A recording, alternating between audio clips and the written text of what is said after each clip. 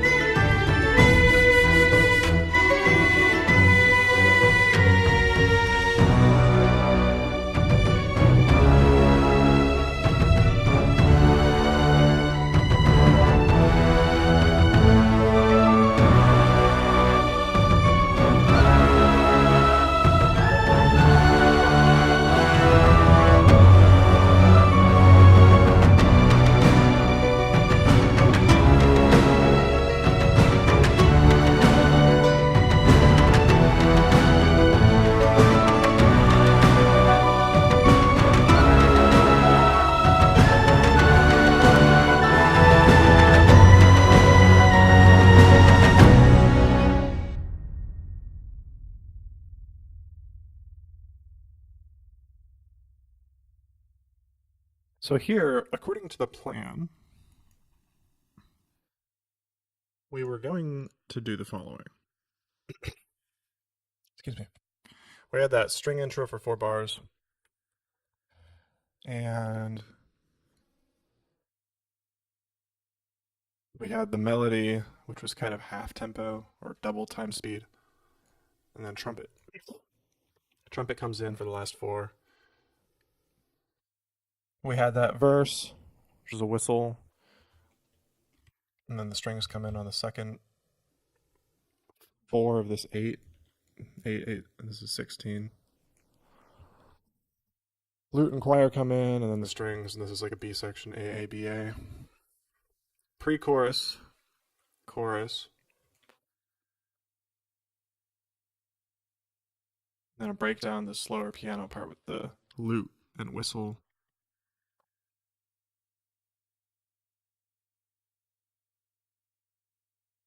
And then another verse. Said maybe more hyper. I'm kind of thinking maybe a sample would sound cool here, of some kind. Kind of like how the Colgera Boss theme has that little choir sample that kind of cuts in and out.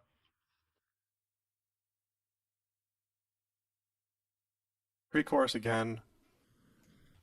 This one's 16 instead of 8 like this one. Right now, the difference here is that I have like a snare drum playing beats 3 here to kind of emphasize this part. Chorus with no percussion could be cool. Could you like choir and strings as like a big legato thing? Percussion comes in, and then choir switches to like syllables maybe. And then we kind of come, everybody comes in, string outro, and then we're good. So first thing, I kind of want to try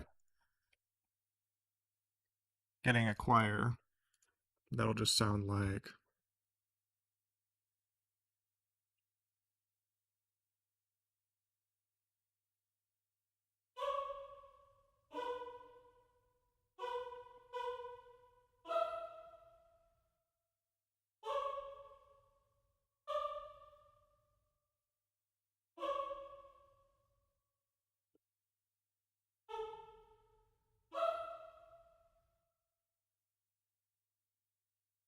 This one's kind of weird.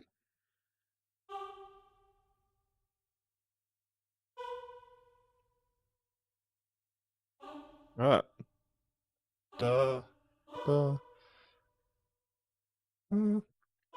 Oops. Duh.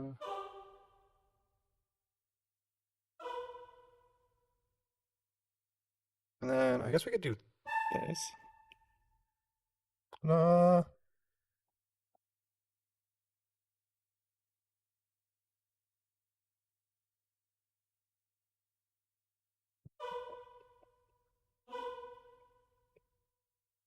Then cadential 6/4. So together that choir part will sound like. Well, let's slur everything and then hear it.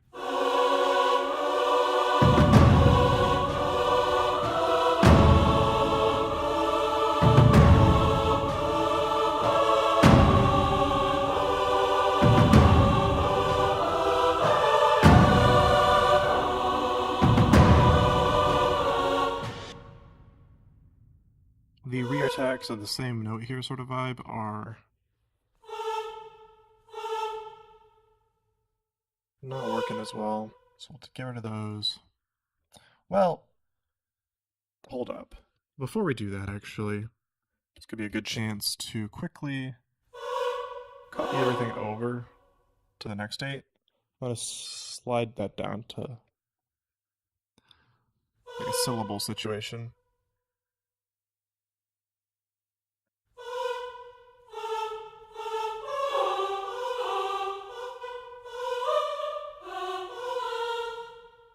Cool.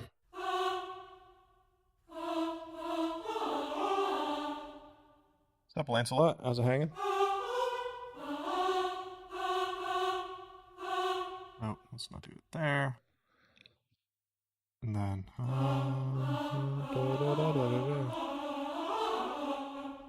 So, actually. And then also, I liked when I did the intro like this, where. Oh, actually, looks like there's a B that repeats. I don't want. We kind of have CC1 give space for the actual melody on these harmony parts. So, beat 1 we come in strong and then go away while the other people move, and then kind of come back. maybe a little earlier. And I get out of the way again here on beats 3 and 4. Gonna come back on this movement.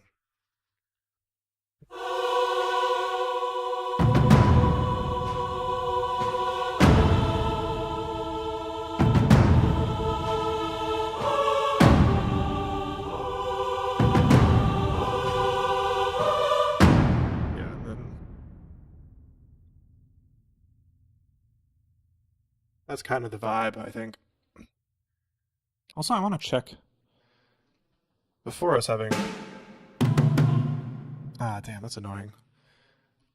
I think I have the wrong MIDI device selected here. I think I have... Yeah, I need to turn this off.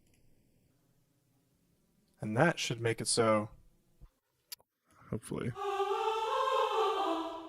that works, and then I switch here, and I don't hear it. It's good. It's good right now. I watch what if Siri in the Audio Imperia channel. It's quite good here. Oh yeah, I saw a video of that. I think I saw the one where they did some pop song and trailer music style. It's pretty decent. It was pretty decent. The arrangement was good.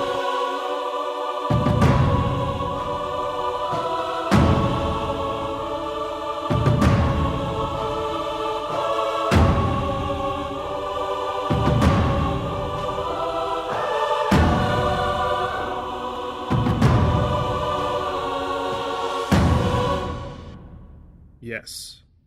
And then to get rid of the slurs...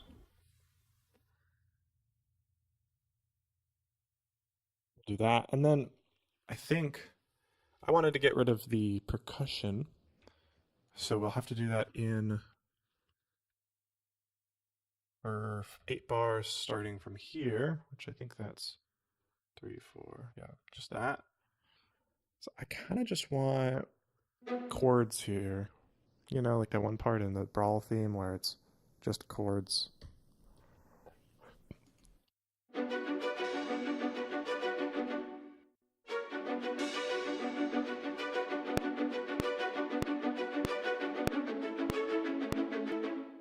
Don't need all that.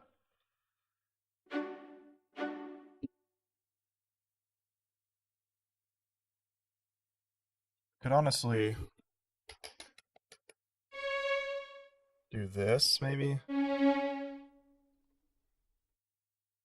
Could even have alto or soprano 2 doubled in the violin too.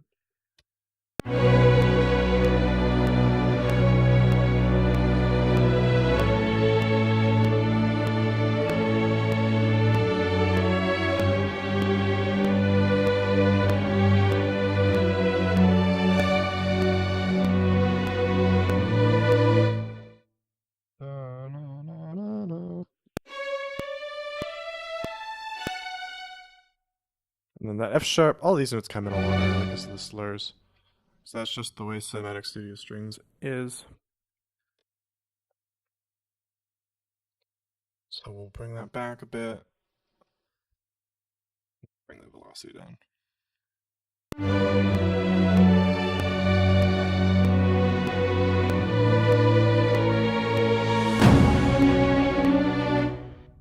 Yeah, cool.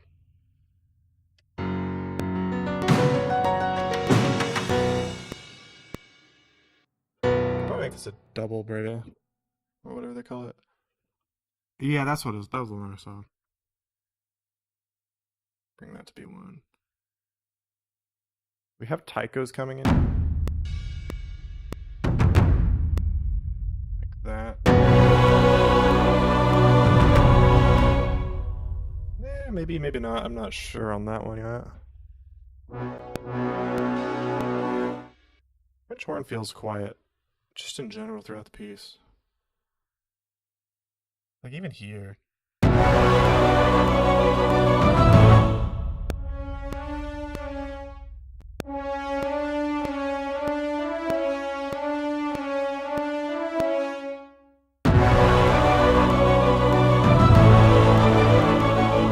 Maybe it's not too bad. But then this.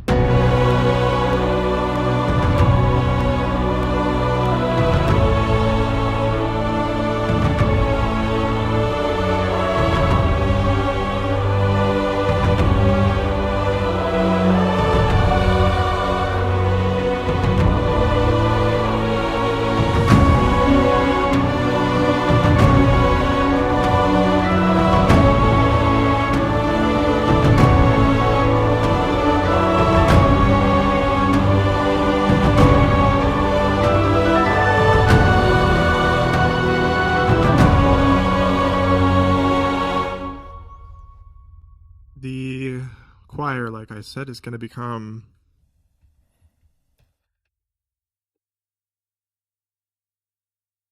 men and women. Well, actually, just women for now. We'll have him do that. And then here we'll write energetic syllables. I guess we could copy that here. Personally, I love the Dune theme in Mick Gordon style. Maybe I'll check that out. I don't really watch much Dune. Or I haven't watched Dune, I should say.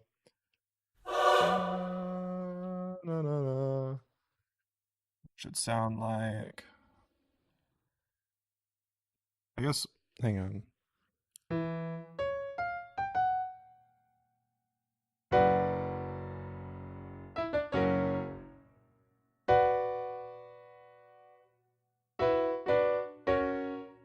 That should be fine, yeah. I'll do.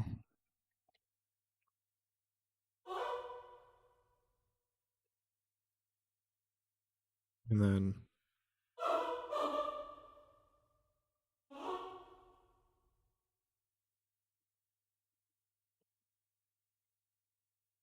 These will be eighth notes.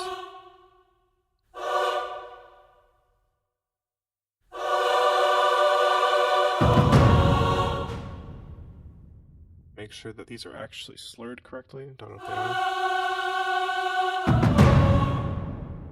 It's like they are, but yeah, they come down in velocity or in dynamics just a bit there. When in reality, I kind of want the opposite. To get that legato.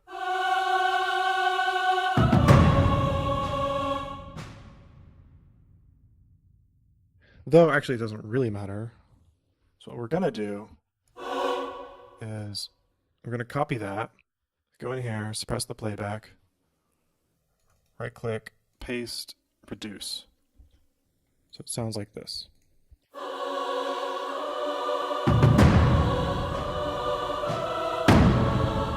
Get rid of the slurs. And I think, why wouldn't they be?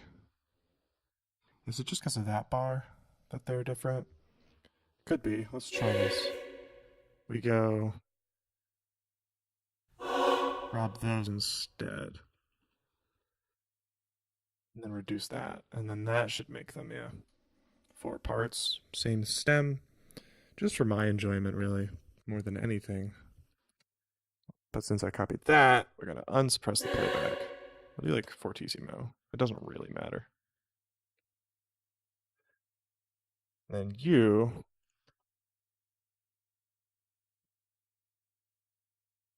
I guess we would want this.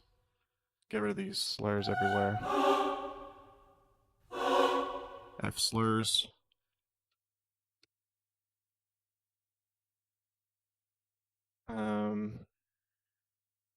Go in here.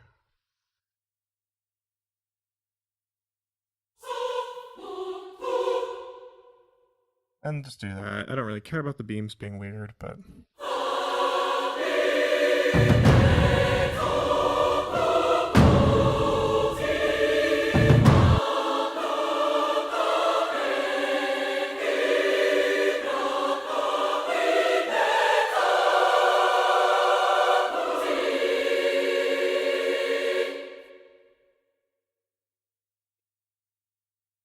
And realistically, I said I wanted another 16, which is a lot. a lot of chorus.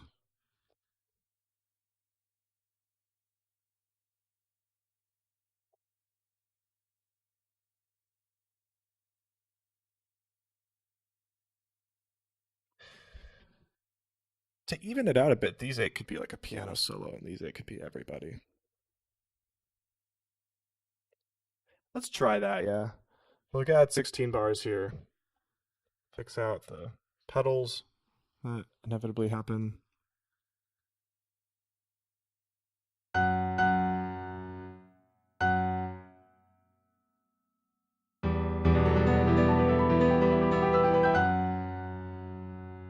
My style. For this, it's a weird hodgepodge of the Kogera fight and fucking Evan Call and Solano. But like at a lower quality. I love Mick Gordon, yeah. I feel like I wish my guitar sounded better.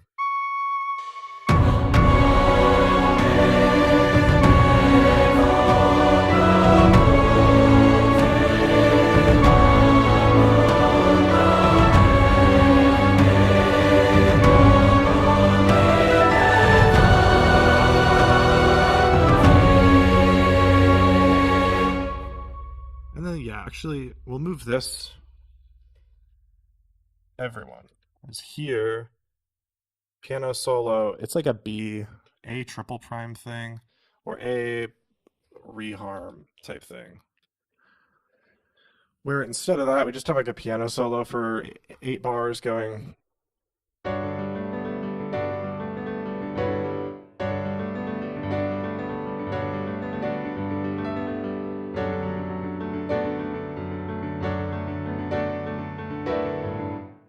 You know.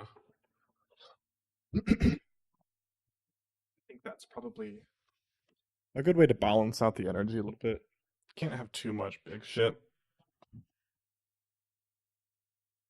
How do you know you have a style? Quite an interesting question to ask to yourself. What am I doing? That is me. I'm not. I think with me, I don't really worry about it too much because I know that I have enough influences to where I'm not going to sound like anyone in particular.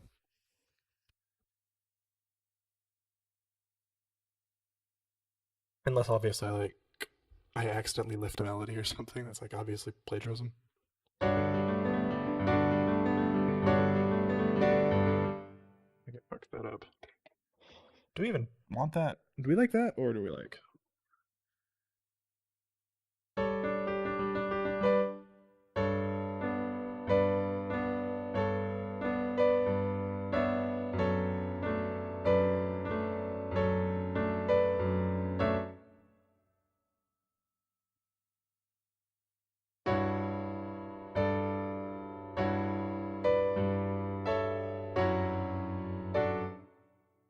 Try it on the E minor chord. I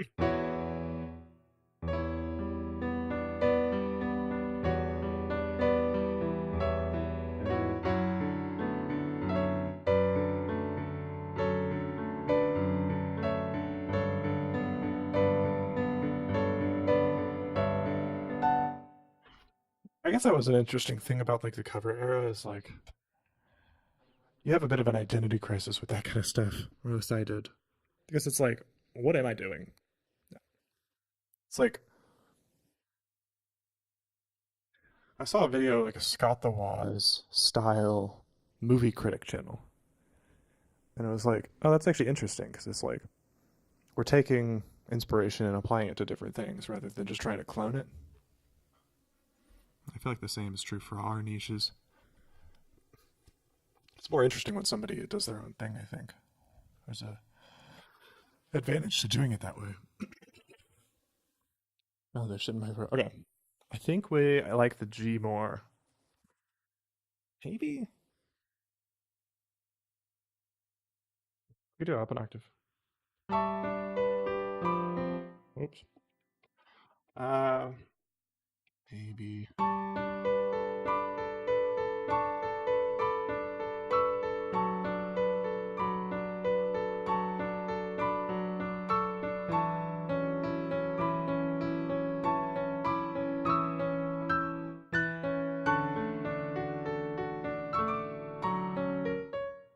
4-3-2-1 could be a good one, and then a 3 major. It would be like this.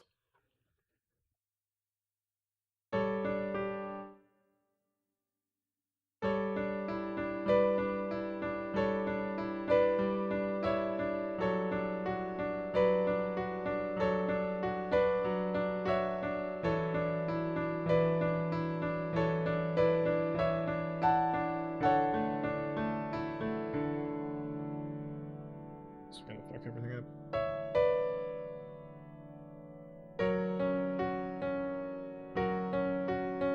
No, it's not.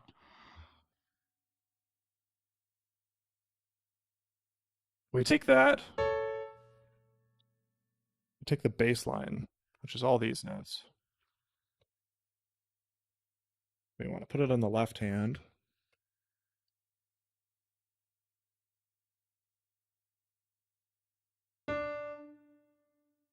Because that's obviously how I played it.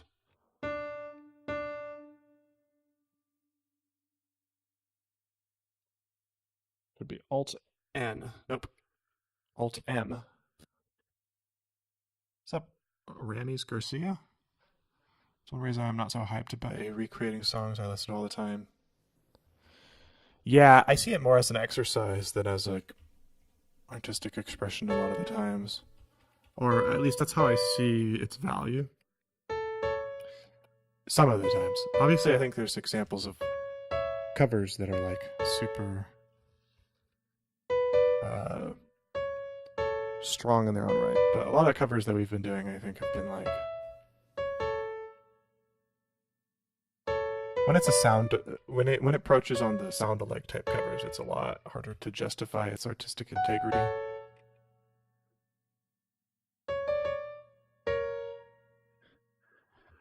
Not that like I'm supposed to be able to tell what's real art and what's not real art. It's just creatively more rewarding in some situations than others.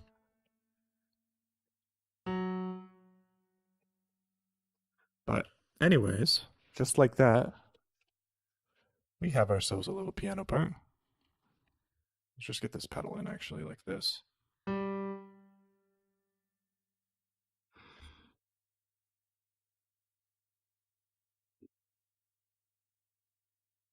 So here's what it'll sound like.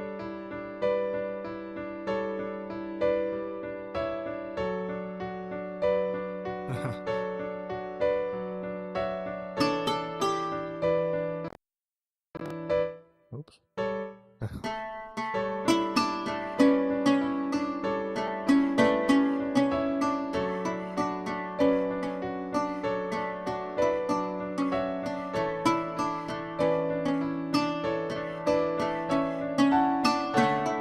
I told you yesterday I wouldn't. Stop asking, please. I hate when people ask that shit. I don't really take requests right now, and I'm not doing covers. Sorry to crash out a little bit, but it's just like I think I was pretty clear yesterday that I'm not doing covers. I'm not taking requests. Even when I did covers, I didn't really take requests by random people.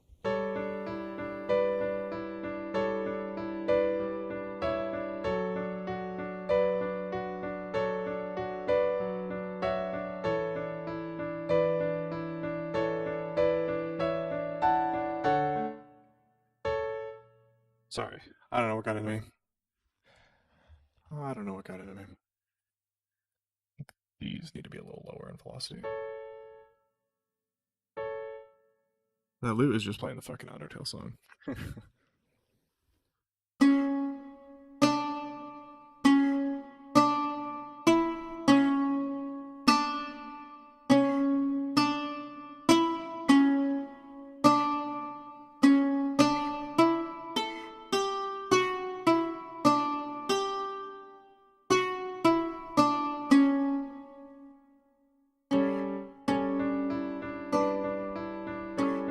I feel like a champ though, huh?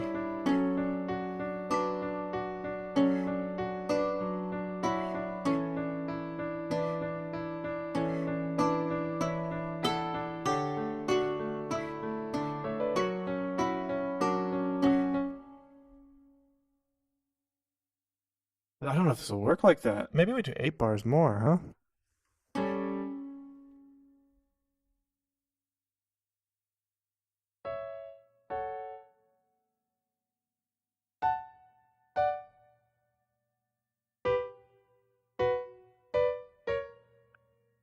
Maybe that just works better.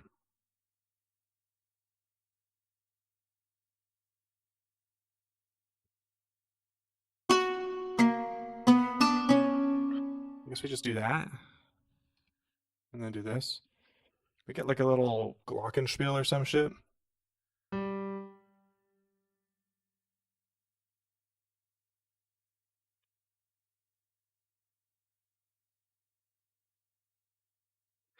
Maybe bring this to an F sharp minor chord. Do another plagal or cadential 6/4.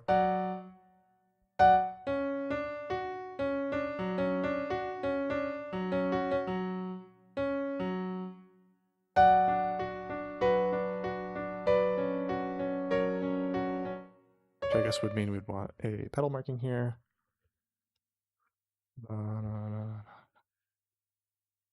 Whoa. My Discord is not for you to see.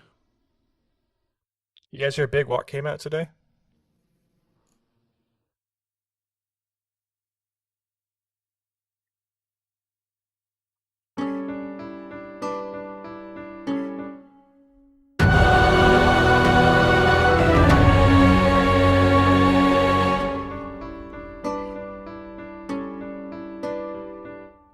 Maybe we do less velocity on the fucking Alberti shit too.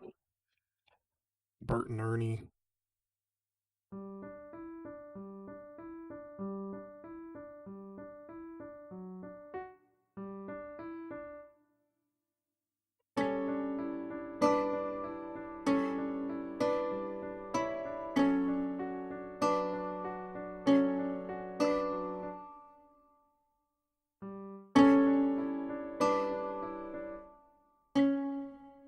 Okay. Next up, I kind of want to throw in the melody from Initium. I feel like that'd be cool. Which is this song.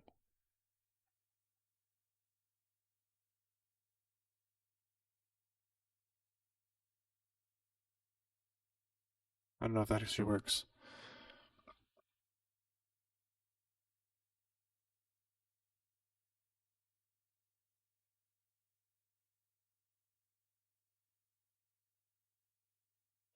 I don't know if that actually works. I think like some kind of ostinato would work out better.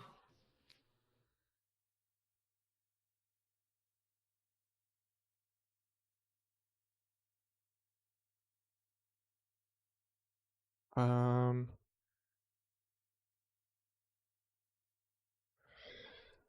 oh,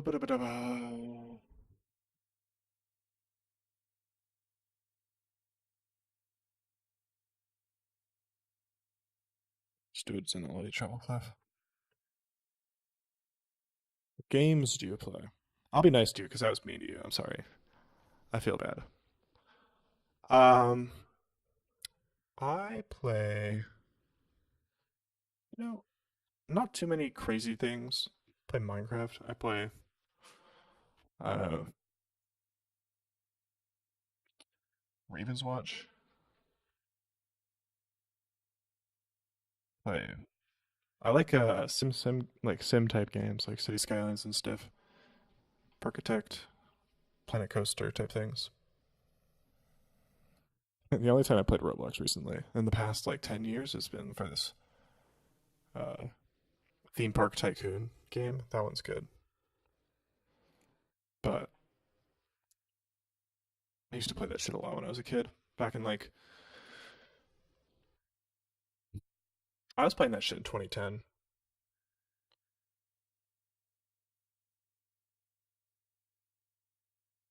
It's kind of crazy how prevalent Roblox has been for how long.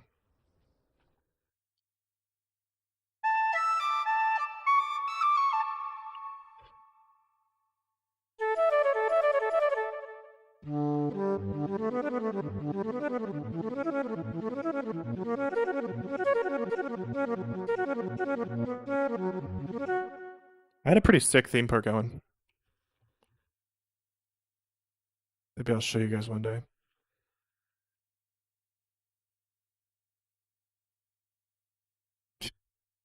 You find it.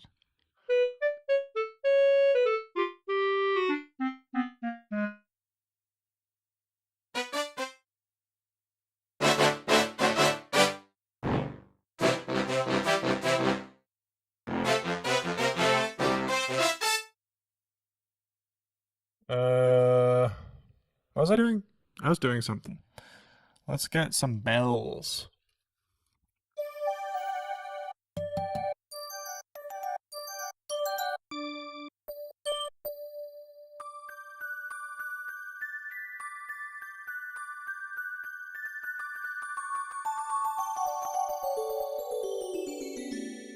I don't know. I feel like it's been like really steady progress for them.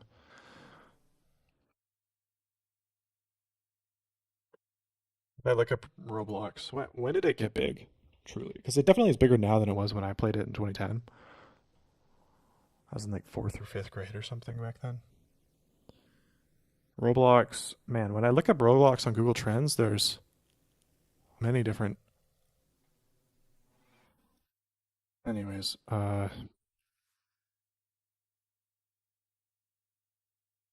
2004 to present. Clearly, that's not the right Roblox. Let's just look up. I guess COVID boom for it was huge for them, which makes sense. Maybe that's what it was. Maybe I will show you guys my old theme park. Can't even pull this up. Is this even the right account?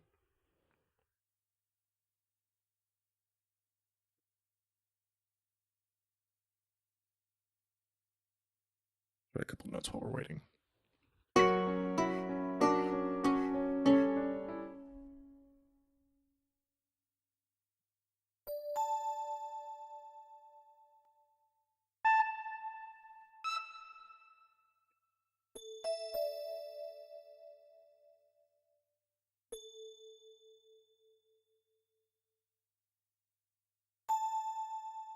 To start a verification puzzle, using the arrows, move the person to the indicated seat. What is this shit? 0? What? Oh my god. Brother in Christ. This is the worst captcha I've seen in my entire life, dude. Holy shit.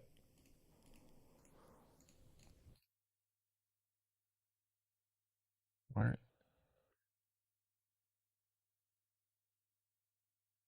Oh, I have to get a 31. I have to get him there. Hold up. Maybe I missed it.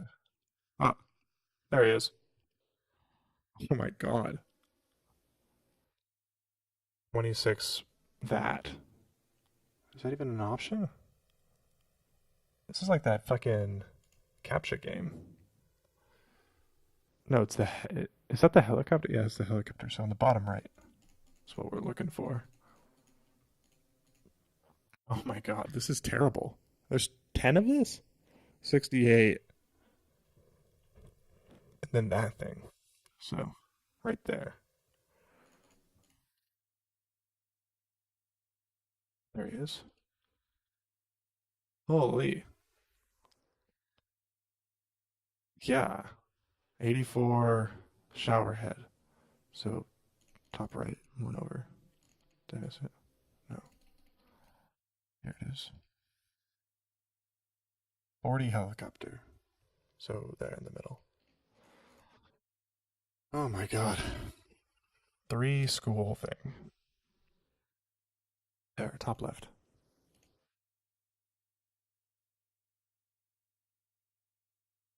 93. Okay. Oh my god, dude. I- This is harder than most Roblox games. Are they expecting the kids playing their fucking game to do this shit? Uh, is that this car? 91. Okay.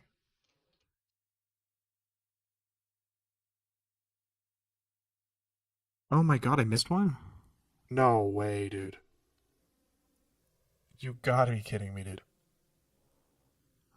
I missed one and it made me do all 10 again? 73. They're trolling, dude. Because I didn't realize what the thing was, I think, in the first couple. That's crazy, dude. That's actually nuts. 24 here. This is terrible.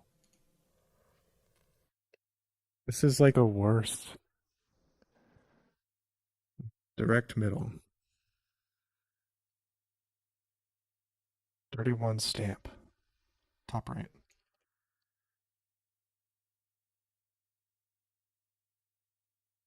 Man, they really don't want AI playing their video games. 26. Right there.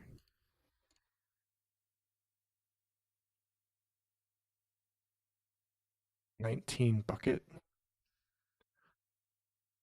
Right. Oh my god. Oh. 73 eraser.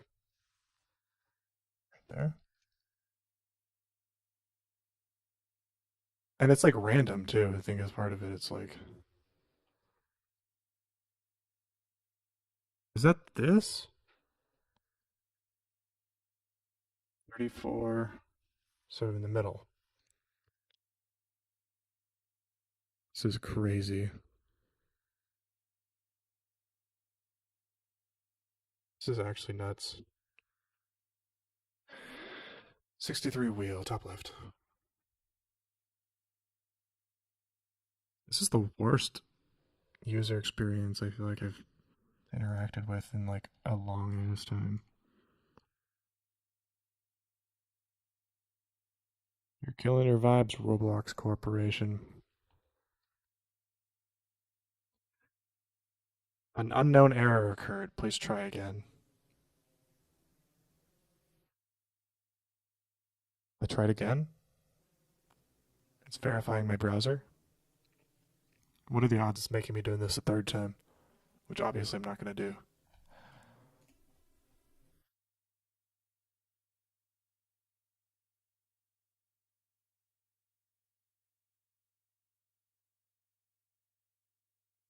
That's crazy.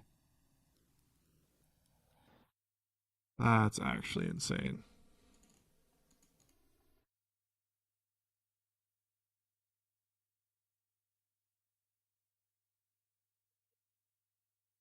I opened it in Chrome.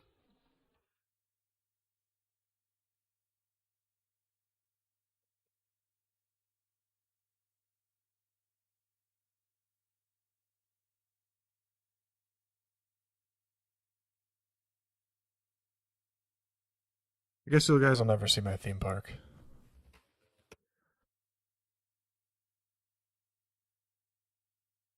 This is not the correct.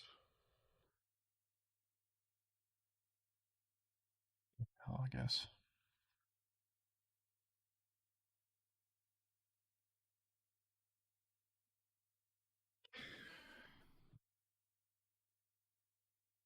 This is actually kind of insane. Hey, we made it. I just opened it in Chrome and did it. Where's my freaking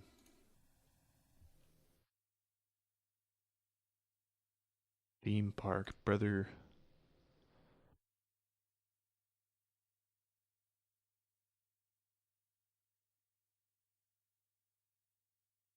Here it is. You guys ready to see my fucking theme park?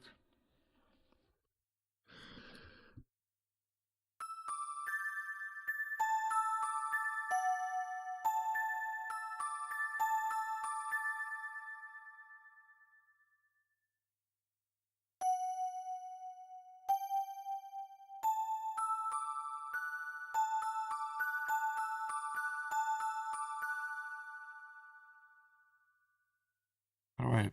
Can I, well, you're gonna see it in this sort of square shape, I guess, because I guess I can't be. Can I, is there a full screen off? Yes. Adventure Park. This is my park. You guys ready for this shit?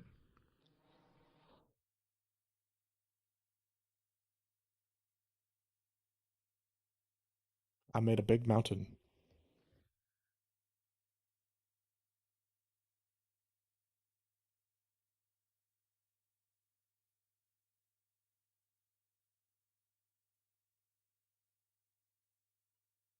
The funny thing about this game is like people will make money farms underneath their parks.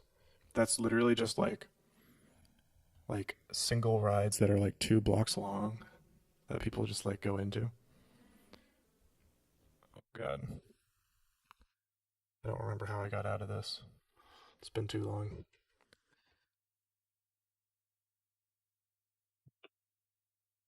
But like you can see these like all these like 2 piece roller coasters here that people just get on and leave. Whoa. I have like a little transport ride. Here's the idea, right? This is the entrance, the ticket booth. This guy takes your tickets. And there's public transit. I'm a huge public transit dude. There's the Futureland. These are all under construction. But you see like sci-fi aesthetic over here was the idea. Horrorland. So stop here. There's nothing there yet. Mountain Island. You guessed it. It's a mountain island. And then Adventureland is like I don't know, Tom Sawyer fucking shit.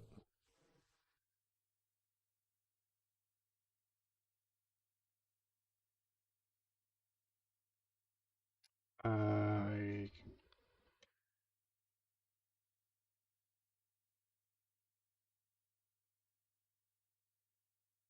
man, it's a good game, huh? You gotta take the fucking steam train to get up to the top of the mountain.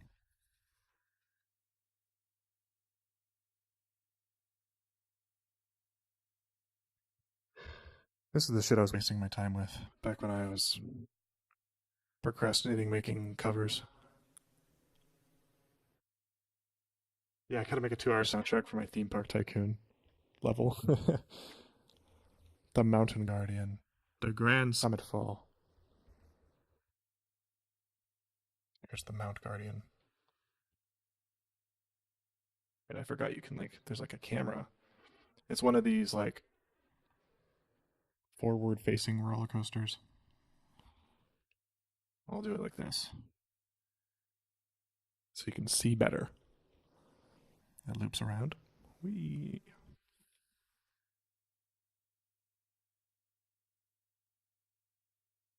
And then there's like a up here I think there's a sparkly cave area. And then a chain lift that barely catches you. Brings you back up.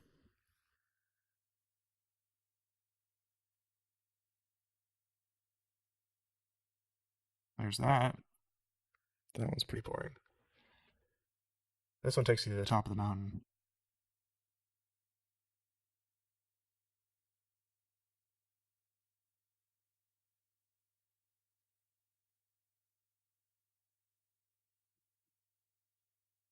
Man, I wasted so much time on this thing. This was like summer last year.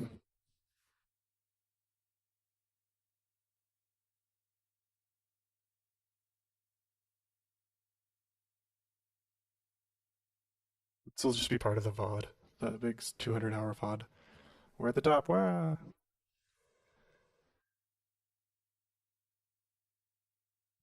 You pop out, go around. You can see where they pop out in front there, in that little village area.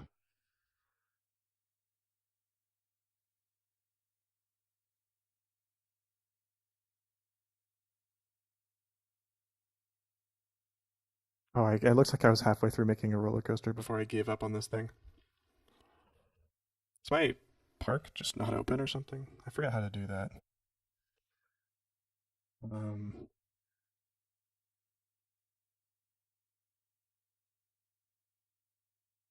it is open. I don't know why there's nobody here. I don't remember how this fucking works, to be honest. This whole game. I'm Hatsune Miku, by the way.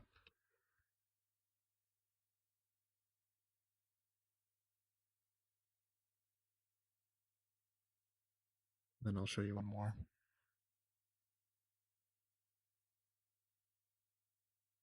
There it goes. Pops out of there.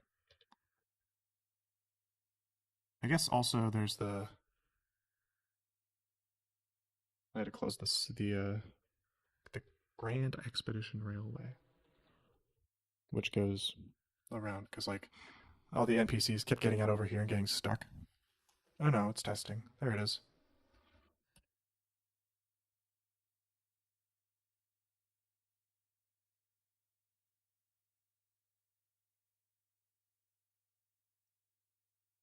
Yeah, no, actually, I have a path that goes underground there because obviously this bridge doesn't actually work correctly. I think I might have closed it off when I was building because I was getting annoyed by all the people and like littering and stuff or something. I don't really remember.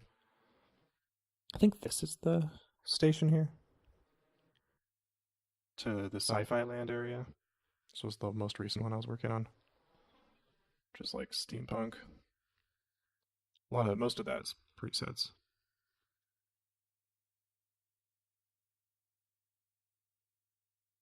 This is just the gate.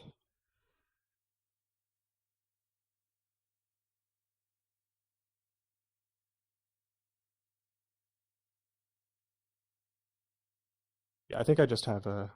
I think I probably cut off a path at the front entrance, so people are just money farming from me.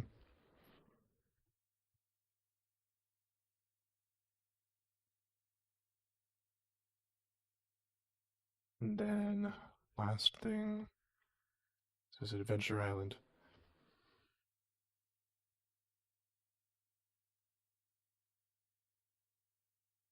No, people were. It's just I think I cut off one of the paths to get there because I didn't want because the NPCs were annoying me.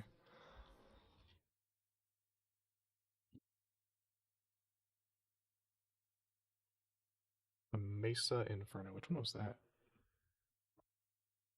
I have a second coaster over here. Oh no, that's just the train. I was proud of this one because I didn't use any prefabs.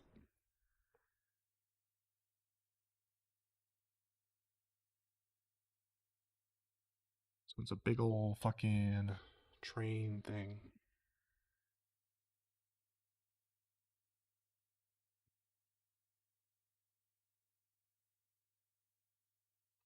I didn't make that.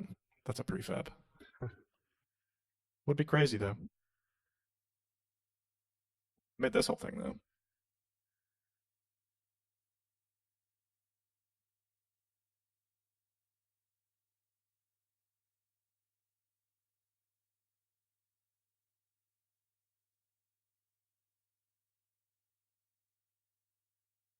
Yeah, how slow these rides are. You go up and you do the big fucking drop here.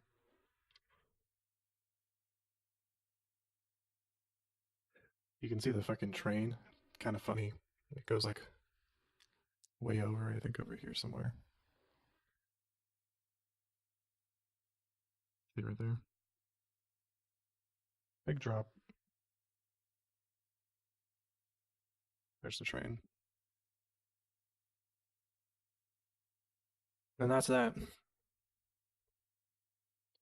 But this game is so broken. I bet you like if I go to this guy's fucking thing, it's just like he has that money mostly because of some farm he has underneath his thing. Or they.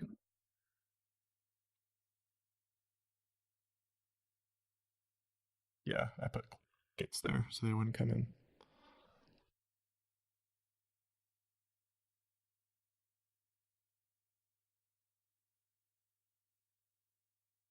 There it is. Probably.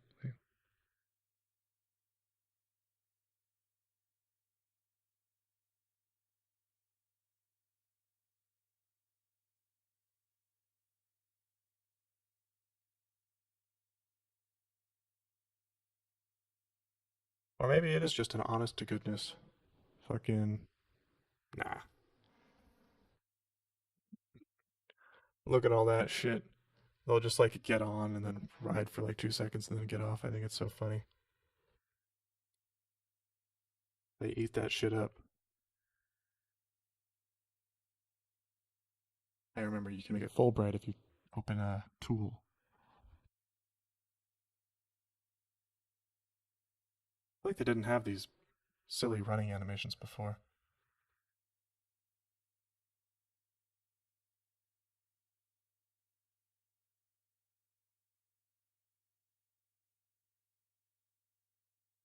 But yeah, that's the only shit I played in Roblox.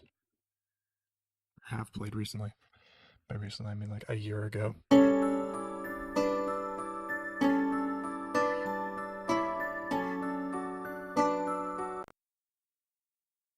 probably just loop that a couple more times. Something break. Vienna. Hopefully I didn't break anything. That's kind of annoying if I have to restart Vienna.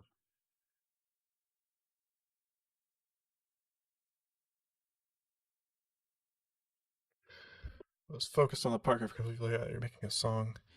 Yeah, well, turns out maybe I'm not right now because my Vienna ensemble server is at 0%, which means that it's probably freezing up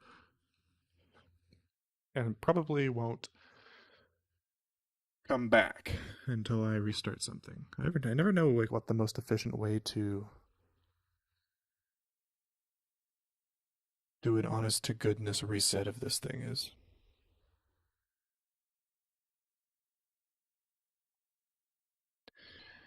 It could be, I don't know. We'll give this a shot where we just force end the dorico task. Does that free you up, maybe? Maybe I go and I disconnect. Um, Turn off. Hmm.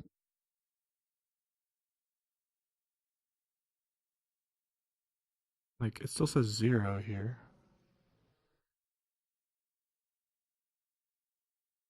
Oh, maybe that's the way to do it. I'd stop all the audio engines.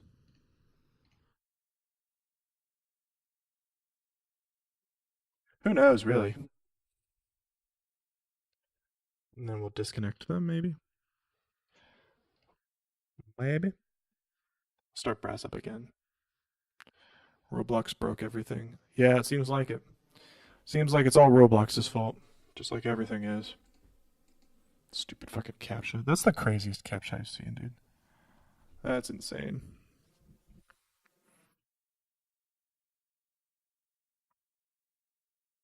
This looks like a cool video. While we wait for the brass to load.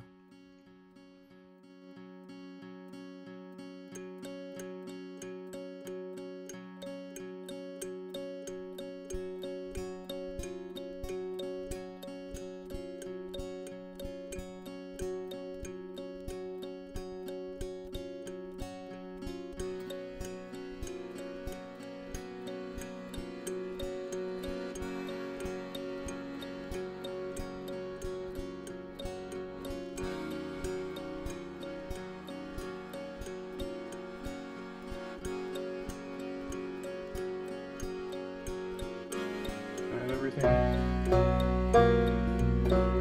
Yeah, what a banger, indeed. Let's try this again.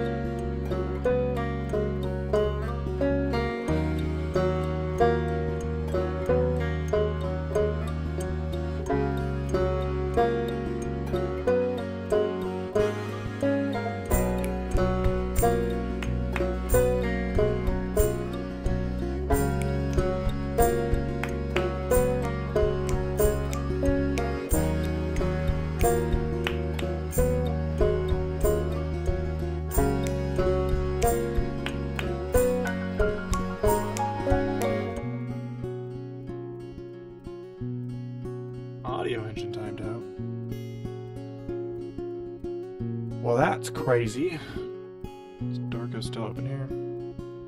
Well.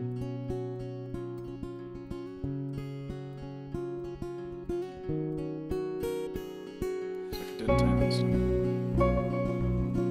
Maybe that is the move, though, instead of waiting when that happens.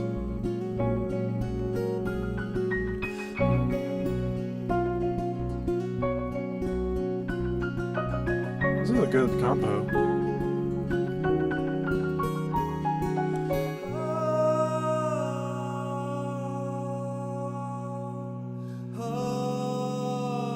Oh, that makes sense.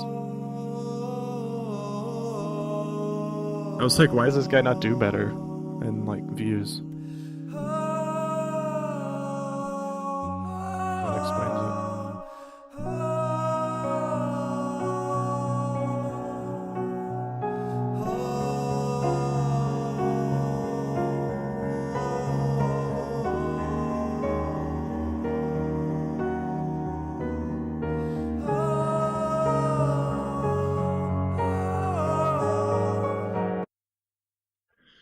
I can play this song. We're getting there. I think it's almost done. Depends on how much progress I lost here, which looks like. Oh, that's a lot. I think I lost everything I did today. That's tough. Which is about an hour of progress.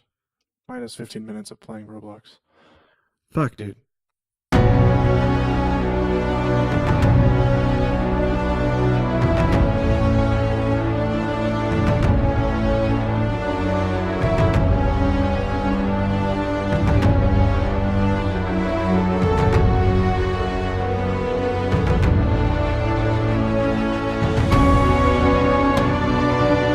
What else have I missed? I think I changed something else, maybe. Maybe not. That capture took us everything. Well, that's really frustrating. I should have maybe closed. Maybe I should have closed Vienna Ensemble so I could have saved dorico. Maybe the audio engine wouldn't have fucked up so hard if I disconnected. Maybe I should have deactivated the project and then saved. Maybe that would have saved it. Man, that's really unfortunate. Man, I was getting into it. I was almost finished. What did I even do? I did this. I think I made too many changes here. What was it? I had like it might have just been yeah, it was choir here. Like this. That's so sad, dude. But they were just doing Oz.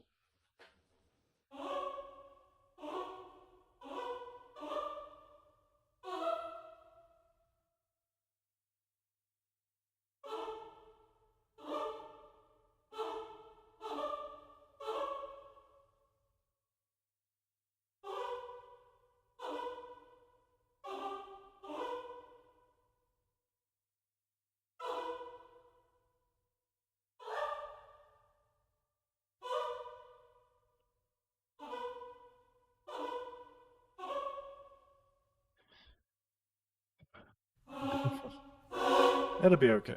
It'll be alright. Logan, don't freak out. It'll be alright. I'm just gonna make that slur and visible. Back to right mode.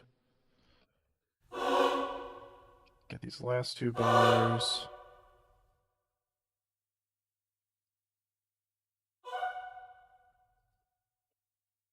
No.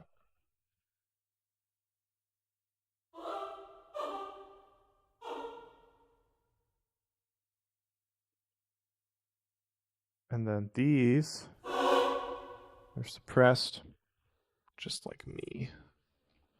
Gonna add a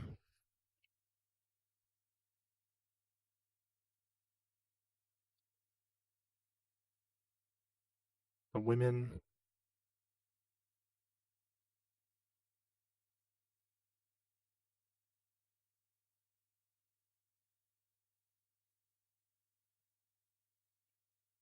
Like that. Get rid of this slur.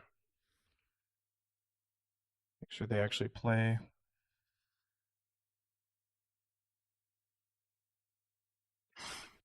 Excuse me.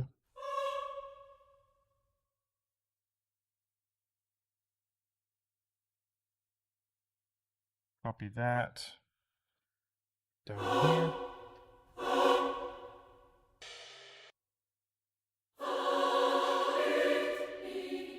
Fortissimo.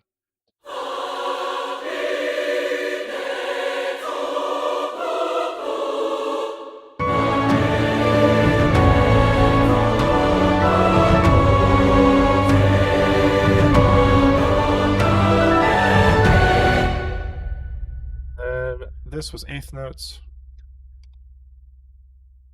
I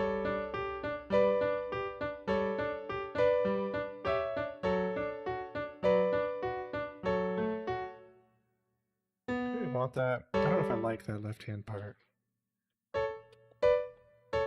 Oh. We could do them separately, yeah.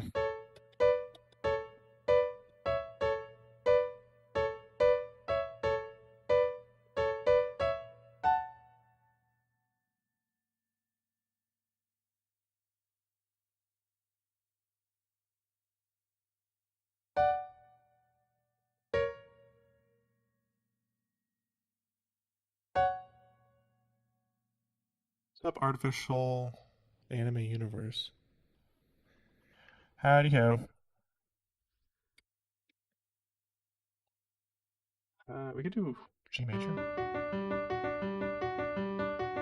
And then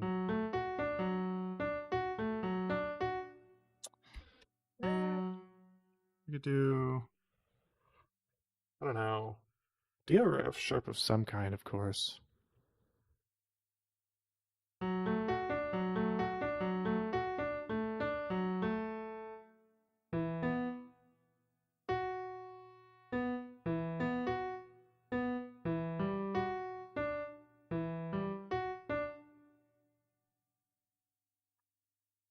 Yeah, do that, and then long time no see. When was the last time you came into a stream? Been a minute.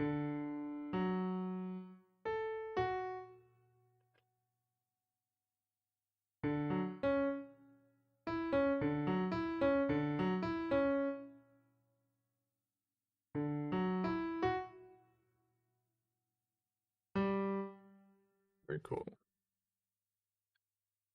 We'll do, and then this was the same thing with a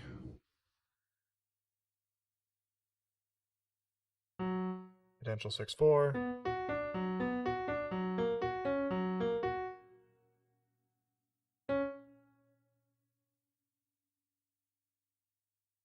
Very cool. Also take care of Ramius, I didn't see that message. We'll drag this bad boy over. Well, a lot has changed to these streams in the past year. I'm not using Cubase primarily anymore. I still have it in the background here. It's running with TXL timecode now.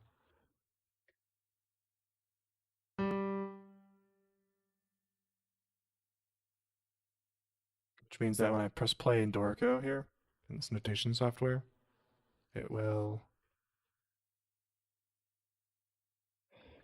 press play in Cubase and sync up the time. So like, check this out.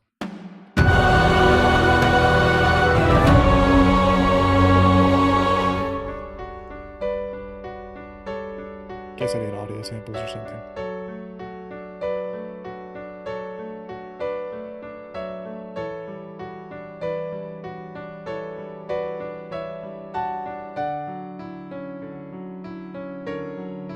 Oh, forgot about that. I need an F sharp chord here. This is an original piece. It's part of my epic 2-hour soundtrack that I am writing. I'm about an hour and 15-ish minutes into it.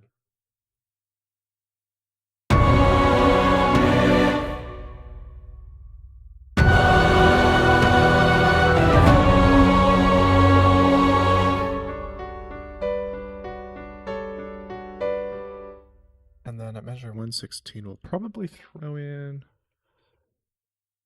a suspended symbol. Yeah, we can throw in that. Let's unmute the percussion.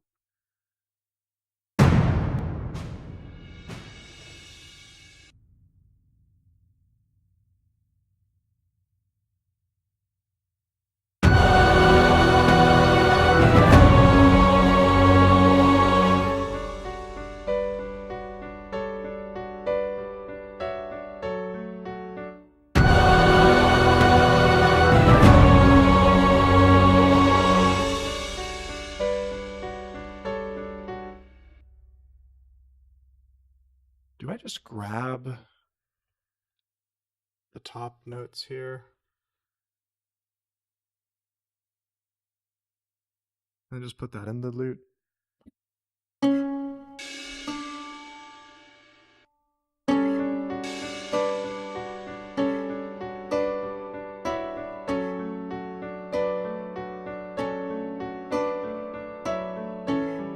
I had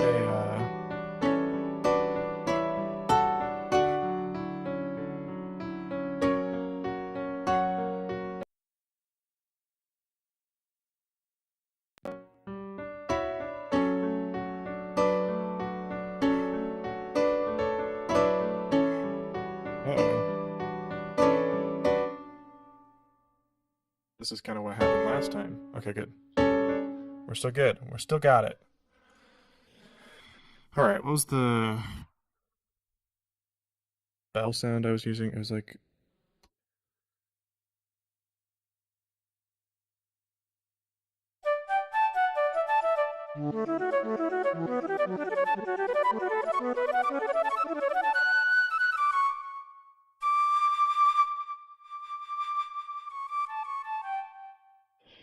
I think it was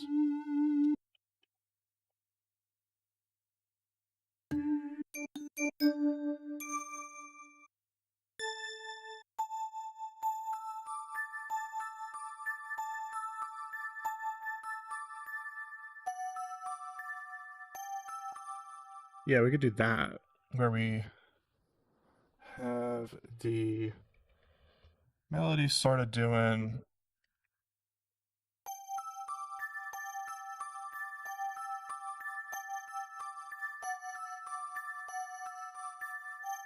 oops.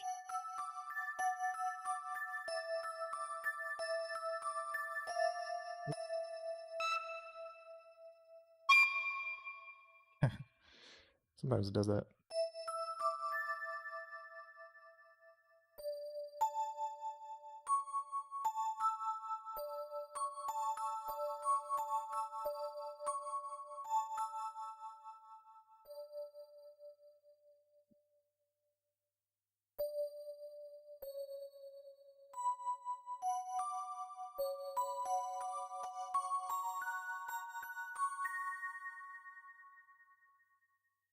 Here's what we got.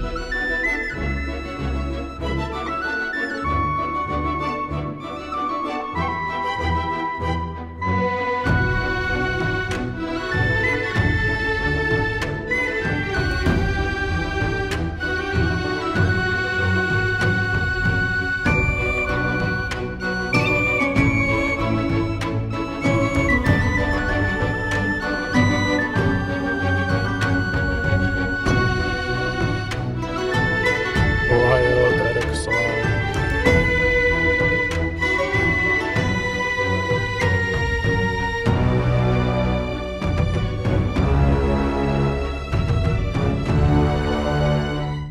You just missed it, Derek. I was playing Roblox for a minute.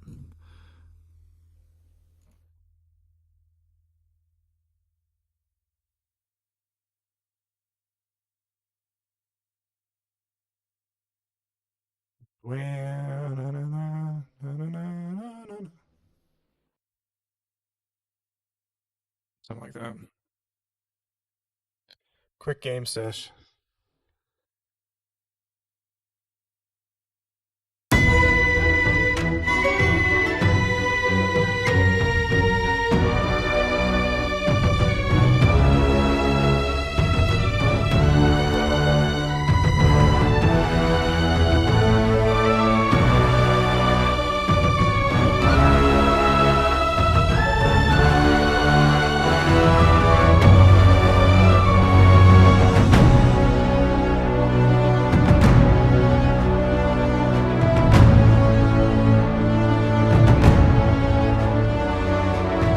I'd say yes. I was showing off my theme park and theme park tycoon that I got addicted to last year.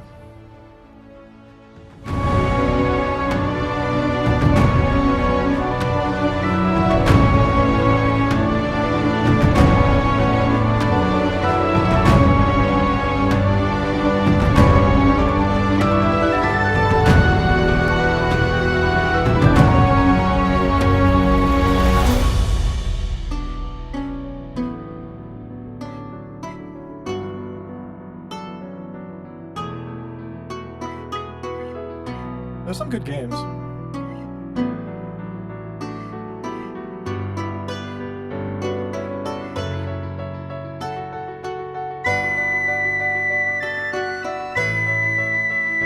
one that comes up in the verse here. I put it in the trumpet here. I might put it back in the whistle. I don't know how I like it sounding in the trumpet.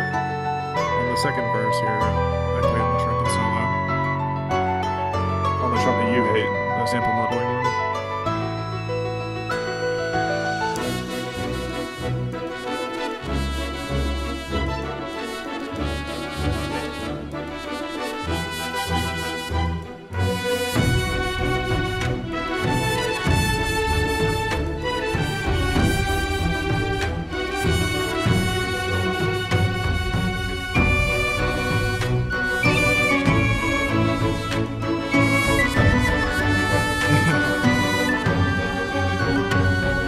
Spaghetti Western is like the only use for it, I feel.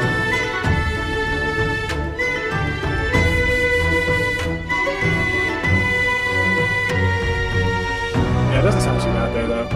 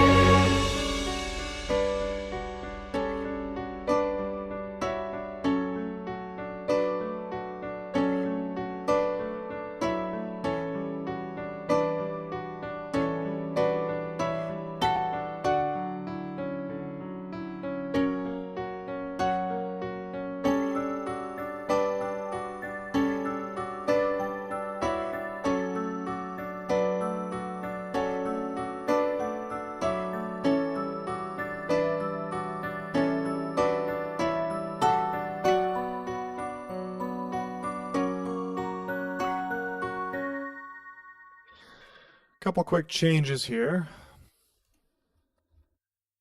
Now, actually, after listening to that again, I'm quite happy with how that trumpet part sounds. I thought it sounded much worse in my head. Yesterday, I was thinking things sounded worse than they do. I wasn't in my schedule like usual, because I was writing at like 3 p.m., which I'm not used to. I feel like when I write it in the morning, right after my run, taking a shower, go write. It's a good vibe, you know?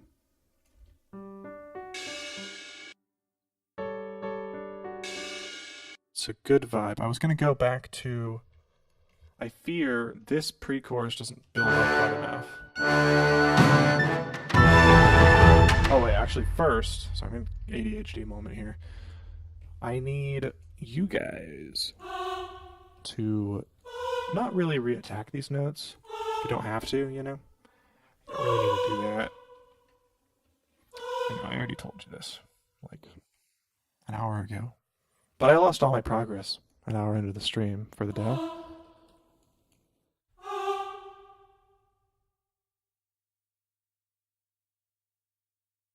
It feels nice, yeah?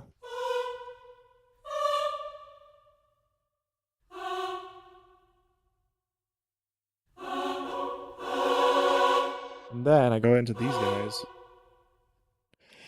I guess not. I think what happened was the audio engine seems to crash sometimes when I connect to the Vienna Ensemble. And when it does that, I've been trying out different systems. Like before I think you were on the stream once when it crashed and I completely just closed Vienna Ensemble. Just like but it takes so long to start up because it's VEP. That's like the whole point, is it like loads everything. So you can close and open projects fast. But no. Wish I could see quarter notes here.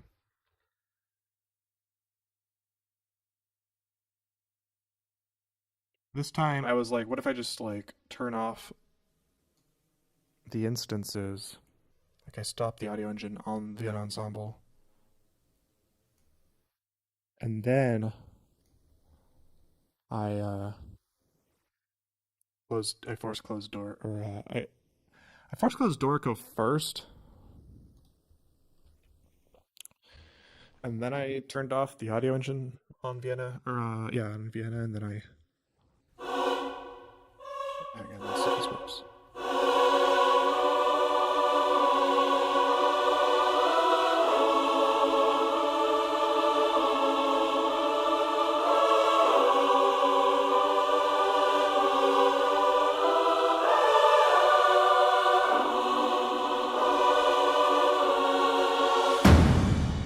Yeah, that works. Kind of like when these guys move, I was trying to get these guys to get out of the way a little bit, but then like on these downbeats, I kind of have them grow into it.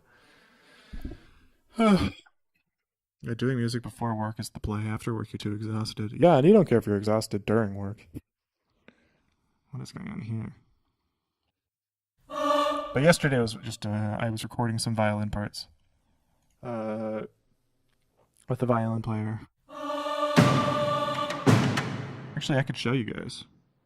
This could be an interesting experiment. Because I got Originium here. Let's activate it really fast. We have. Do I have the score here? This is the score for Originium. It's a pretty simple score.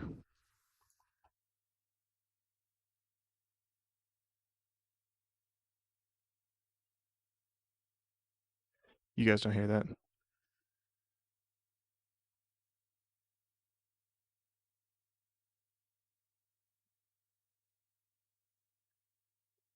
Do send to local broadcast identifier 001. Does that work? Maybe. Yes.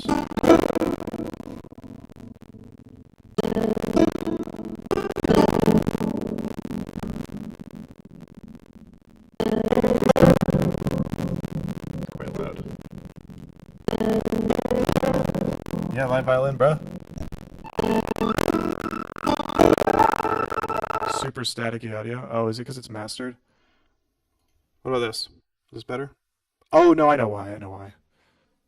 I think. Wait, let me think. Is it because audio is cooked? Let's see. Why would it be like that? Is it better like this? Or is it still bad? Might still be bad.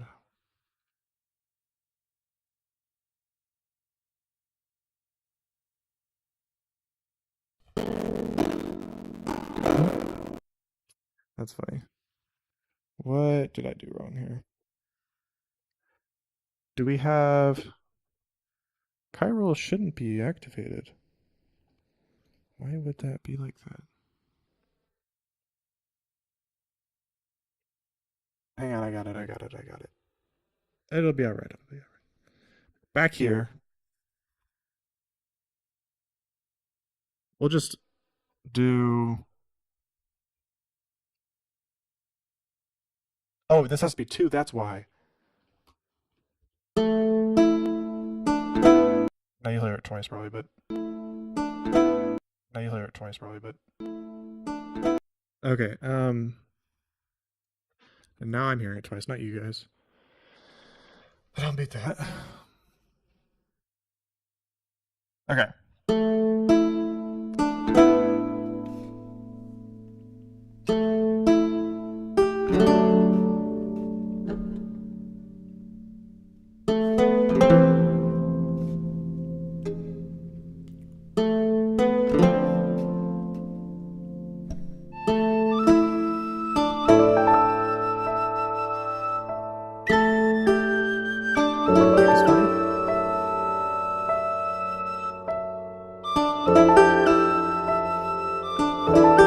How about that? Is that better?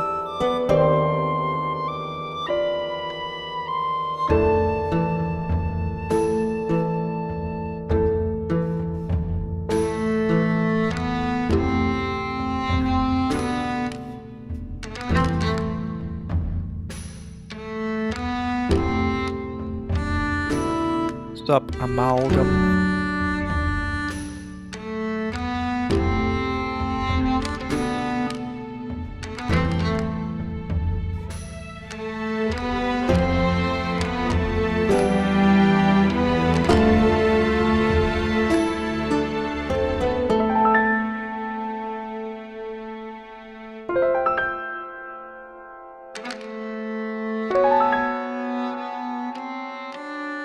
Anyways, you guys have heard this song before. The difference now is I got Daniel, my violin teacher, to play some parts. I had him record a couple on his violin, close and far from the mic, and a couple on my violin. I haven't, like, done this at all, but, like, the part here that he recorded, I did this on a few of the tracks.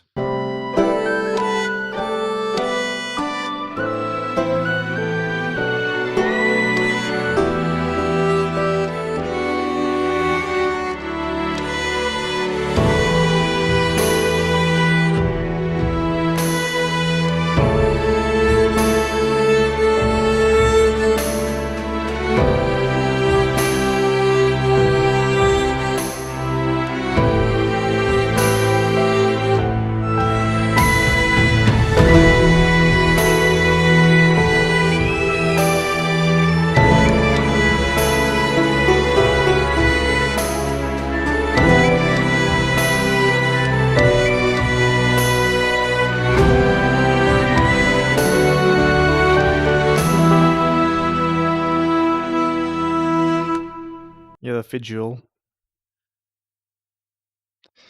And we got Daniel. We got 3 takes here on his violin. I think these ones are first violin parts that are close to the mic.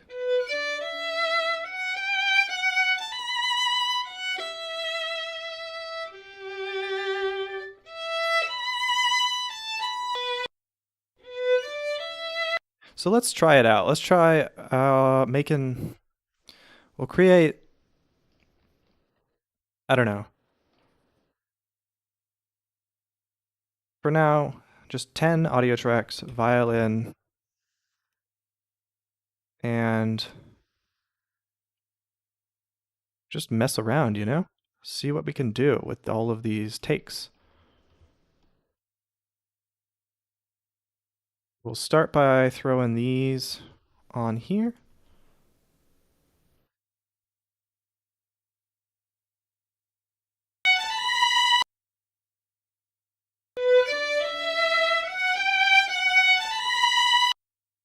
And then the ones where he's playing my violin Actually, let's do this. Copy this here, maybe. I just think it's funny when dorico does that. 10, 11, 12. And then grab these, put them here. 4, 7, 6. Throw them in like that. So we got 6 takes, 3 on Daniel's violin, 3 on mine.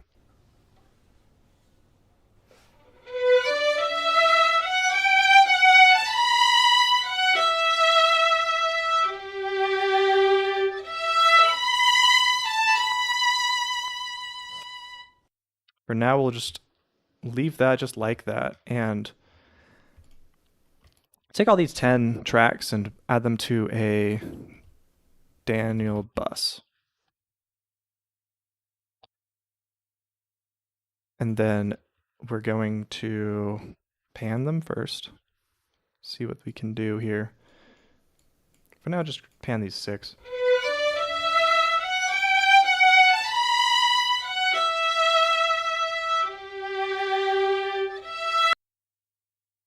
Add, I don't know if we compress it on the bus.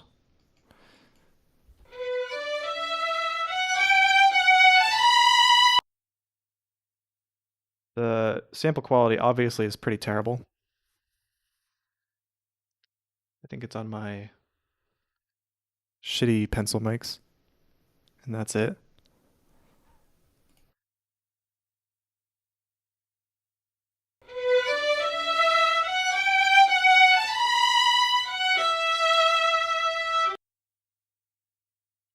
We'll just parallel compress I don't know, that's actually not what parallel compression is, but we'll add this compression to all of these tracks.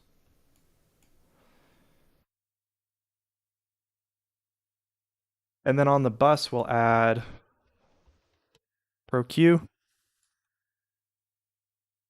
Yeah, well, I mean, I did this yesterday. That's why my stream was late yesterday. We did a bunch of takes of different tracks.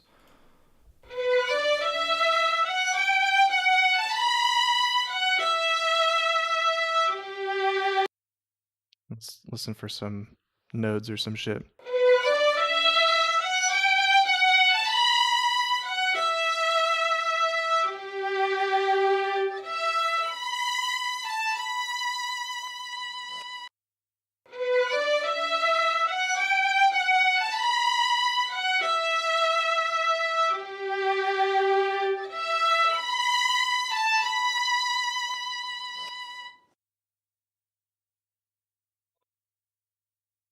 Okay. Some verb. It's very dry, obviously.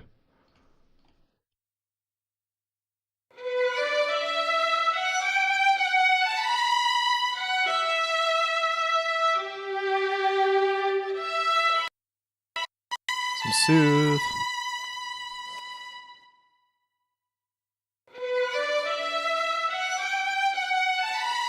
And then there's some squeaks that I want to clean up a little bit. Right here.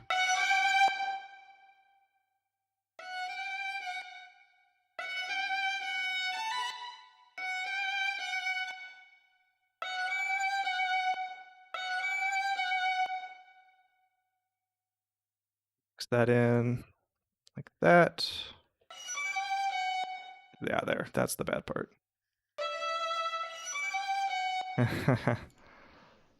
Grab just that measure and just almost entirely silent. Probably just get rid of it entirely. Just do this. Unmute that. Oops. What? Oh.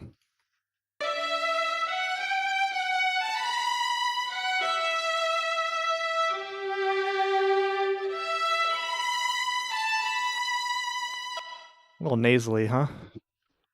Is that my violins that are doing that? Nasally sort of sound?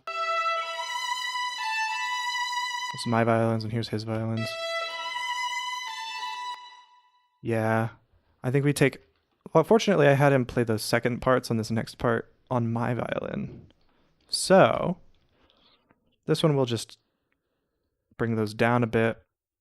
Whoa.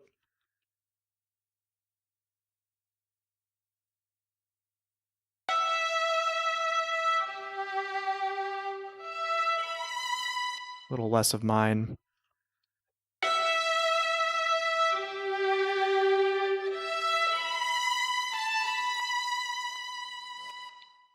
Yeah, and then we'll crossfade in all of the takes of that big part. So my violin, he's got all of these takes of the main melody here.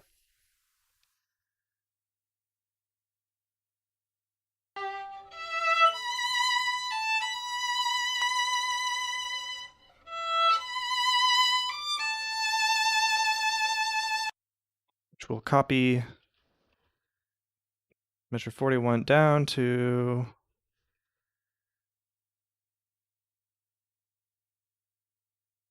4, 5, and 6, I guess.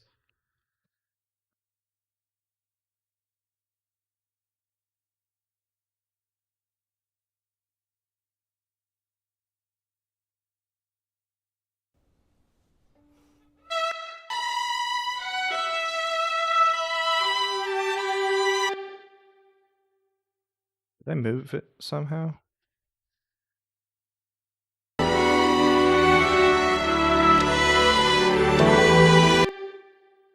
Who's playing it early? Fit. Oh my god, there's too much going on. I'm losing a little bit of track here.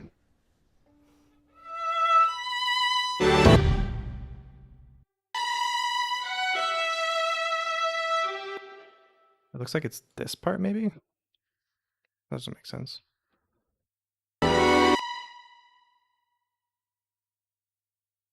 Did I move something somewhere along the lines?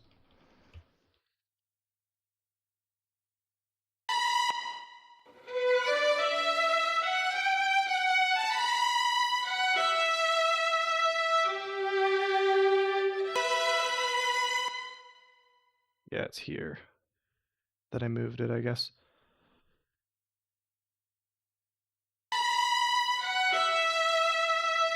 Oh no, this is all late. That's why.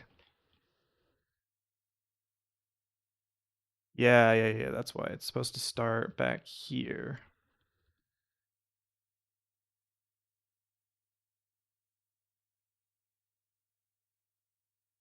Let's say 7. Man, I am completely off my rocker.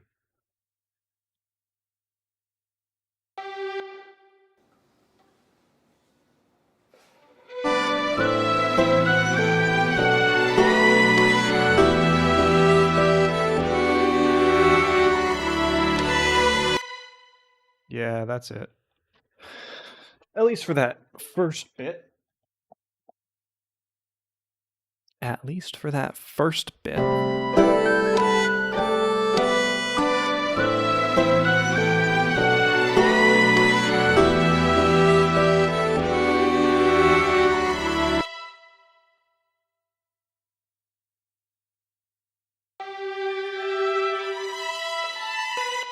This is a beat too early.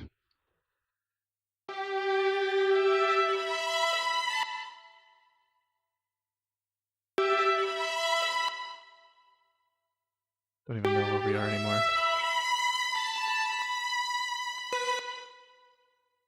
Brother. I'm deleting this. I've lost track of where we even are anymore.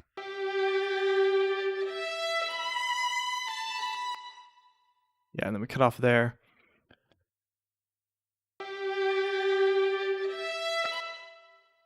Yeah. We'll put this into a folder. I need to organize just a touch. Final Rex.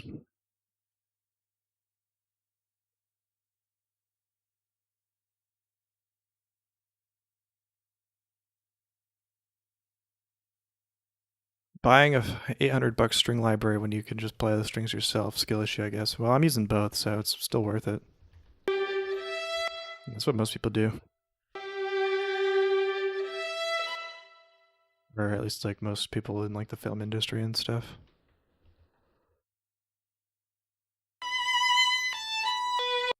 Okay. Grab these 4 recordings, right? If I copy them and paste them right here, they should be still lined up, yeah? Yeah? Yeah. And then we take it, we hold control, bring it down. Oh, unselect it. Bring that down like this. Right? Is that in time?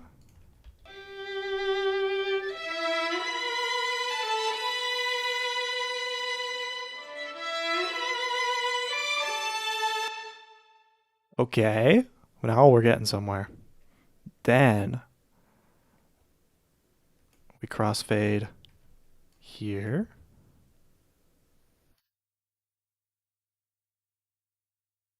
Like here.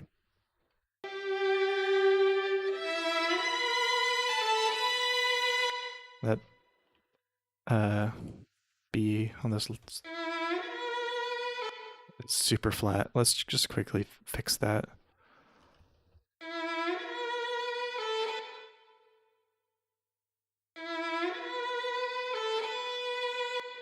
Like that's fine if I like. Not a huge deal. I never understood why people like Hans Zimmer would buy VST when Nolan can buy them with an orchestra. Well, I think part of it is it's multifaceted. It's like you can only fit so many musicians into a hall as part of their explanation. And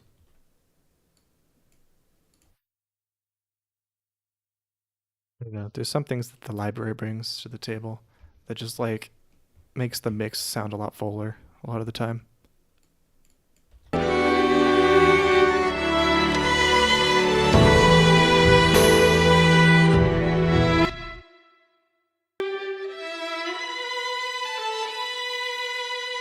Somebody's out of time there. I don't know if I really care that much though. Let's take a look at these guys. So these guys start at 41. Copy them, paste them here. Boom, boom.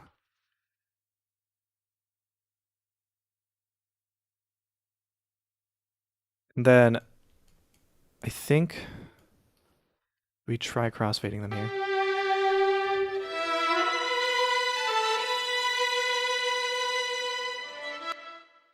Might make it easier to make music without working with people. Well, I think that's a little. Then only play it live afterwards, if at all. Thank you. Uh, well, yeah, all of it's always the composition process is always uh an introverted process. That's why I stream this because it's like really lonely to do this all by yourself every day for a long time, you know.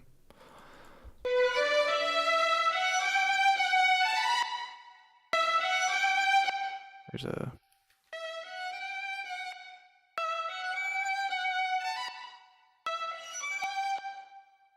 here.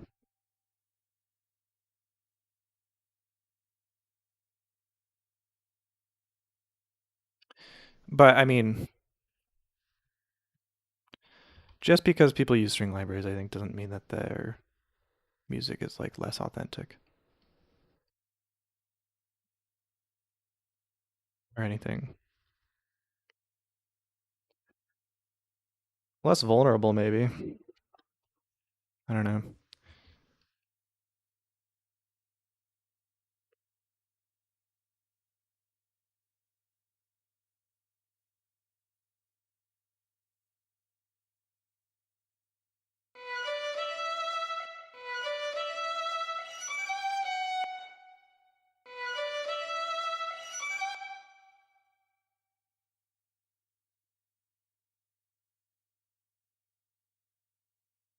does that keep happening?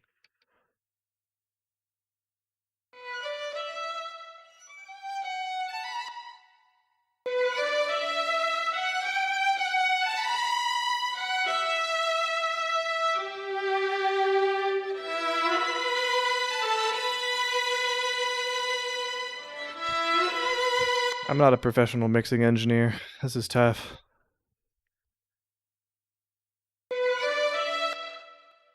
Let's cut them all in here, like this, at the same time.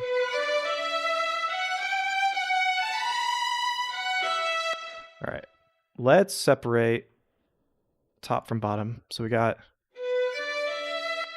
his violin.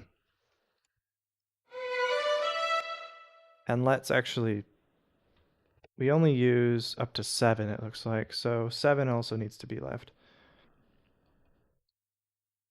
Let's like pan them a little bit more extreme, maybe.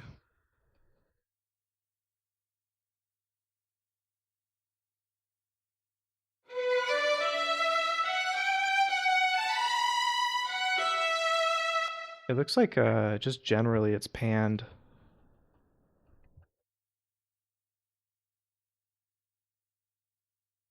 To the right.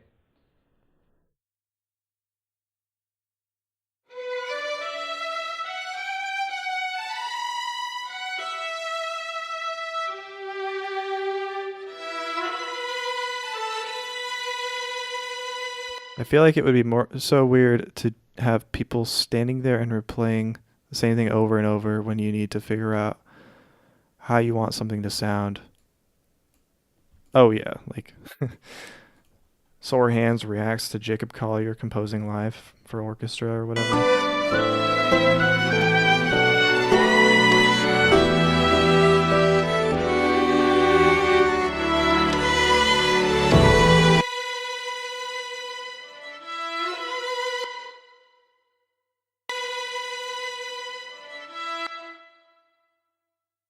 Beat 3 here. Bring it down.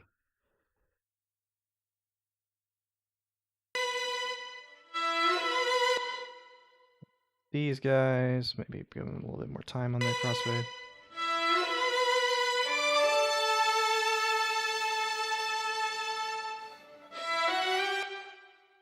Same here. Here.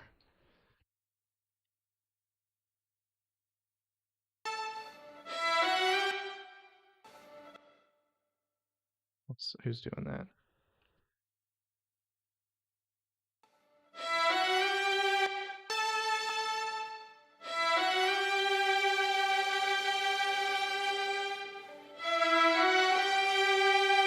One thing we could try, I've seen people do with this sort of technique, is go in with Pro Q.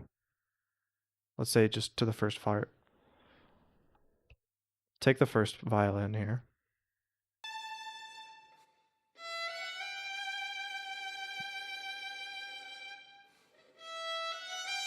And just give it like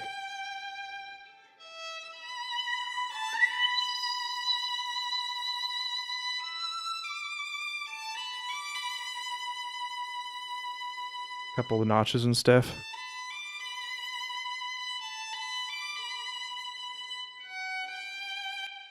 Yeah, VST or not, your work is always authentic. It's just me that can't picture Hans Zimmer loading up Contact when he can say, hey, Nolan, give me 8 string players and 10 brass players. Yeah, I mean, it would be just more fun to just write into notation, in my opinion, just because that's what I like to do. But Hans Zimmer isn't that kind of guy. It sounds like most people in Hollywood aren't that kind of guy.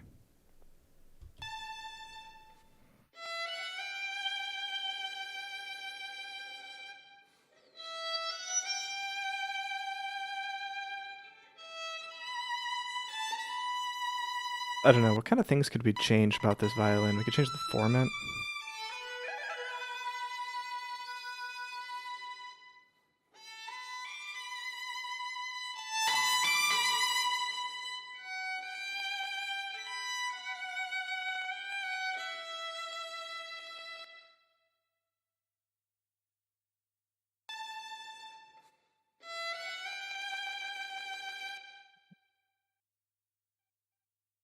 Derek's telling me my mix is ass.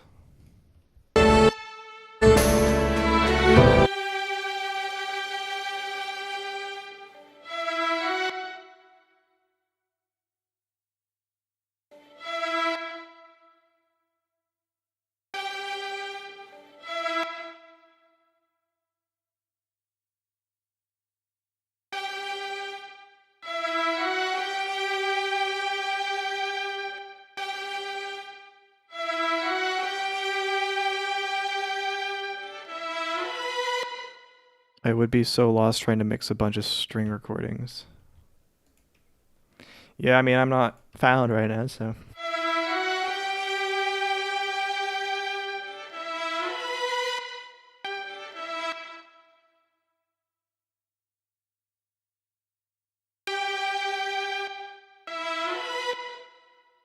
A couple frames there.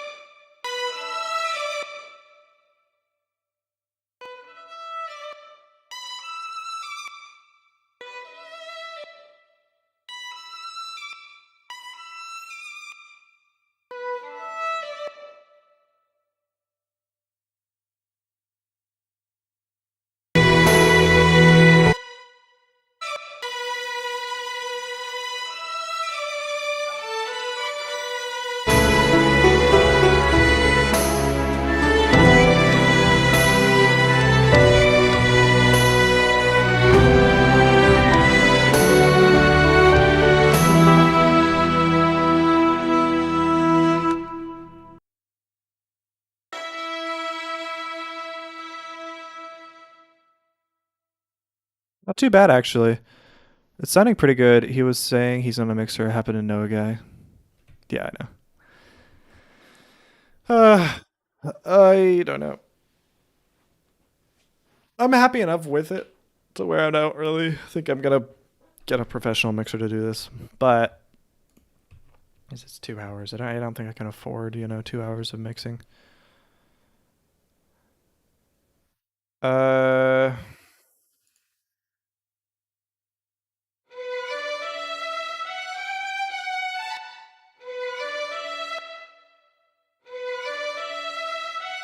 there's something. Dun dun.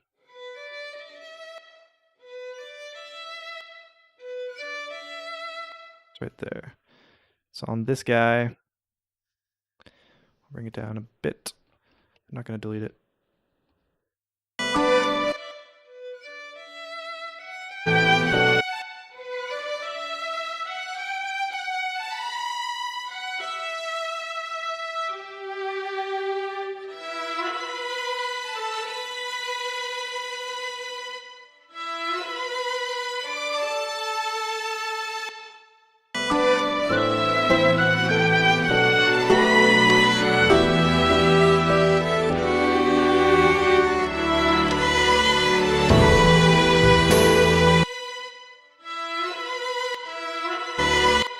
Oh, right. Let's get rid of that.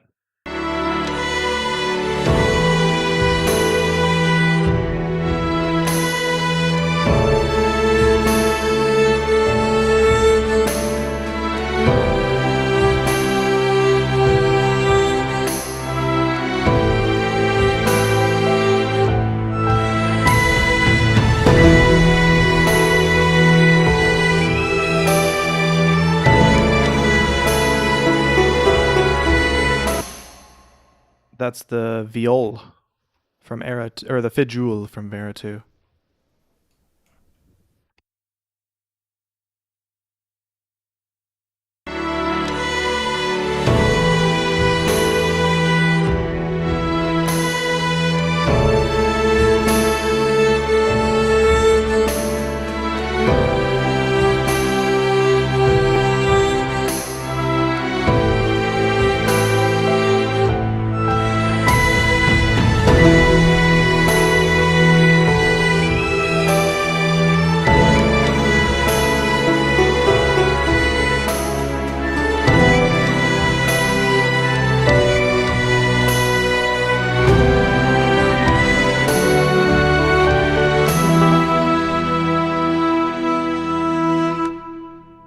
Yeah, I decided on the name of this secret project like in October of 2025.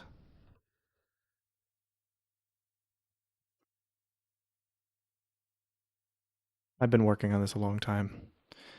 I've spent 1,200 hours on it, other than the soundtrack, and about 100 hours just on the soundtrack.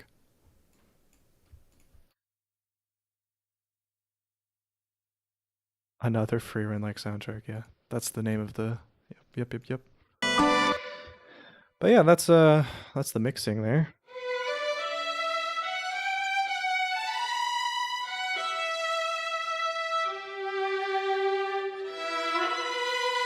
Yeah, making a Roblox game. Basically, honestly, what I'm doing. Let's go. Oh, did Cubase crash entirely? That's Discord, not Cubase. Open back Kyrule.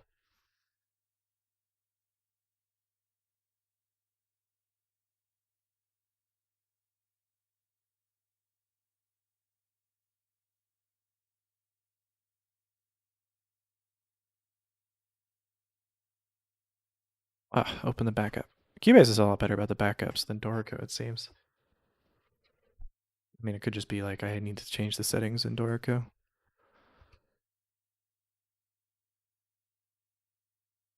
My headcanon is now that it's the Theme Park Tycoon soundtrack. Yeah, that's what it is. You guys figured it out, actually.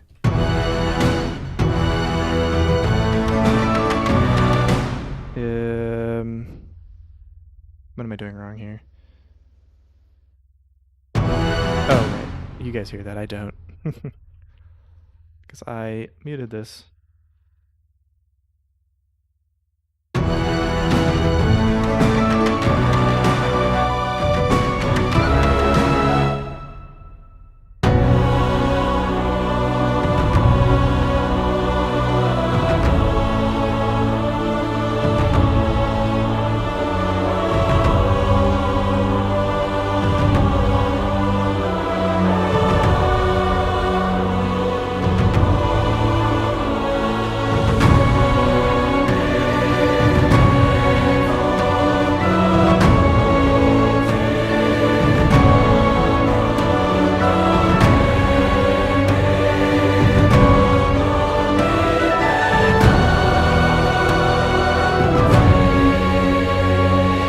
No, not necessarily. I just actually the other day, like a week ago, took a Google takeout of all these streams.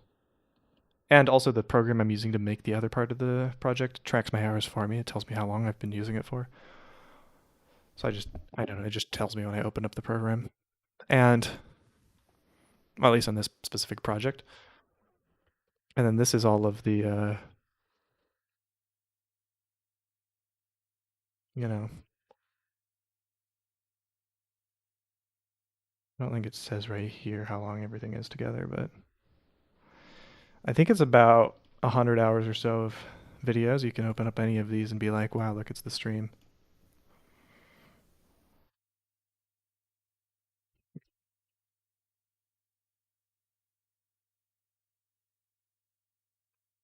So I'm now actually recording locally. I learned my lesson. It was such a fucking pain to get all of these. But on the bright side, check this out. I was really worried because I thought maybe YouTube had imposed a 12-hour limit because a lot of things online say that now. But look at this unlisted video I made. Where is it? Boom, baby. 100-hour video, testing if I can upload a 100-hour video if it's less than 256 gigabytes. The answer? Possible that'll sound decent. Yes. 4 days, 4 hours, 51 minutes, 11 seconds.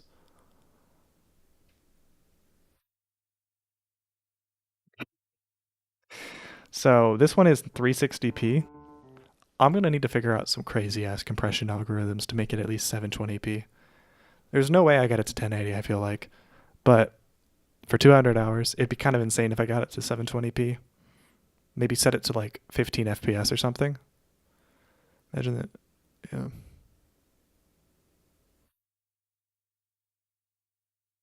But this is just like the same stream looped for 100 hours.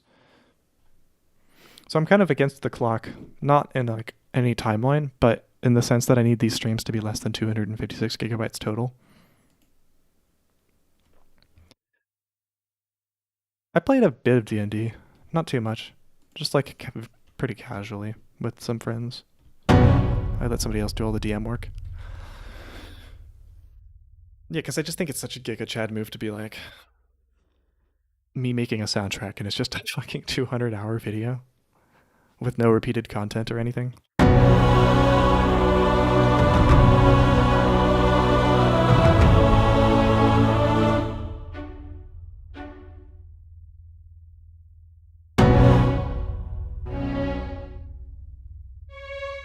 I think I did the viola part down an octave here, violin 2. I had doubling the soprano 2 part, which we can unslur. So the strings will sound like. I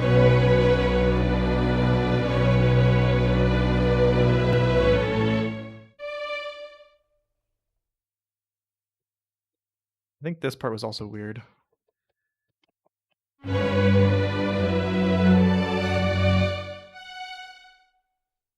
We can.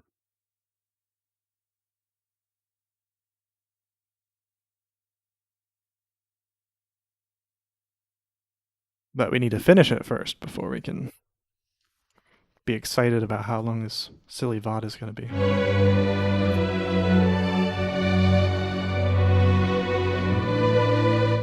Yeah, they definitely are, but that's okay.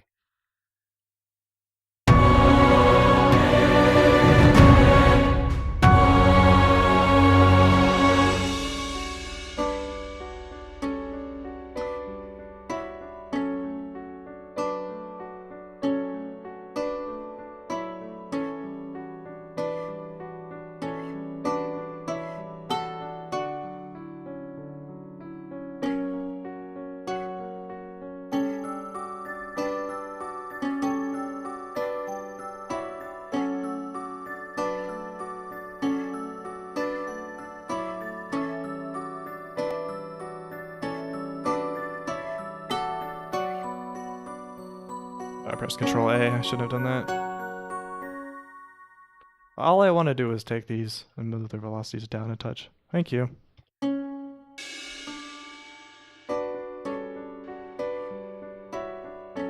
Bro, I was going to use my whole monthly data limit uploading one video.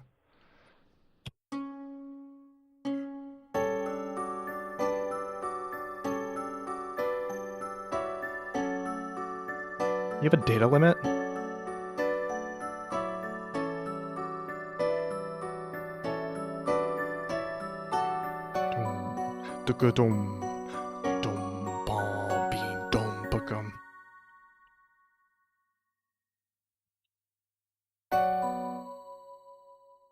So this needs to be F sharp.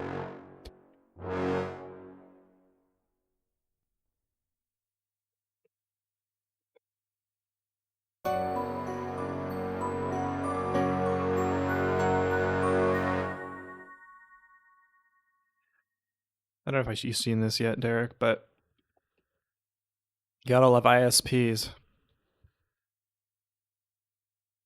It's still crazy for. Oh, it's for your internet? It's not for your cell? That's wild. Okay. Yeah. We did the intro, we did the verse. We're just right here. Everyone plays for 8 bars, I guess. Kind of weird. Because this is turned into 16 because I thought it didn't fit very well if it was 8.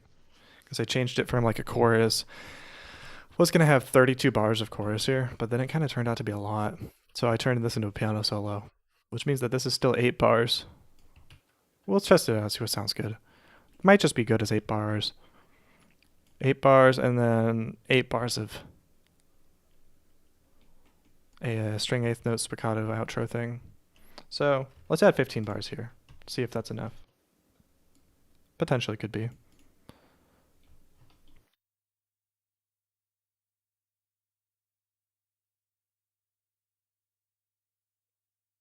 We'll do this.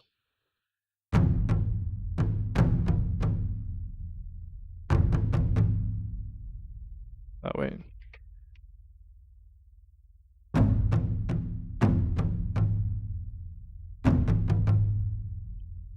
My mic is out of phase again.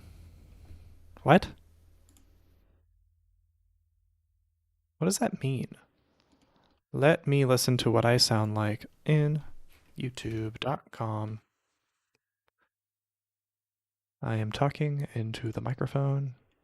View your channel. Let me listen to what I sound like in youtube.com. I am talking into the microphone.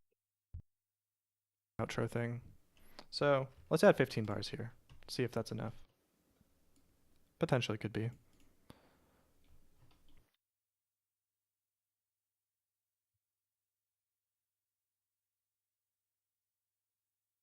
We'll do this.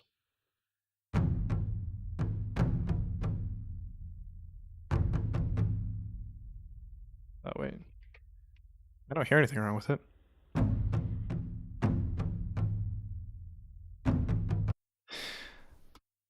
Maybe I'm just got a bad ear, but I didn't hear anything wrong.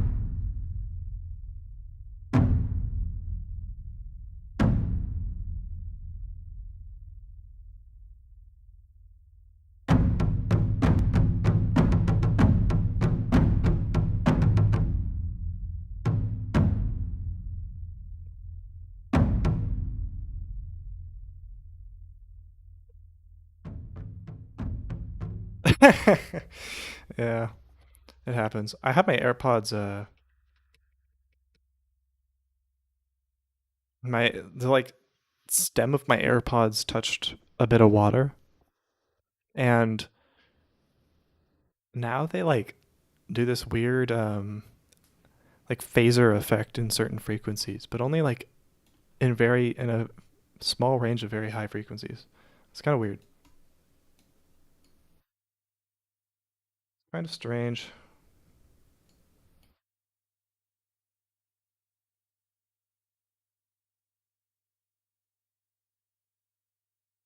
Kind of strange.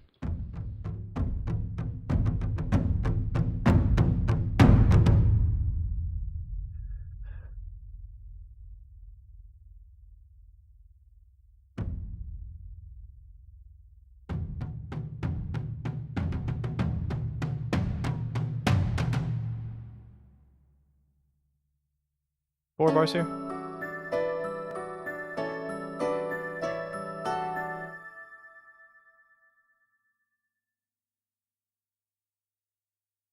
Maybe like just.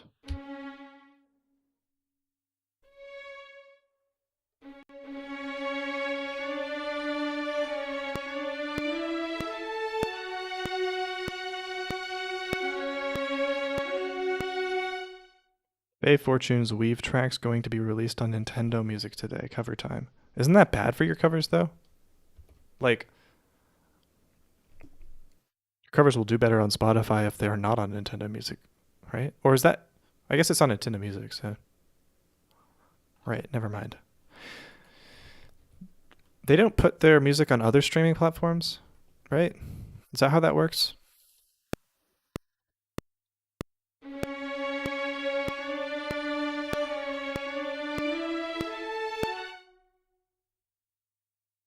A little slow here.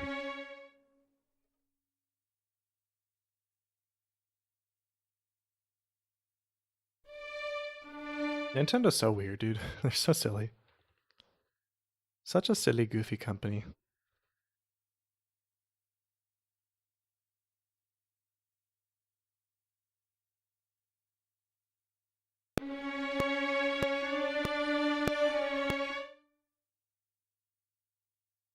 Oh wait, no, it was late.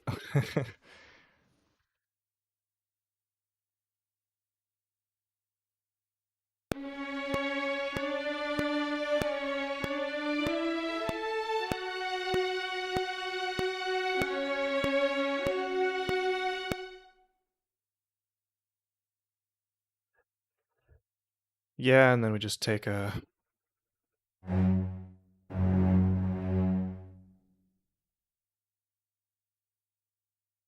Na na.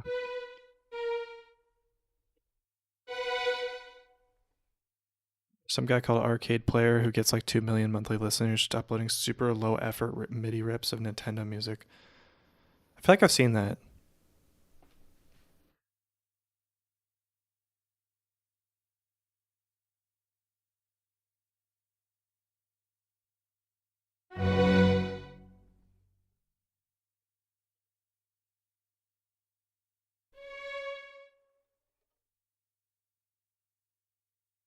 Guess we could do this.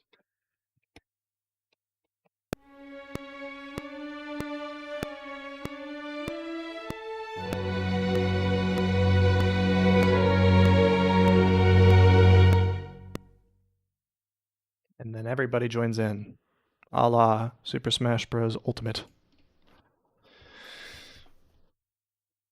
Though,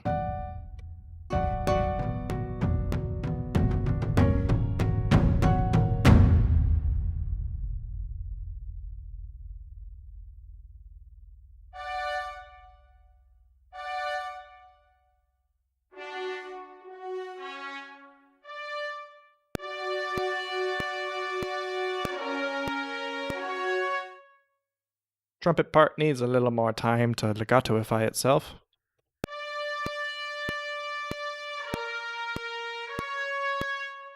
Yeah, that's kind of how you have to do it at first.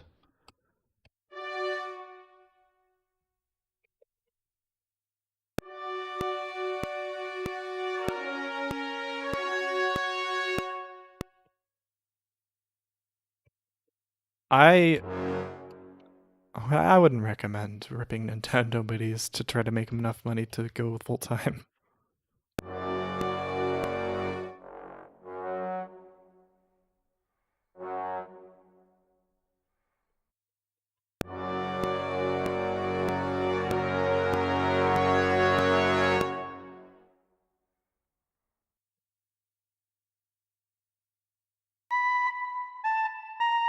Hi, Pulu Pulu. It's good to see ya.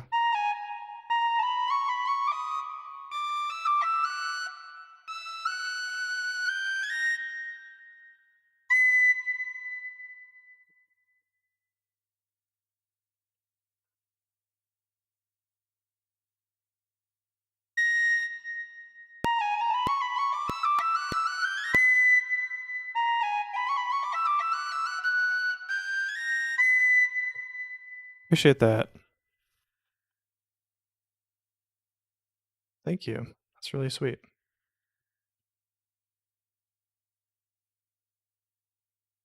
What genre am I aiming for? I'm making a soundtrack for a project that I'm being very secretive about. Which, in fact, is pretty much done. Maybe we had trombones here or something.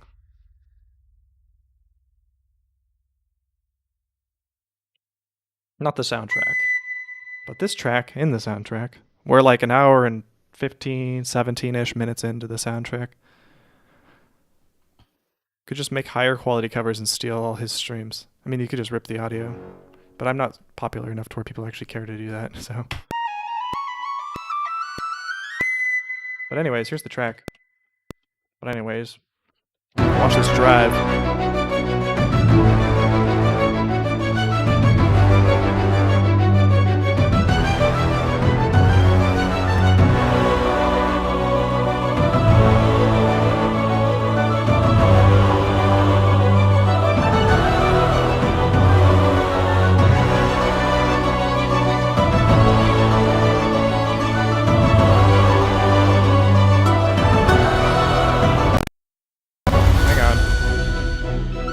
Hang on. Why is it still going?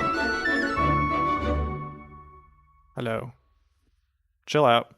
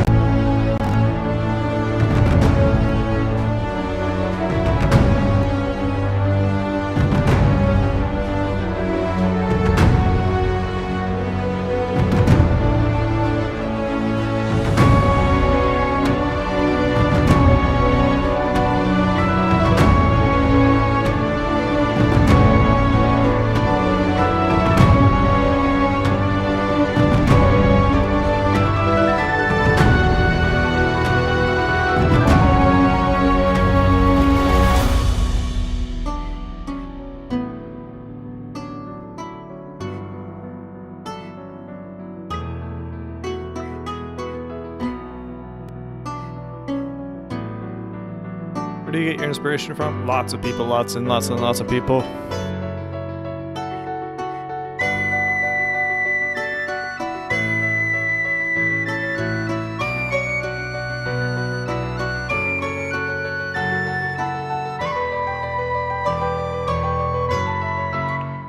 Sorry, let me try doing this down an octave.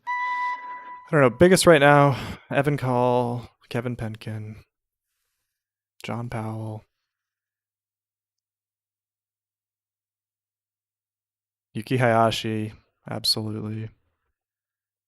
Fucking Andrew Prallo, Toby Fox.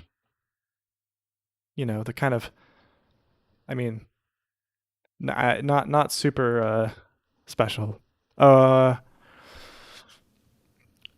Deeper cut maybe might be Porter Robinson. Not Porter Robinson, it's not deep cut, but like Phil Lober. What's good from Kevin Penkin? The entire Made in Abyss soundtrack. There's a lot of Kevin Penkin tracks that I feel are not as good, but the Made in Abyss soundtrack is one of my favorite soundtracks of all time.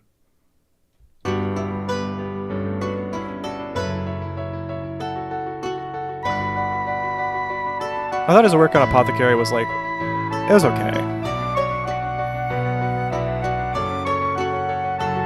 Kensuke Ushio, Sawano, I guess, to a lesser extent, probably.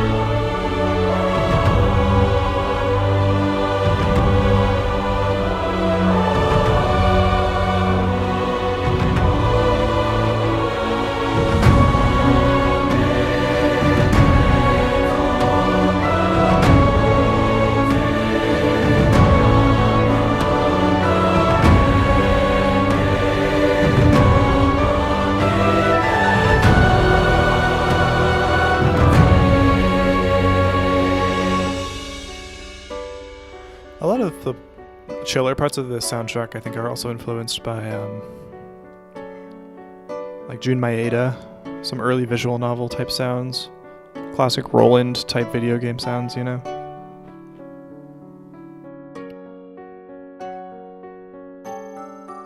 Like that. This kind of sound. But I think I said Made in Abyss was my favorite. You, Derek, said I think you said couldn't find anything interesting, probably need to watch the anime. If you haven't seen Hanazeve Karadina, which I assume you have because you seem like you probably have, but if you haven't, you have to check that out. It's the best track from Made in Abyss. That and Odd World or some shit. What's it called? Let me see if I can find it.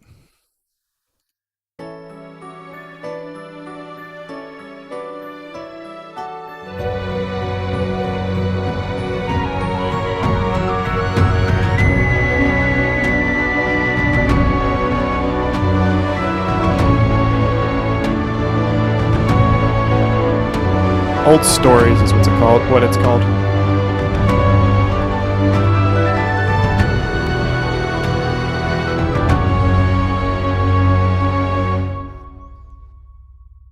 Yeah, that's fine. We make that bigger with some percussion. But I don't know. It's a lot of things. Very many things.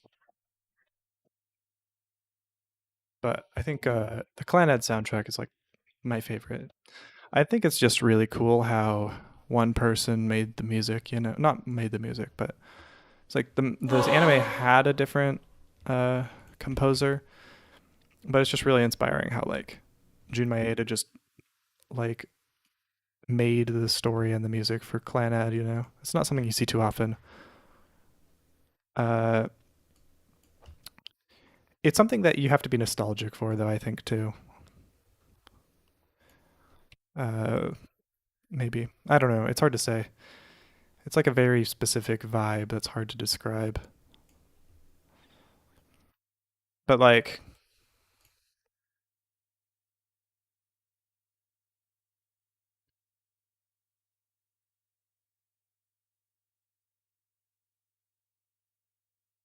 the thing about it is like usually the person making the story and the person making the songs and music for anime are disconnected.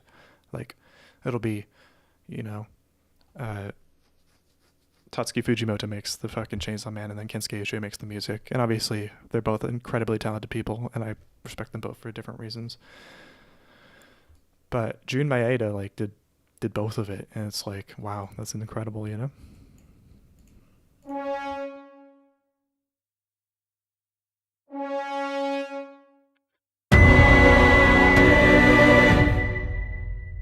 132.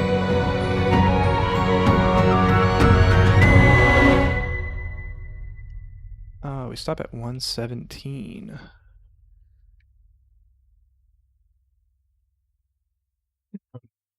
I don't know that I could talk for ages about what I like in music.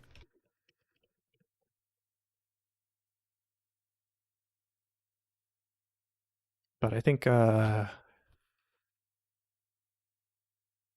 Maeda like emotionally is probably the one I'm like most excited about.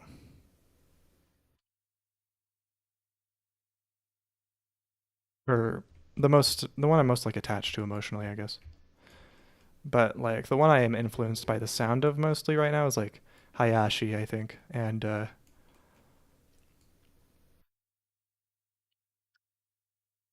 like Evan Call. Probably those two are the biggest two. You have more listeners than Jun Maeda. Well, a lot of his stuff, especially, well, actually, they did recently release the Clanad soundtrack, but a lot of the original Key stuff wasn't on Spotify for a really long time. And their prime, the studio Key, which is the people that make the visual novel, and then KyoAni makes the made the anime. A lot of the prime of that sort of era of they call it the golden age of Kyo animation, KyoAni, or like the golden age of like visual novel adaptations was in like the early 2000s to mid 2000s, you know. So at the time they did add it to streaming services, it's like people don't really care about Clanad as much.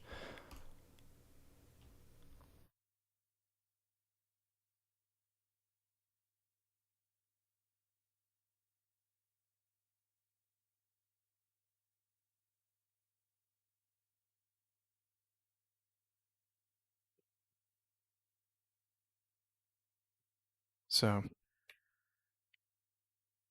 I think a lot of the success of that is like from CD sales and stuff. Yeah, no problem.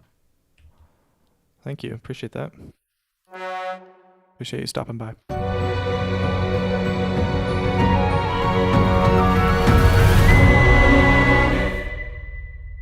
Planet the visual novel was, yeah, I think. It was around like right before this started. And then like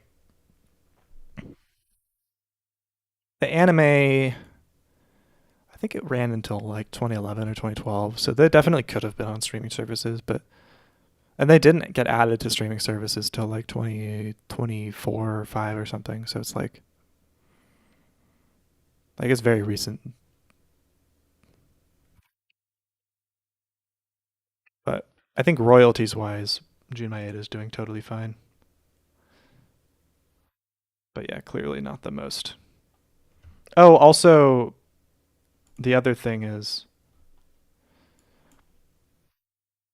Jun Maeda doesn't have Planet in his discography on Spotify, it looks like. I don't think. Yeah. Which is the bulk of it. Oh, and Angel Beats. It looks like there's a couple like covers for Angel Beats, but I don't know if it's actually in there. It's on Keys. Oh my god.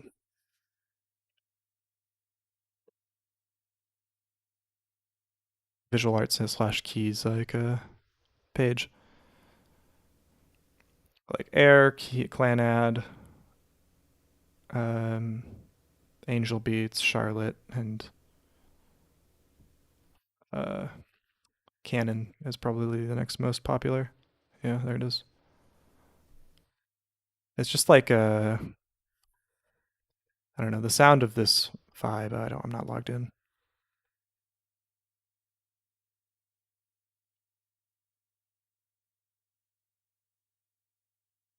It's like very special.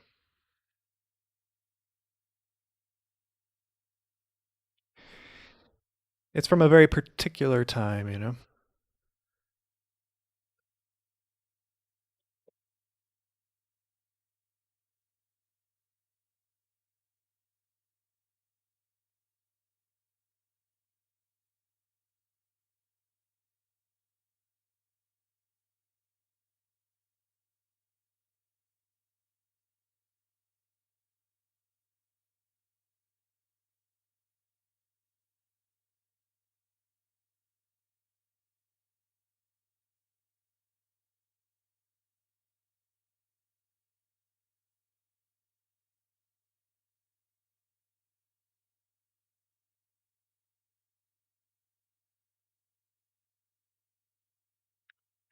Once you finish One Piece, you'll watch Clan and Made in Abyss.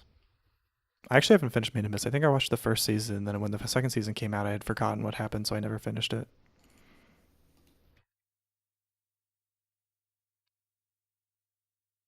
I don't know why this is a thing that happens if I hold click.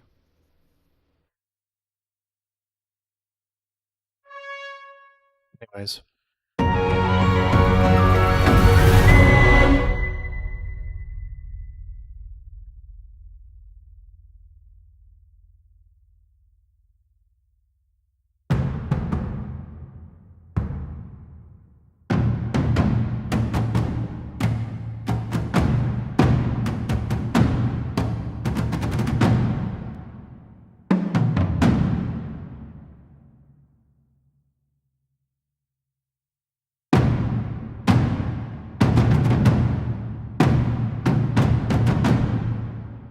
Can I even record?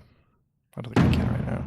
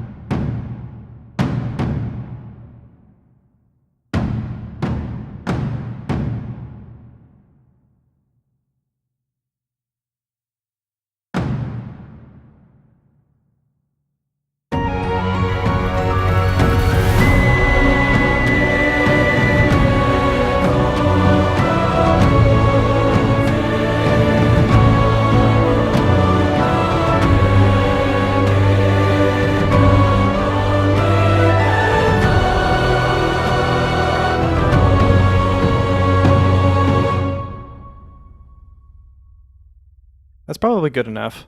And then dun dun dun dun dun. We'll just do like some simple outro.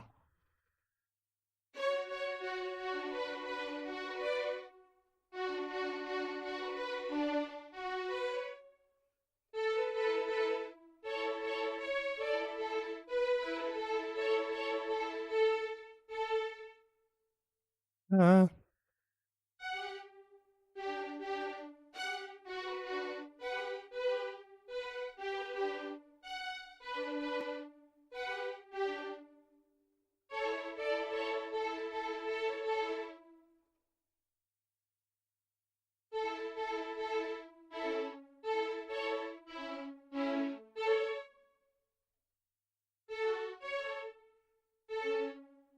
uh.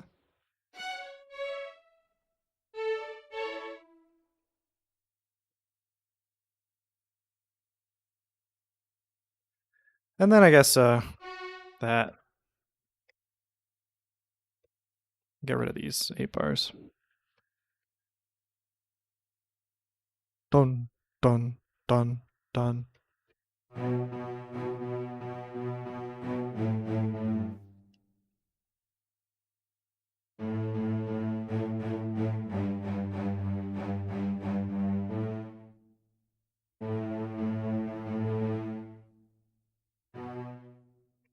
Yep. Pretty simple.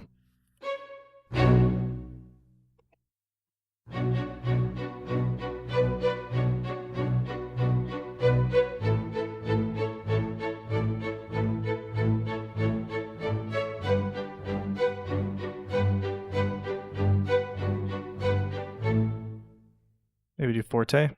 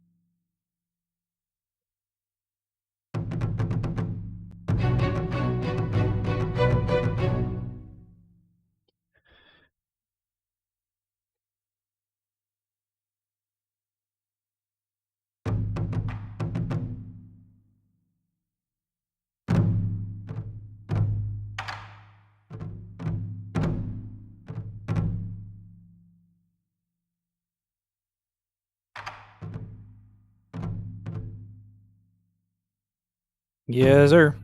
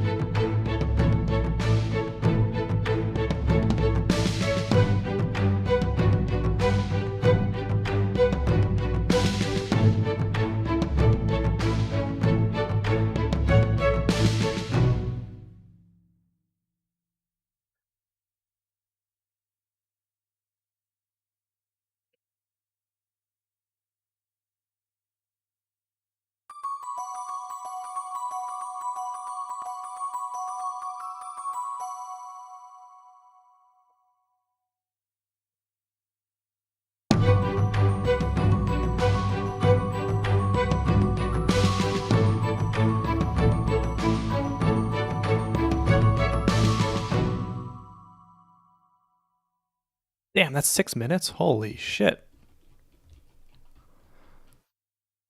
That's kind of crazy.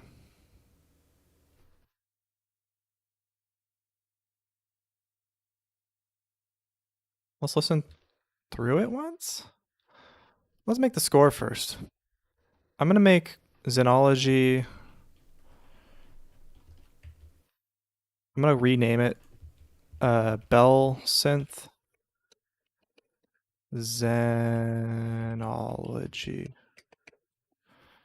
Superscript. Boom, boom, Zen. Like that. And then we're going to take that. We're going to move it to right below the piano is probably good, right? And we'll engrave the proper engravements. I think. What does that entail, though? Should we have a bracket here? Yeah, it doesn't hurt. I think we go in, we take the full score, we duplicate it, call it condensed.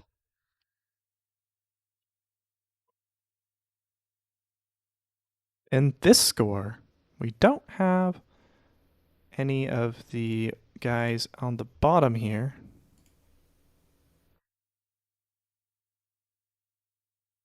Like that. Switch to condensed view here. Go to the page view. It's going to look weird. We go into the layout options. We're going to go landscape A4 paper. Probably around 0.86 millimeters, I would guess. Get the vertical spacing better. All systems will hide if they're not playing anything. We're going to automatically cut away bars. Looks like that. Then, kind of want the margins a little further up. There's a lot of blank space up top. Do like that. And on bottom too. Just a bit more. Vertical justification isn't super important since all of the orchestration is relatively dense enough. Maybe we go 0.1 smaller on the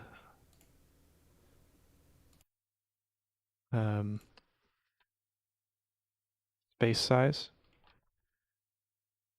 That might look a tiny bit better. Maybe I overdid that.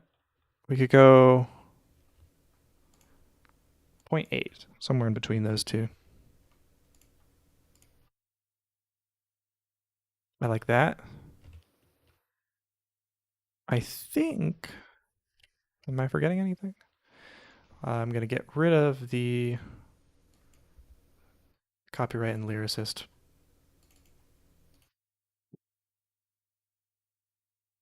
I think that's good. Now,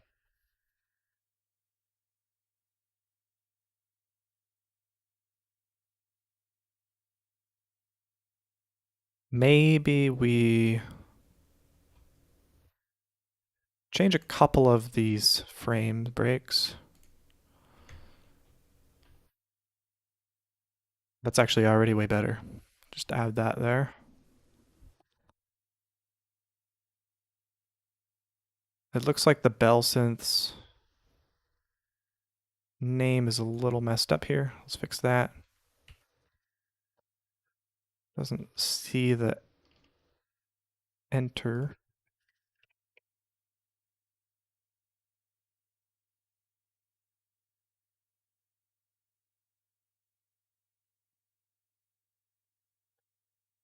Just write it in again.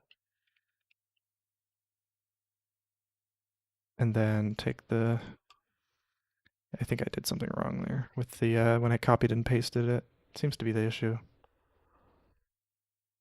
When I copy and paste it there. There we go. All of the others I think should be good.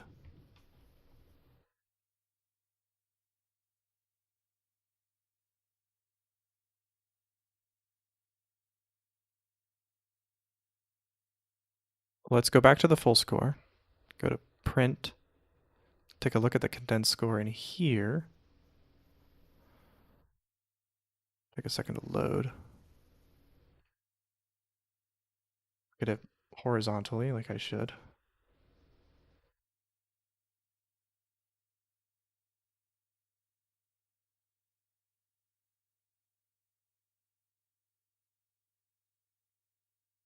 And then back in write mode, let's listen to it.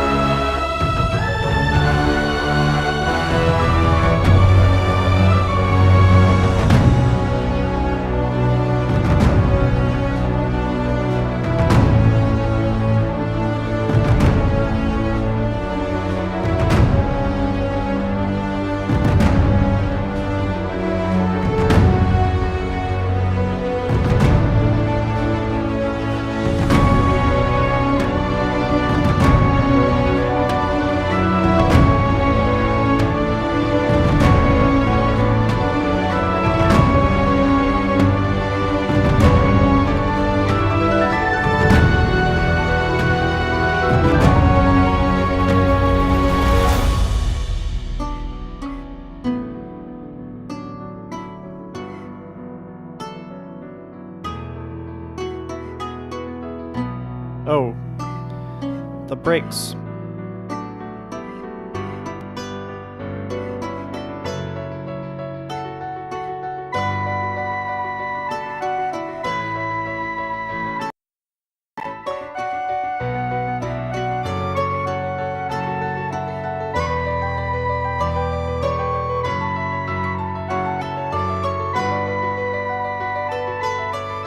Let's go back to that flute part. I don't know if it plays right. It goes pretty low.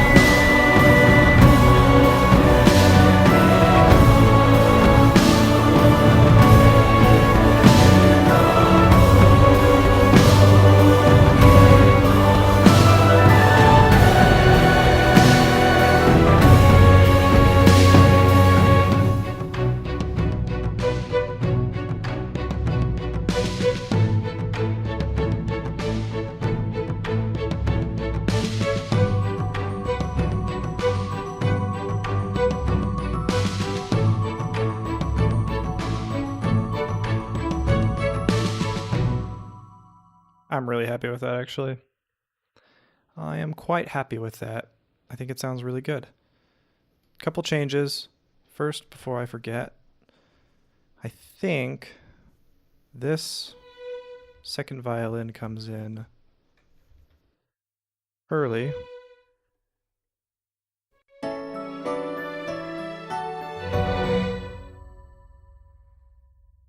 Which makes sense because it's CSS and that's what CSS does, is come in early.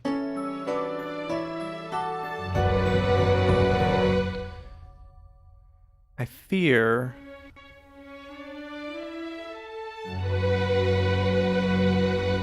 and obviously this is going to also come in early if I do it, if I leave it as it is. Put it like over there.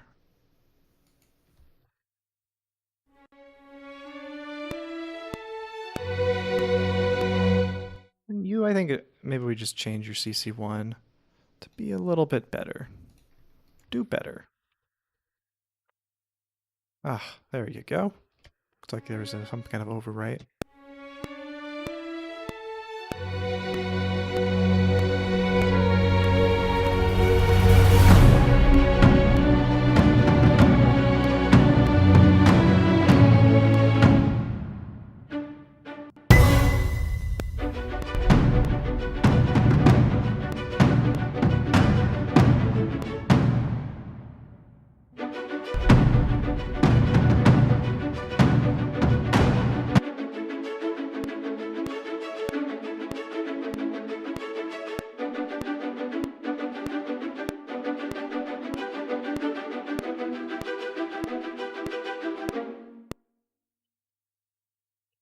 I wish my Cubase commands worked right now,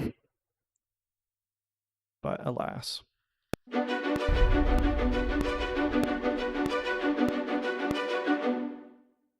What was the next thing? There was one more thing. Ah, you.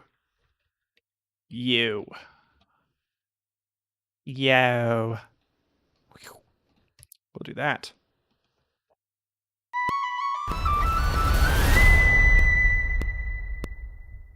Yes. Yes. Yeah, something like that. Doesn't really matter.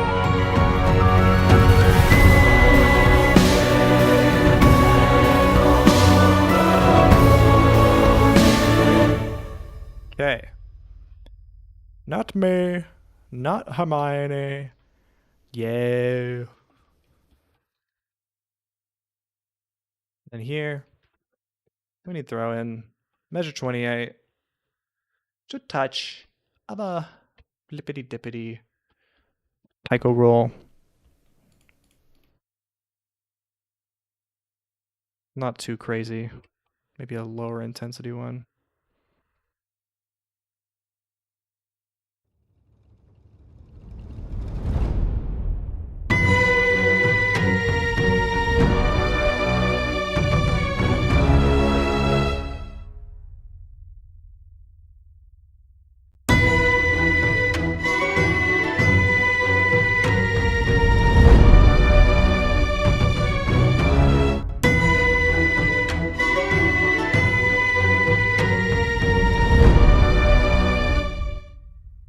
Okay.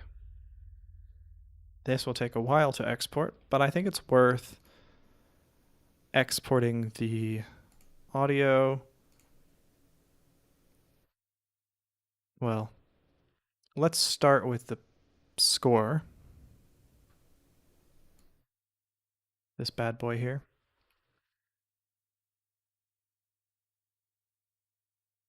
Let's just breeze through it really quick and make sure it all looks half decent. And then we export it as a PDF and as an SFVG. Then we go back to the full score. I want to save just to be safe. And then export audio, separate players, not each flow. Select all. Kyrule, you are now exporting. It's going to do all of the parts. And would sound weird if I don't mute dorico there.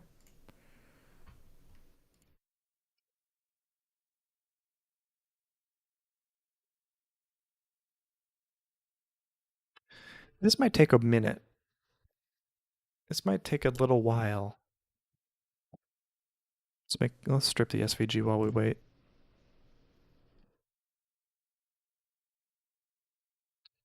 While we wait, we could also look at the other recordings Daniel did with me the other day.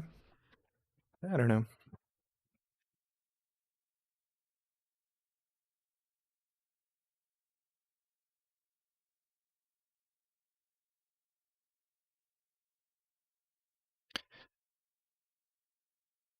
Do I find that I'm faster with this workflow than pure Cubase? I would say yes and no. It depends. It really depends on what I'm doing. I think there is a little bit of extra work that goes into making the score look good. Not too much, honestly, actually. Less than you would expect, but there is just that thing that you need to worry about just a touch. Dorico does a damn good job at making sure you don't have to worry about that as much as you can. That's why they separate engrave and write into two different tabs. But you do have to worry about it a little bit. And then the main thing is, I think, for me at least, my brain having a sound in mind to Dorico is a much smaller connection than my brain having a sound in mind to Cubase. But that's just a me thing. I really like notation, and it is just something that I like so much that I feel like I've sort of made that connection a lot simpler in my head. It's hard to explain why, but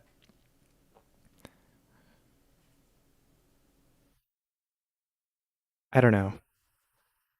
The main thing is the linearity between it all. Yeah, no, I think for most people it's just unnecessary.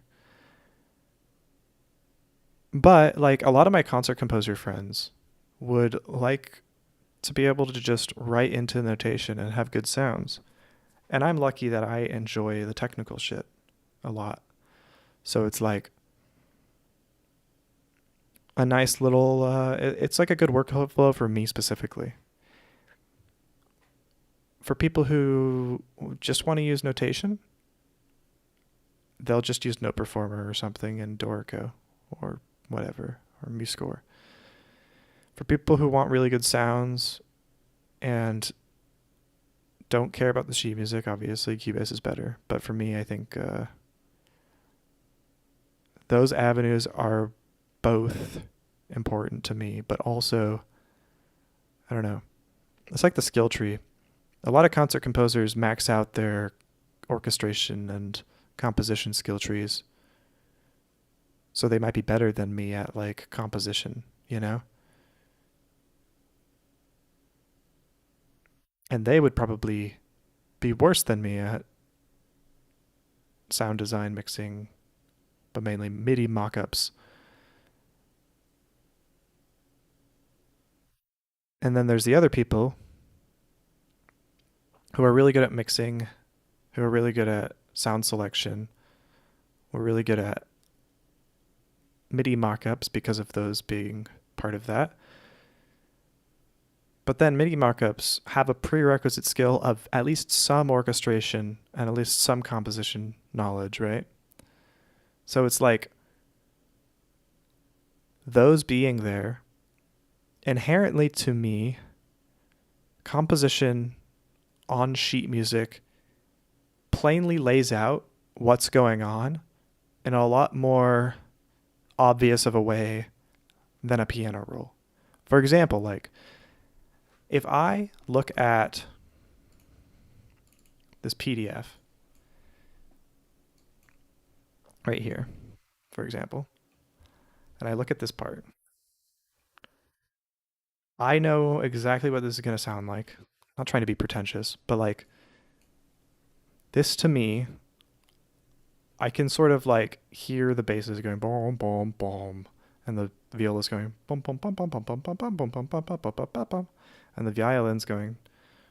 dun dun dun dun dun dun dun dun dun dun dun dun dun dun dun dun dun dun dun dun. You know, and I can see all of that and I can digest it pretty easily because that's what I'm good with. And I can hear the choir going ha ha ha ha ha. When I go to Cubase and I have all of these different parts and stuff, which you can't really see right now because I don't have any tonal parts in Cubase, I don't really get that same experience. It's kind of hard to explain. I used to really appreciate that I could like uh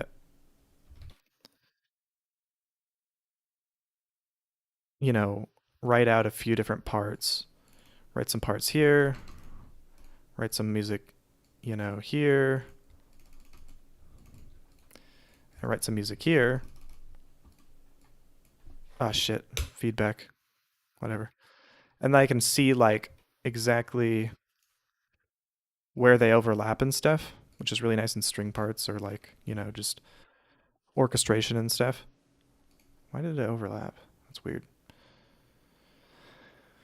But I still get that in Dorico if I ever want to look at that, which is really cool.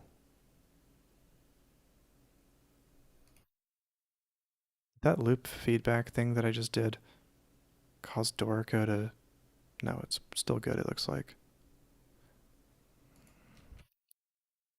So, I don't know. There's like steps to anything, right? There's a process to writing things down, and there's a process to making it sound like how you want it to sound, because there's nuance to the score. So, it's nice to just be able to write this out, then tweak it, and then copy it down here, and then say, redo all the changes I did except for the notation changes, and then go in and be like, obviously, this is going to be different slightly because it's a different instrument. So let's tweak that. I don't know. And articulations are super huge. So like, you know, dun dun dun dun. I could just write, I just grab it all, press Shift S, it's all staccatoed. And then if the piano for some reason has a different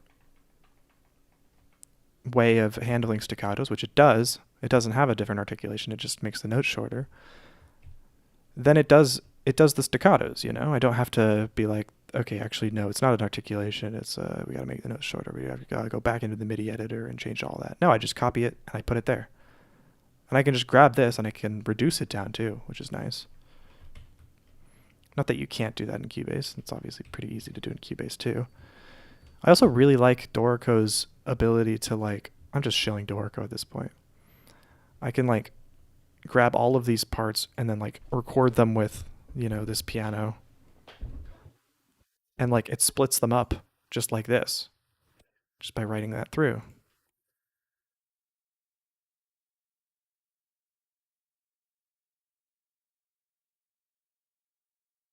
So, I don't know. For the things I care about, it's very good.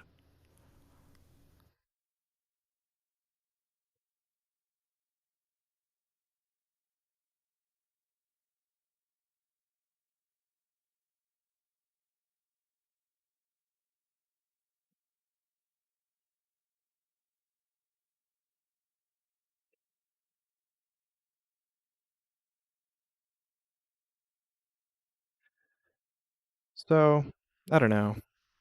I really like this setup, and I think I'm going to continue to use this setup. I also really like how stems is just so much better. And the way it treats Vienna ensemble and articulations is just more intuitive for a composer for me. At least for a composer who knows something about expression maps and the technical side of the DAW. So I like it a lot.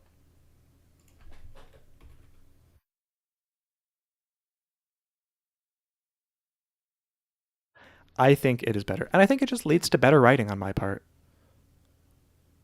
You know?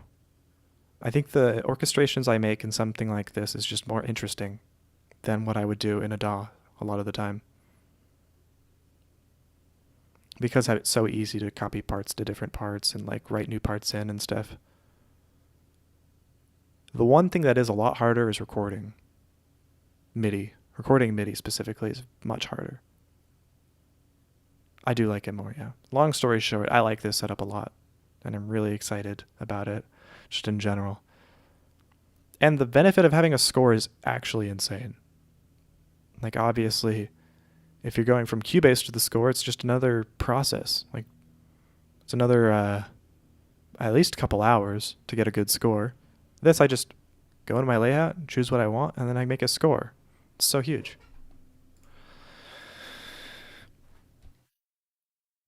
But yeah, I don't think I'm switching back to just Cubase unless there's like a specific reason. Like I'm doing a track that's just for sound design or something.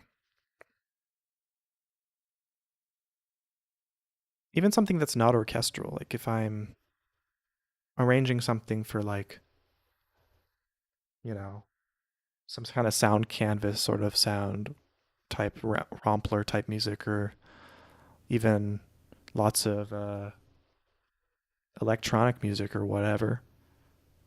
A lot of that I feel like I might find easier to do here, and I just get a score out of it, so it's a good video.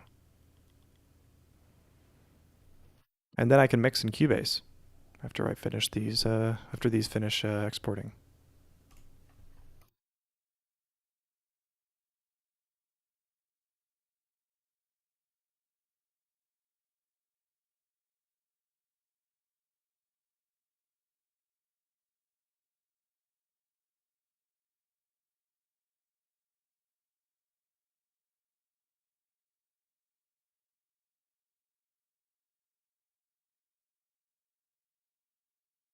So yes, I like it a lot more.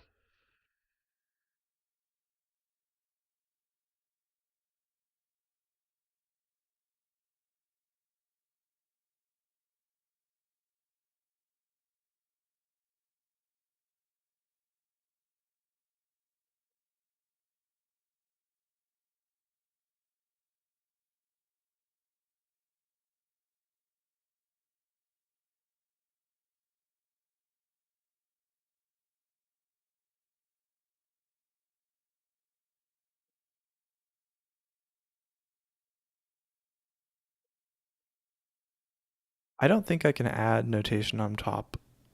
I'm already super slow in Cubase.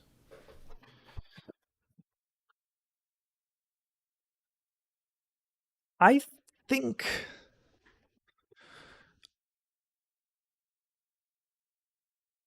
I'm lucky that I didn't care about what it sounded like for over around a decade, maybe a little less than a decade. All I cared about was the notation. Not even the notation, just the composition, really. A lot of my scores looked like absolute ass. I wasn't huge into behind bars or whatever. So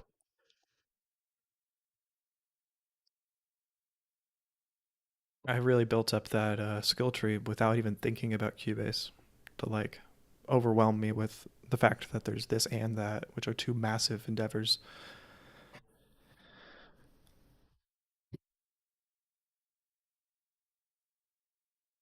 It could be fun for you.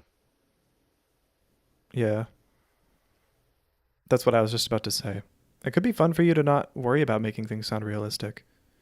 Maybe you could like just use sound fonts or something for like a couple tracks. And if you do that, just in MuseScore or something,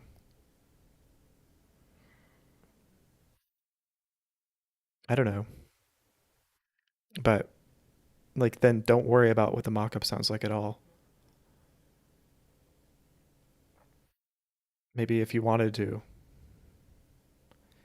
Yeah,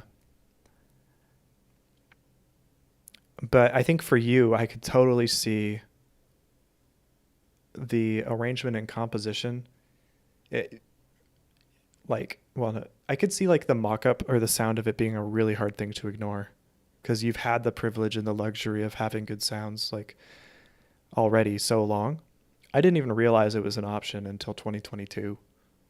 Like I didn't even really realize like how vast the world of sample libraries was. I completely ignored it.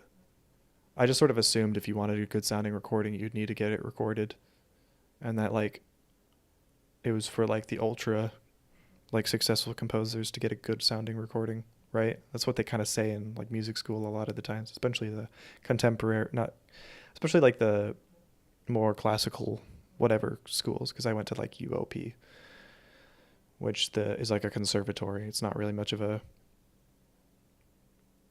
like like a film scoring program or anything like that. You kind of just assume that you like MIDI is like super limited or whatever. But I think the fact that you know that it could sound better would probably be very annoying while you're trying to make like a notation music score or whatever that's like completely ignoring like the quality of the samples.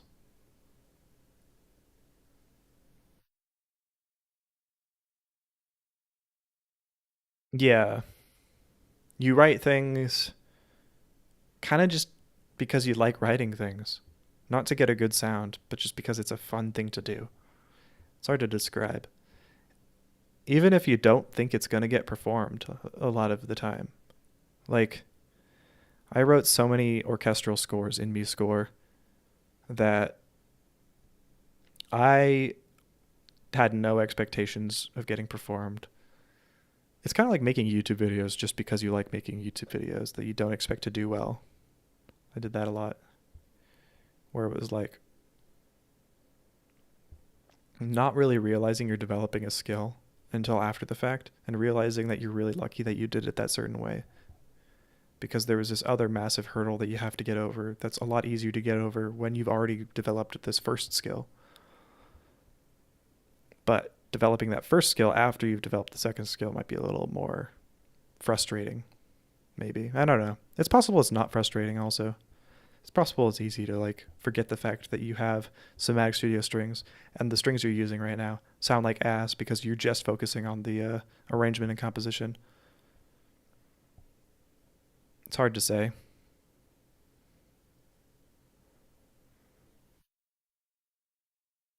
but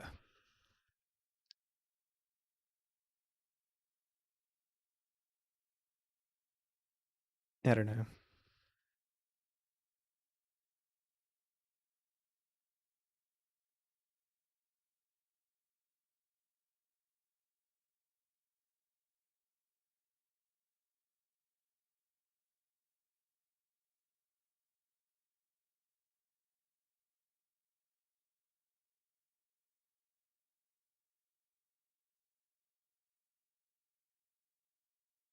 My need for speed.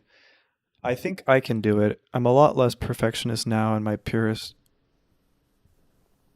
Wait, let me read that again. I think I can do it. I'm a lot less perfectionist now in my purest of speed. My need for speed. I see what you're saying. Yeah, like you value to some extent, like you could say quantity over quality, but you could also say perfect is the enemy of good.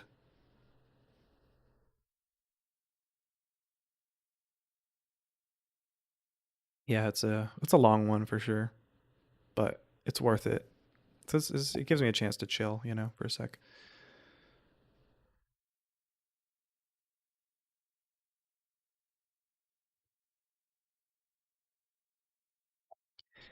Yeah, but I think we can get too easy as a cover artists. It could be easy to be like the opposite, right? Especially when we see Samuel Kim. I think we assume that he was doing that more than maybe he actually was. Are you working on this score outside of these streams? No, not really. Other than the recording session I did with Daniel, not really.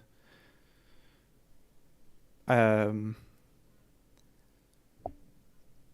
I think it's easy to be like, Samuel Kim was able to post out this fast, so I should be able to too.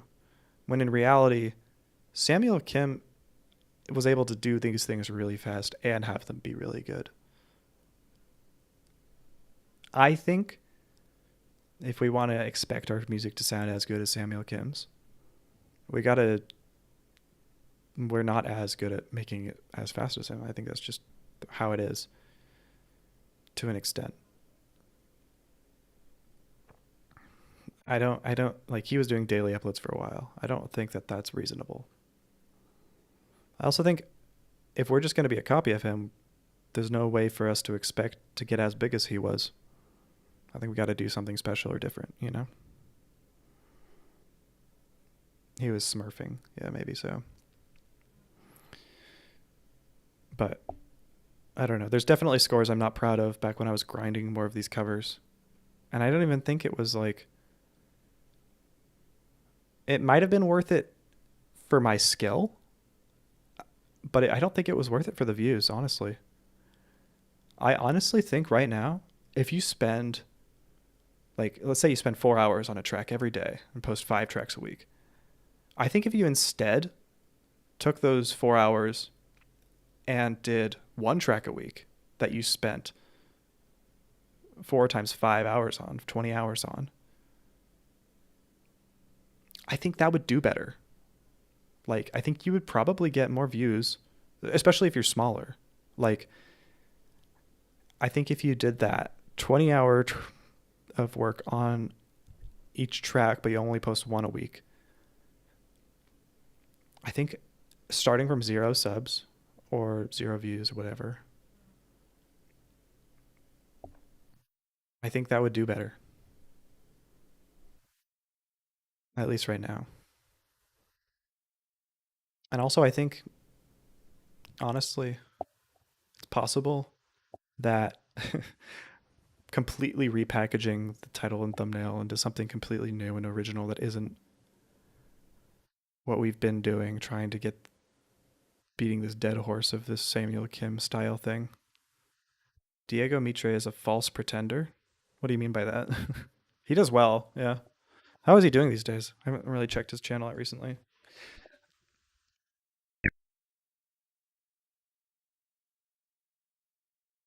Yeah, no, they don't. I have Victor Ang Orchestral Suite. Like, this is interesting, but I still think we're trying to beat this sort of title thumbnail dead horse. I don't know if it really as is important anymore at all. Like, this is something. This is a terrible thumbnail, and it did just as good as his other shit. I don't know. Could be wrong. Yeah, I think that's the thing with this. You're just a Samuel Kim clone, so you're getting views based on the content, but not based on yourself, which is less valuable in the long run. It's more explosive in the short run, maybe, but it's a lot less valuable in the long run. And not only are you a Samuel Kim clone, but Samuel Kim was already kind of pushing his luck with just being like a lot of the times just a mock-up musician, you know?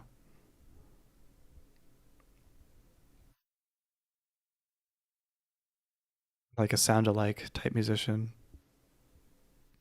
make covers for Spotify or whatever. I don't know. Diego Mitri is doing great though, still. But I think it would be really cool to become a musician in my own right, not via Deltarune epic orchestral covers, right? That doesn't feel like me, you know? I don't know. It's hard to say.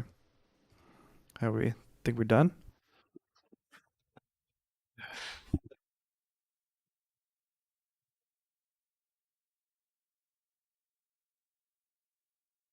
So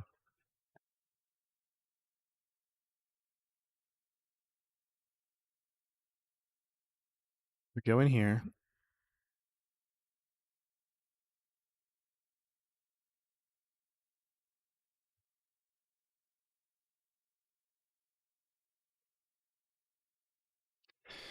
Just hard to do that if you're working full time. I guess the idea is to get big enough off this that you can go original stuff you really want to do. Yeah, I guess so. I don't that kind of is implying though that you need to do the covers to get big enough, you know? I think the covers helped me more with mock-ups than they did with views. I guess there is that passive revenue from the Spotify streams streaming or whatever. But if I had replaced all of those covers with exclusively original music, like all of those hours with original music, I don't know if it would be much different if I packaged the thumbnails and titles really well and they were still good enough, you know? Who knows? For sure, obviously, but I think the lows would be less low, but the highs would be a lot less high probably. I don't think that I would have like a 5 million view video like I do with Beethoven Virus.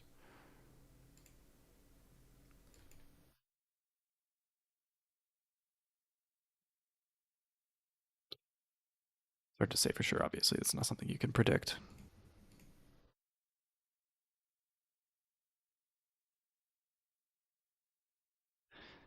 What's your original music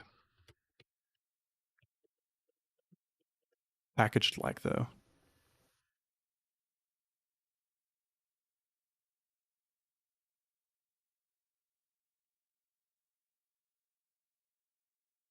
Some day grind's got like 100K.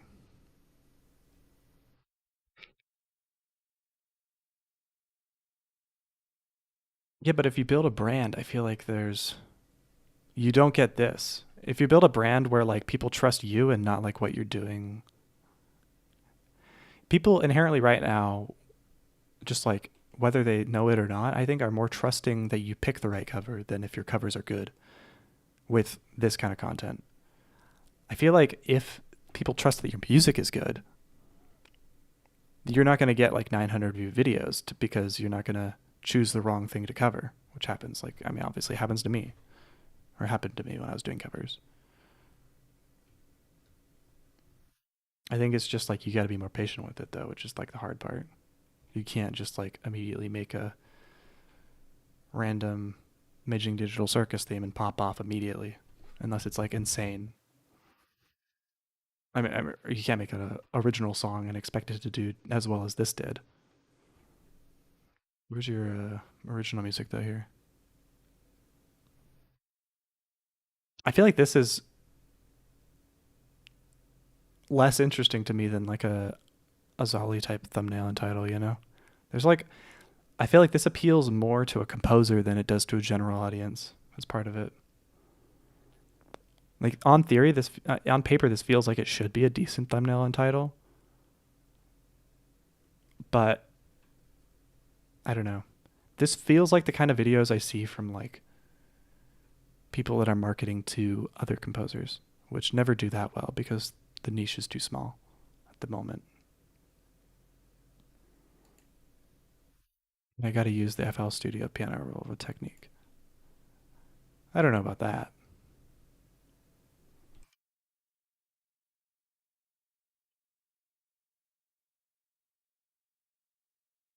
You can be creative with it. Anyway,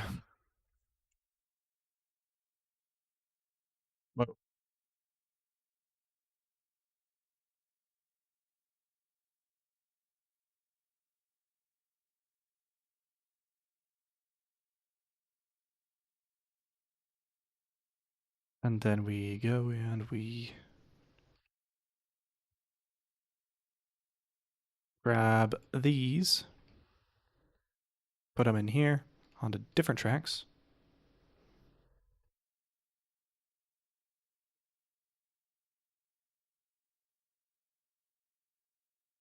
and we got it.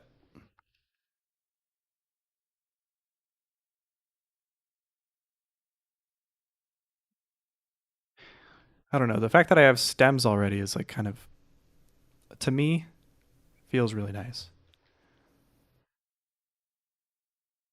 Like the fact that I can go from there to here and the most of the work is just waiting for dorico to export is like super sick.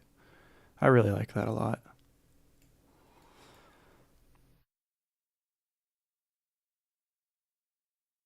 And it's just more fun. I'm having a lot of fun just like, I don't know.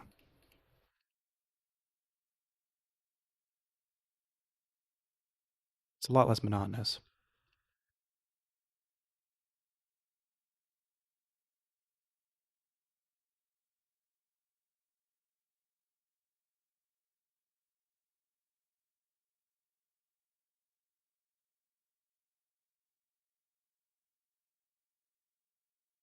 But like clearly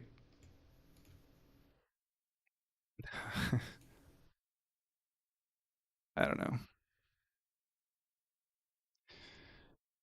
The video matters a little bit. Like you can have a good video and the video does well because of the video, but the audio also matters. You can have a song do well on YouTube just because of it's a good song.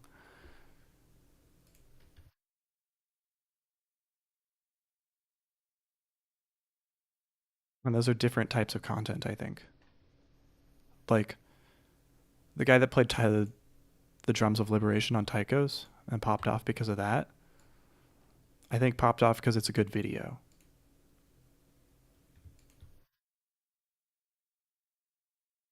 It's hard to distinguish.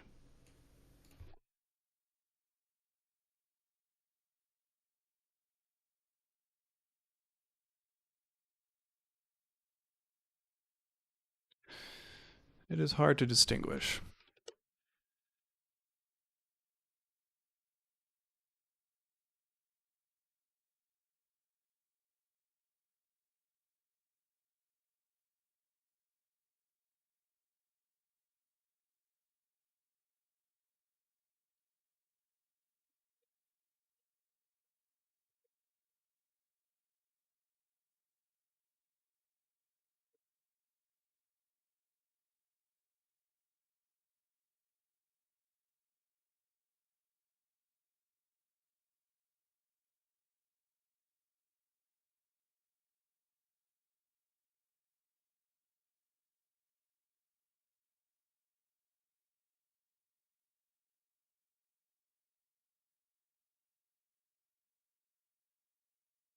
This is all pointless, but I'm having fun.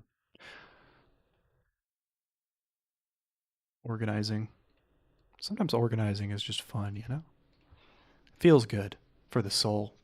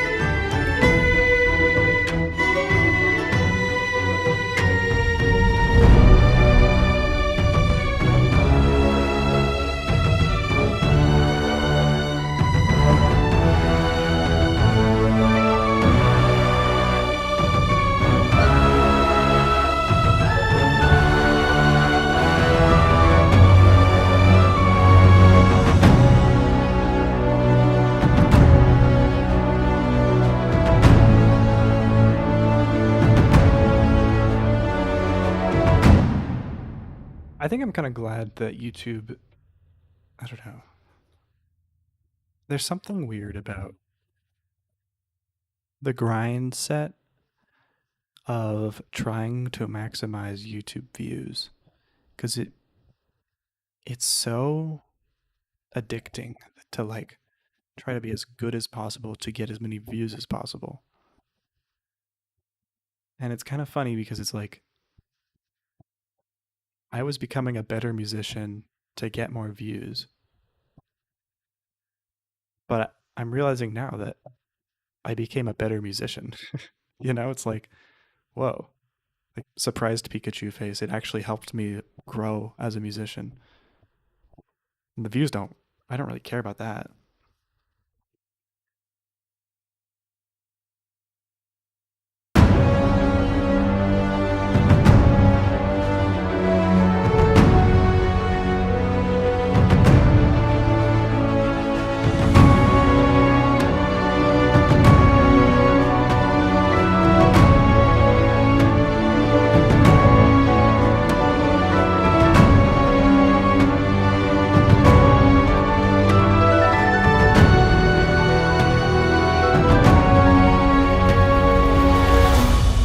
Yeah, who would have thought spamming covers also means you're making a shit ton of music, which means that you're getting better at making a shit ton of music.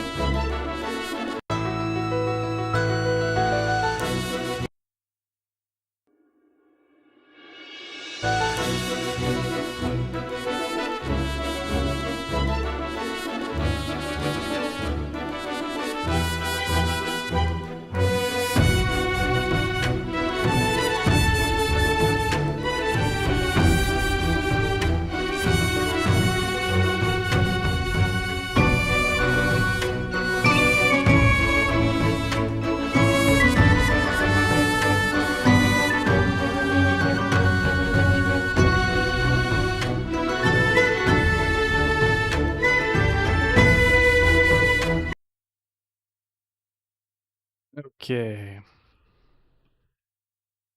You know, actually, I'm happy with this mix. I'm happy that I put everything out here still. I'm not going to do much to it, though, I don't think. I might just leave it as it is.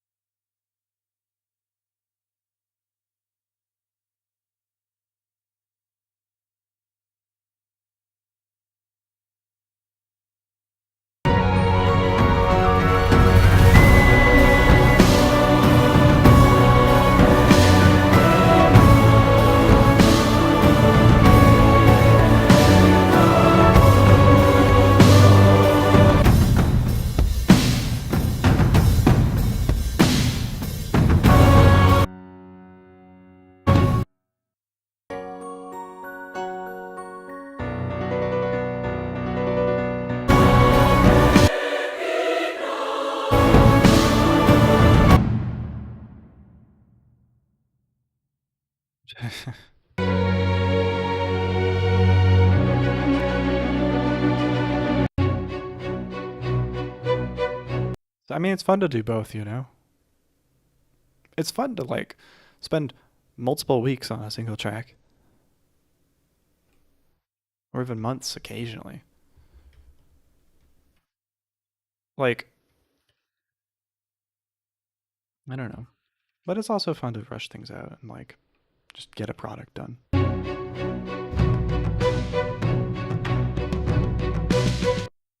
This I will change, though.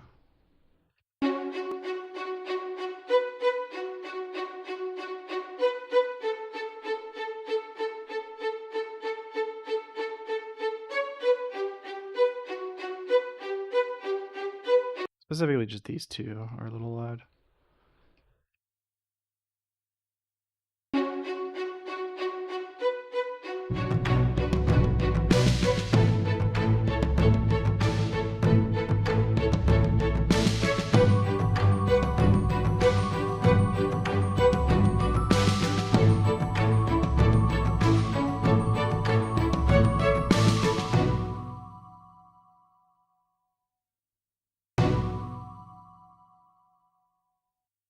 Yeah, I mean, I think that's also part of like doing covers is like unless it's a cover that's really special to you, it's really hard to motivate yourself to keep like making it better after you've already finished. Or even like before you even finish. Sometimes it's hard to keep going.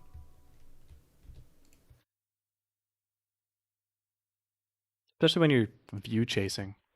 Like, ugh, that's rough. It's almost like the feeling I get when I transcribe music, where it's like, it feels like you're taking a test. Like you're putting all your mental effort in that you can, but it's like,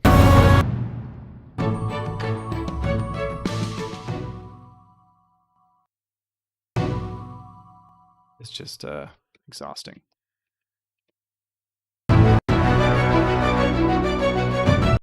But I think that's when you grow, isn't it?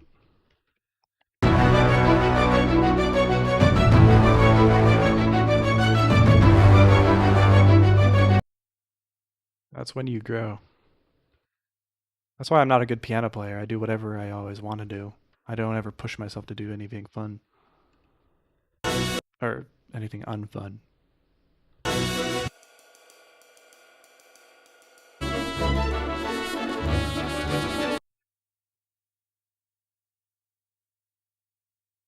Think that's good. We have a track.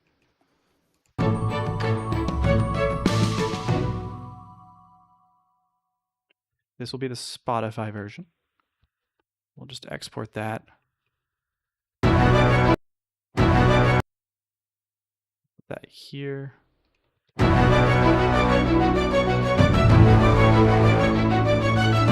measure the elements.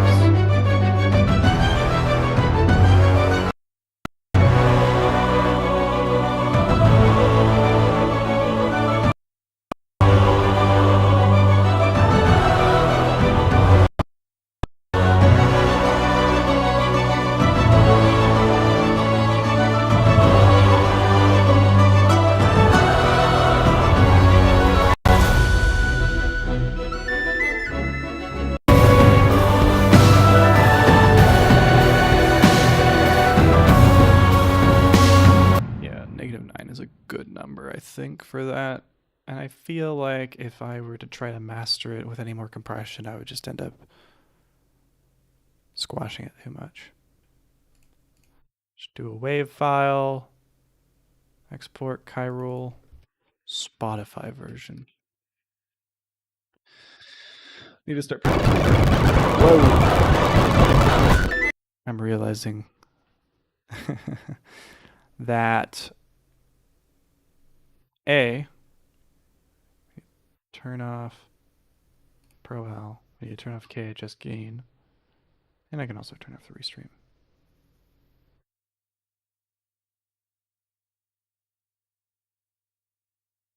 Now it'll actually export. I need to start practicing. Yeah. Don't we all?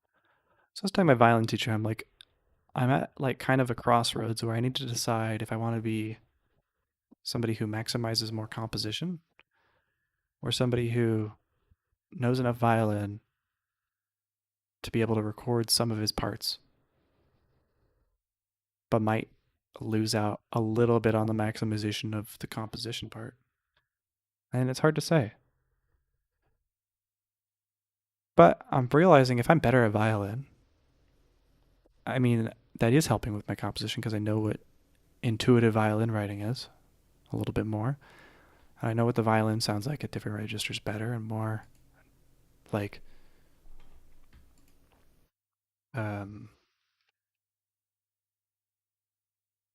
more deeply. So, I don't know. It all ties together for sure.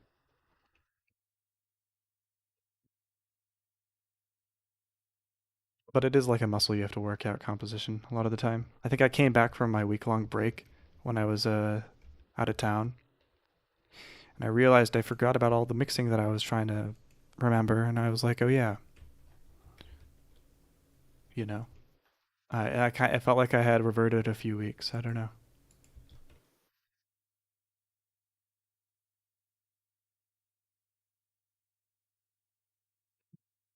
Do the OGG Vorbis version now.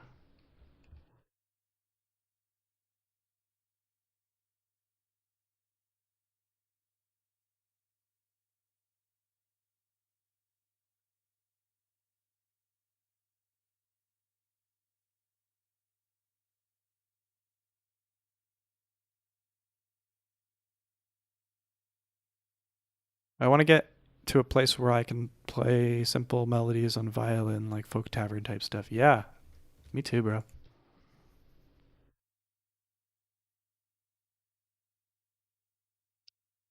Maybe I'll just go.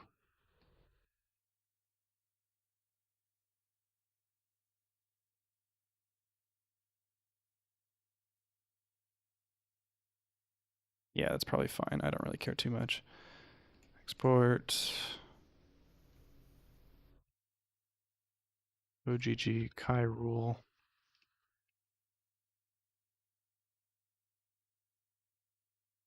It's exporting. We will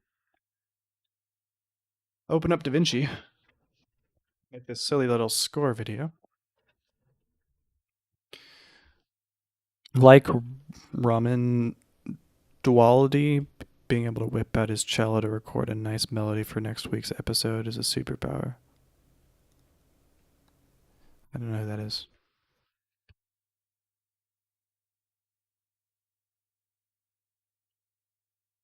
Game of Thrones composer, plays cello.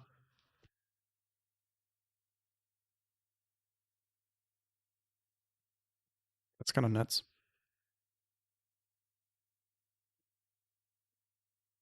It doesn't even list that here, so it's clearly like just like another thing that he finds fun. That's sick, dude.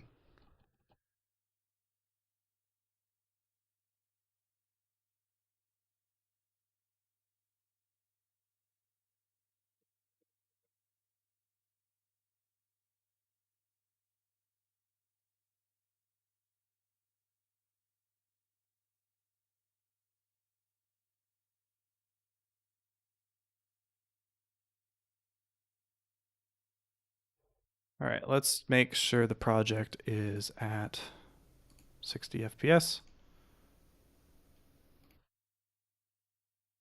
I believe this is good as it is. And I think we can close Cubase or Dorico now too.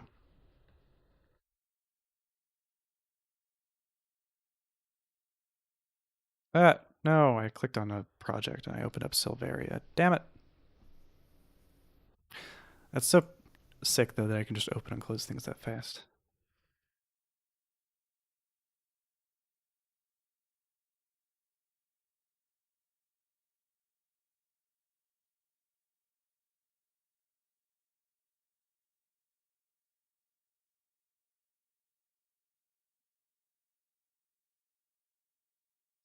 Let's check out this mixdown.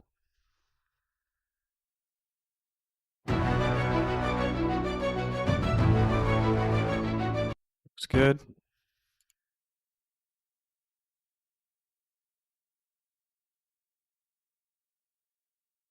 Yeah, so the stripped version, well, that's a big butterfly, holy shit, will be on top.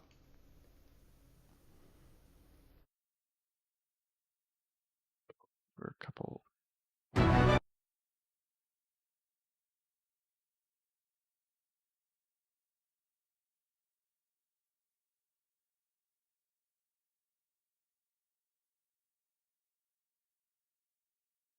Cropping up left.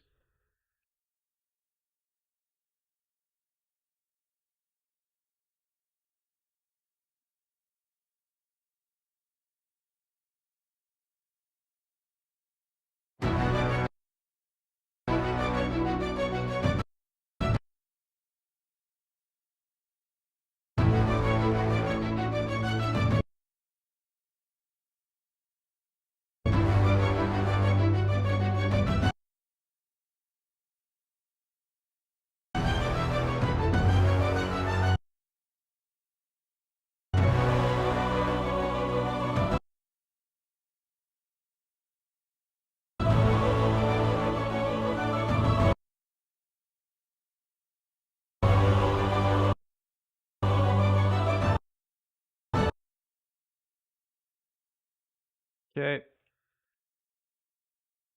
Delete that. How's that look?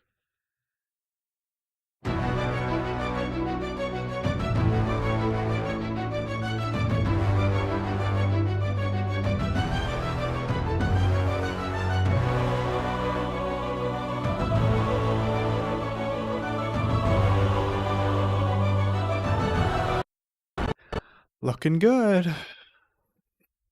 Get the stripped and then the regular on there.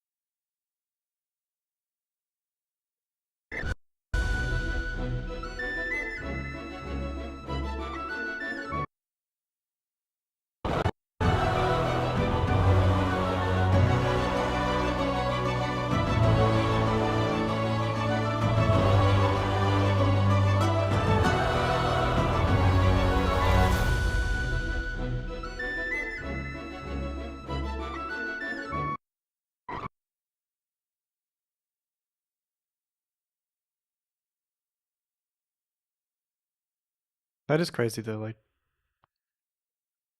imagine like playing a cello line just for funsies, and then it's on the next week of Game of Thrones.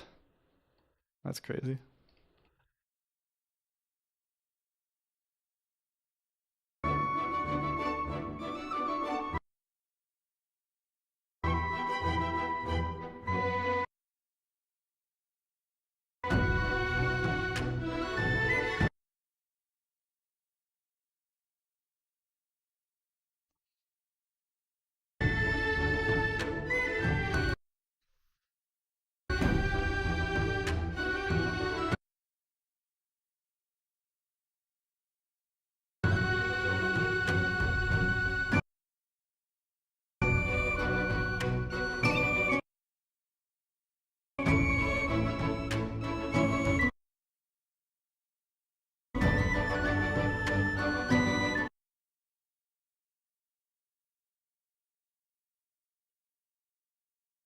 Next.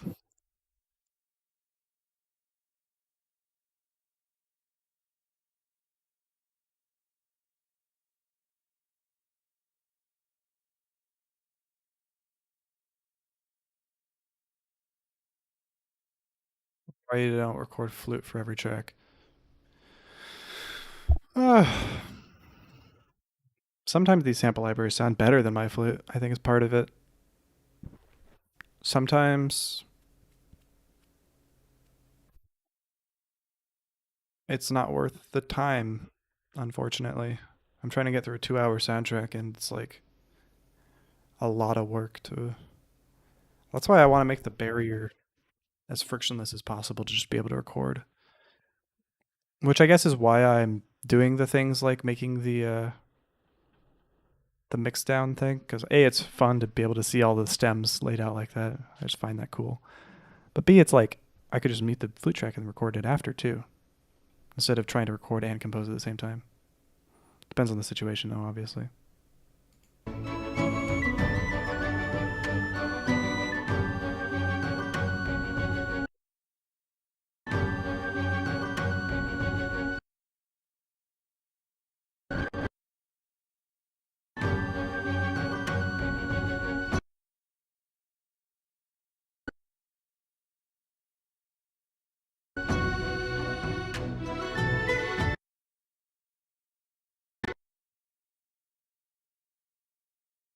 Makes sense, yeah. But I mean, it all just comes down probably to laziness. I want to make it. I'm always saying I want to make the best music I can, and if I'm not recording the flute parts, then I'm just not making it as good as I can. Sometimes it is, yeah. Depends what you're trying to do, I think.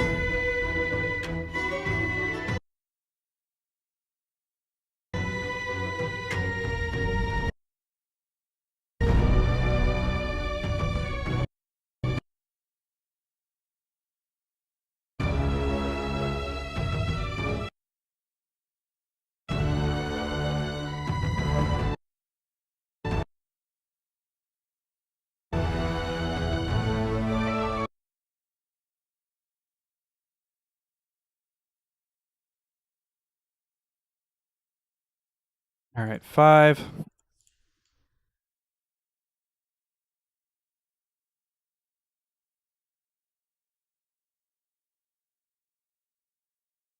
But yeah, I mean, like, if I'm gonna continue to make singles after this project, which I am, I definitely want to use more real instruments.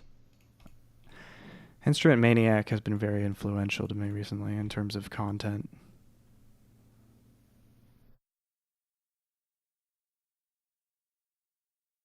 It's a reason I think he always does well. And it's not like he's not a cover musician, you know? It's because his covers are full of passion and energy, you know? It has to do with the videos and the arrangement and like the authenticity of everything.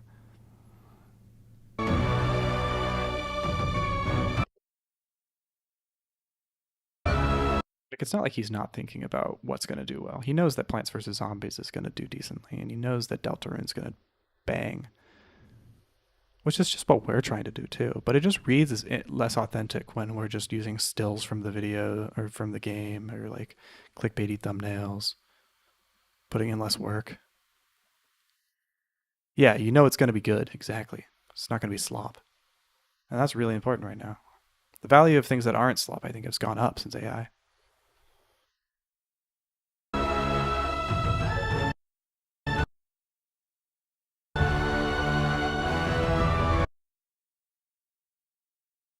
Certain level of quality I have to get to before ghosting. Yeah.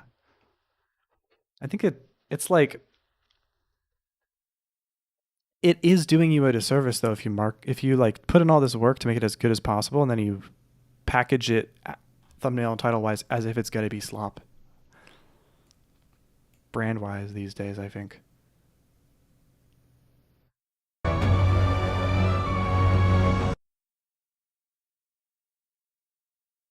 I'm starting to feel like the packaging that we used to do needs to change.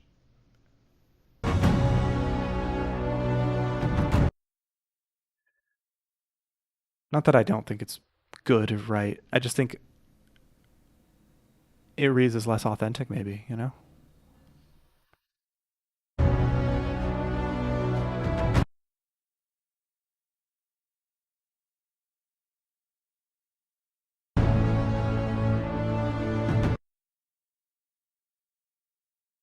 I think just have fun with it.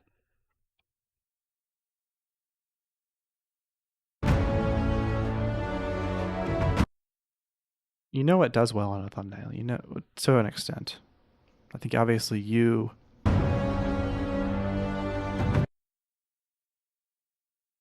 probably know better than the average person. Obviously, it's a never-ending war of figuring out what actually does well as a thumbnail and not. But ultimately, I think something that's cool is more impactful than something that's clickable a lot of the time. And we forget that sometimes, maybe.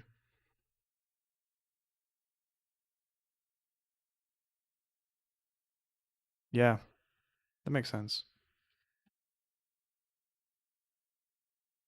I mean, just like have other inspiration, I guess. Like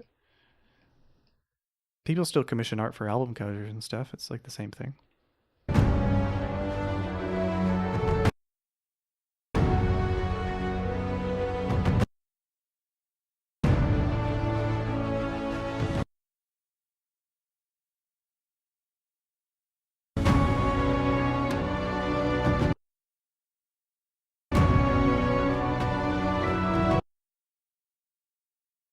Switch headphones. These ones are hurting my ears.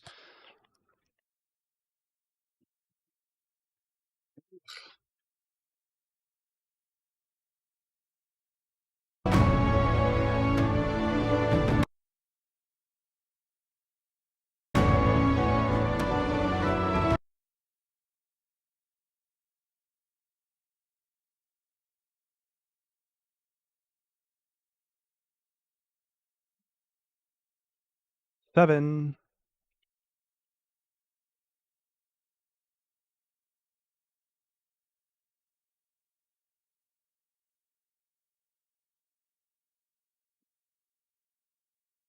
Well, the crescendo still shows up. Whoops, my stripper didn't work properly.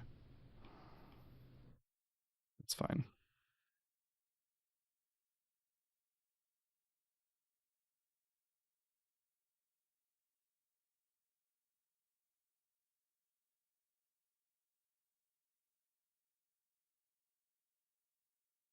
Yeah, you kind of got to be creative with like what the video is going to be if you want it to be anything more than a static image or a piano roll.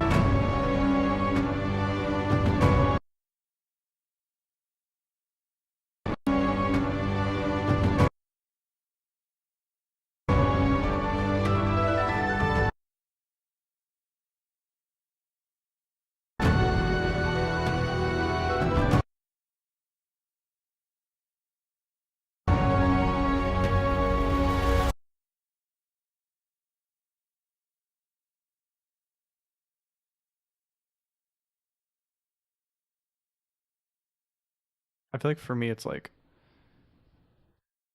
I see something like Midis to jam to, and I'm like, it wouldn't it be funny if it had the epic orchestra on top of it? That'd be kind of interesting. Turns out it doesn't really work too well, but it's still funny and interesting, I think.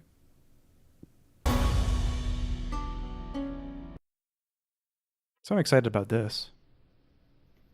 I feel like it's unique and funny and interesting, and also kind of works well. It helps people read the score, and it helps the value of the score. I feel like it feels like less sloppish than a score, than a piano roll video or a screencast of me playing it in the DAW or the notation software even.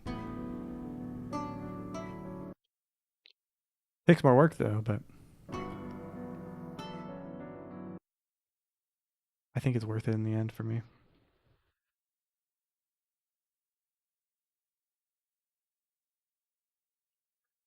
Though it's possible the screencast is just ends up being what I do if it doesn't really do anything and it gets tiring after a while. Because I can't just do this, even though I'm excited about this score video thing idea. I, I can't just do these score videos for the rest of my life, I think. Right? I'm gonna have to figure something out new. You can't stay too stagnant.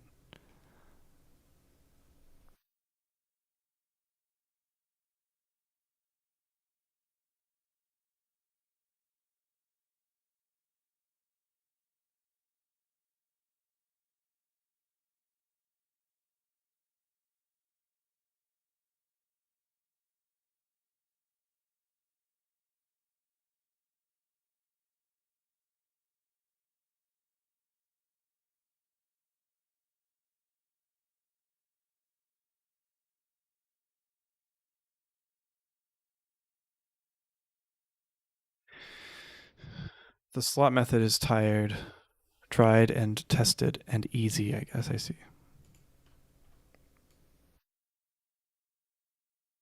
Tried and tested, brother, it doesn't always work. It's just easy. So like either it works or either it doesn't always work and it's easy and it's slop, or it doesn't always work and it's slightly less easy and it's not slop. I don't know.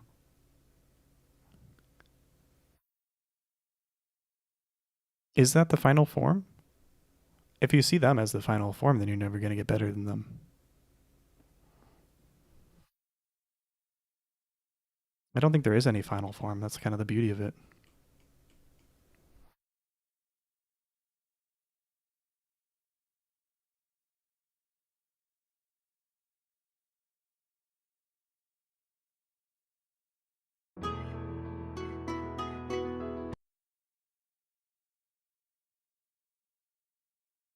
We're always just trying to get better, right?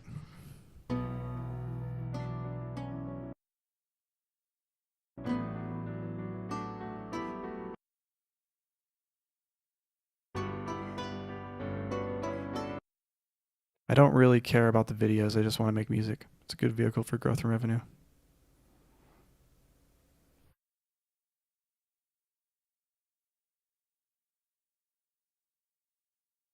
I definitely care about the music more than the videos, but I think it's fun to make a good video.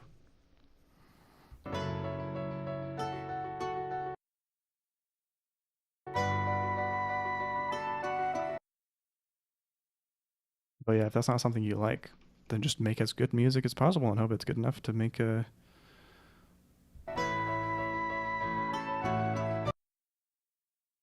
to do well enough on like Spotify or whatever. I think that's why a lot of musicians gravitate towards being trying to be like Samuel Kim, because it's like you can make a Samuel Kim video, emphasis on video, very easily. It's like, wait, I can just do that. And then it's like you realize the video part is actually not important if you're trying to make good music.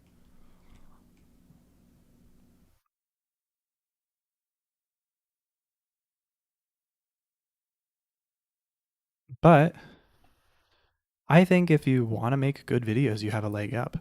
If you find the process of making interesting videos fun to at least to some extent, you add an advantage just inherently on the YouTube platform, because it gives you another door to do decently in.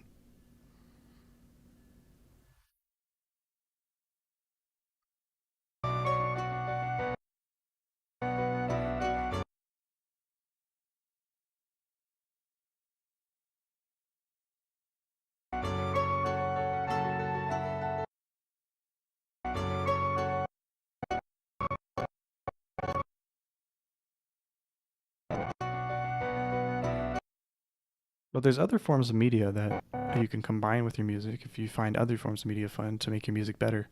I was thinking about this. Like, if you're, say,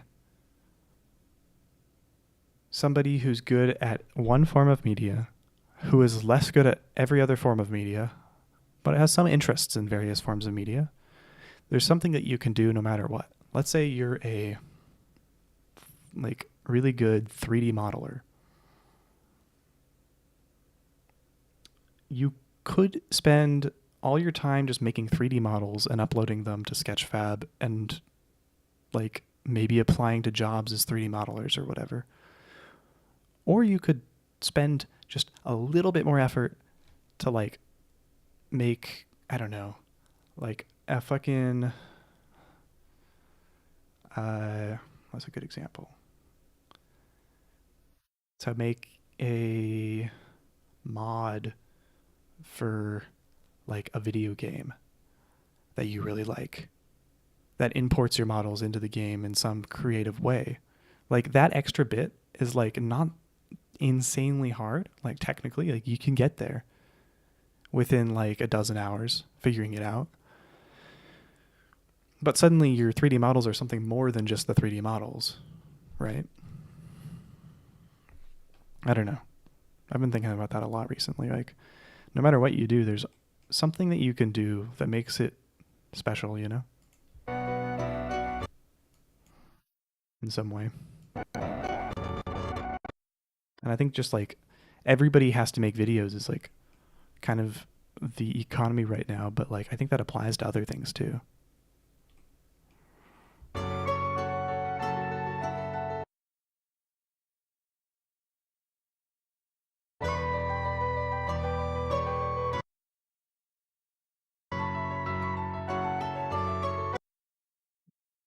People complain that like if you're an artist, you're also a marketer, but I think it's just fun to figure out cool things, you know? Got to make music replacement mods for games. Yeah, like you could make like a Minecraft mod that is just like all of the music but orchestral. And suddenly it's like just another cool thing. It might not necessarily do well or whatever, but it's something cool to do. Oh, really? That's fun.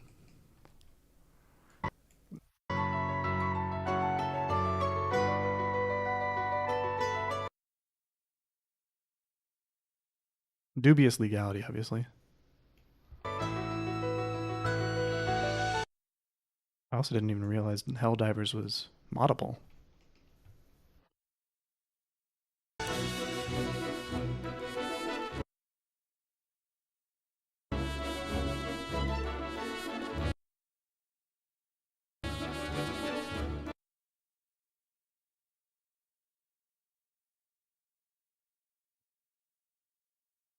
But there's got to be other avenues via other forms of media that also applies to, you know?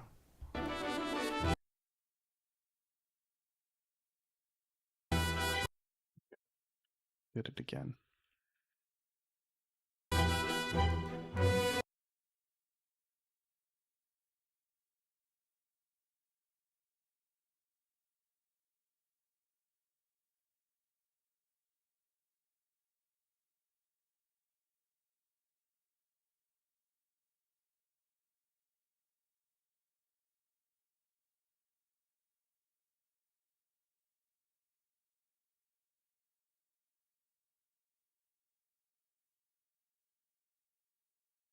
It is. There's like Star Wars mods of it. That's kind of crazy.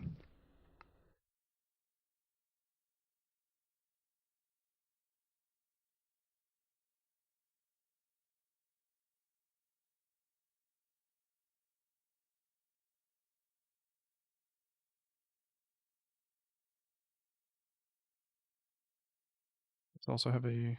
No, we're good.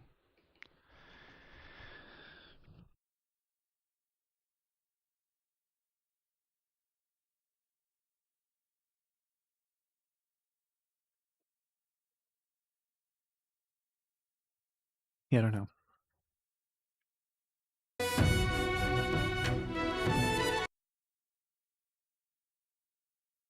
And also, there's like a scale to it too, right? Like, there's some games that are carried by their music, so you could make like a decent game that's not very interesting. That's just like serving the soundtrack, kind of, more just like a performance for your music or whatever than it is like just an actual game, but still is fun somehow.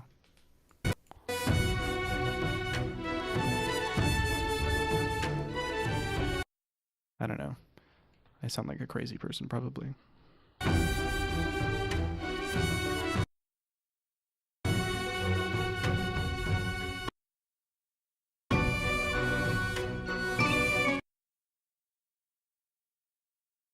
Yeah, pull a Toby Fox. Obviously, Toby Fox's games are also good, but like if they didn't have good music, I don't know if they would be very popular comparatively.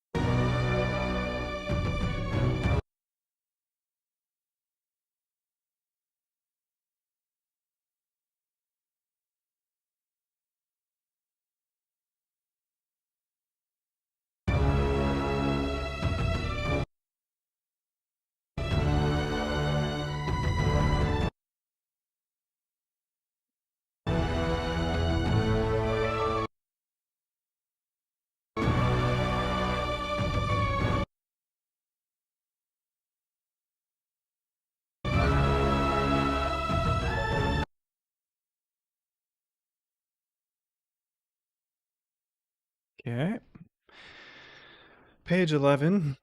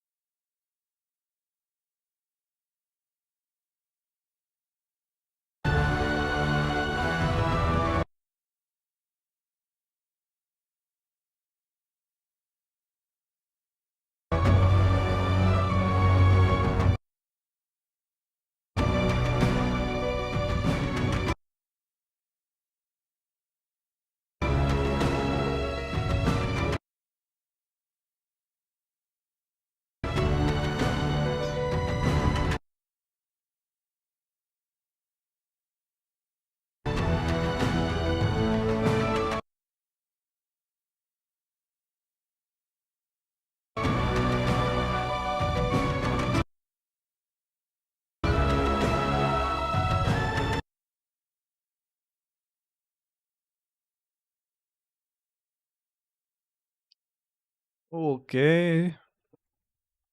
12. There are 17 total. We got 5 more. 6 more.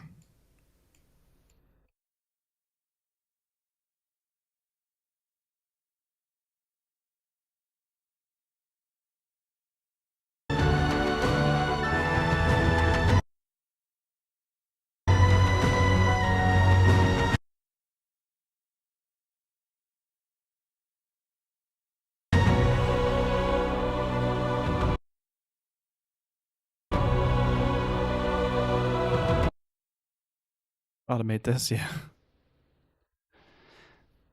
Tough part is that it's measures, the lengths of the measures vary. So I don't know how you would automate this.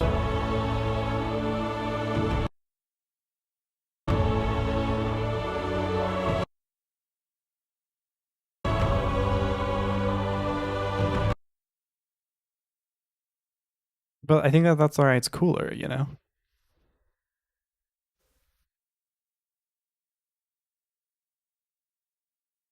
I heard 70. Oh, 17, yeah.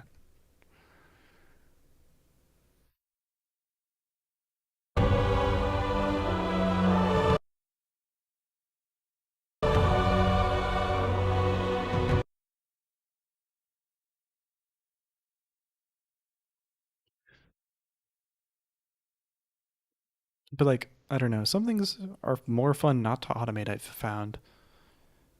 I thought I was trying to automate like the score layout a while back when I was doing the big score. And I realized it's kind of fun making the score look nice and unique every time. If you automate everything, it kind of implies that you don't want to do any of it.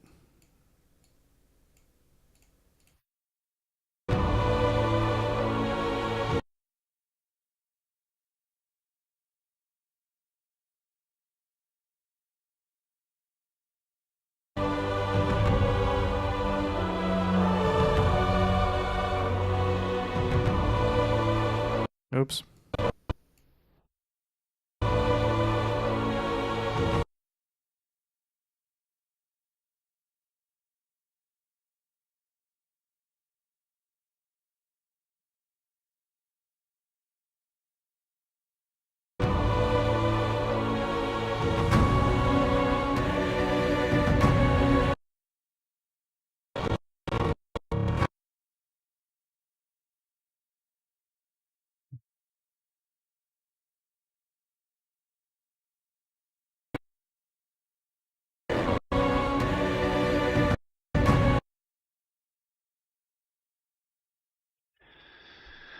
Well, assuming it's just busy work and not something interesting or creative, why not?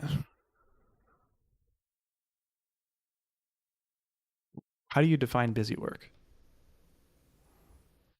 I think is the question. Because it's like, I think busy work a lot of the times is a skill you're developing hidden in disguise or something, you know? Like right now, I've realized that if I make the scroll bar go one note ahead of where these notes go, it makes the score like scrolling more readable. And I'm also getting faster at using DaVinci Resolve. And those are just two things that I've noticed that if I hadn't been doing this manually, I wouldn't have gotten better at, you know? So it feels like this is a mindless and repetitive task, but I feel like I'm actually getting good at something. You could say automating it also is helping you get good at something, I suppose. Getting good at scripting in AHK or in Python or whatever. But I like making things that I can see. I don't know. That's part of it.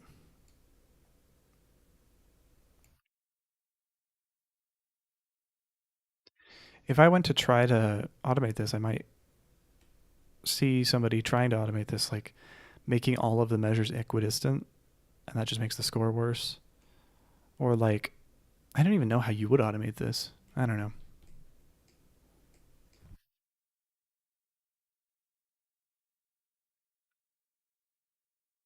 But like, The idea is having more time for real work, I suppose.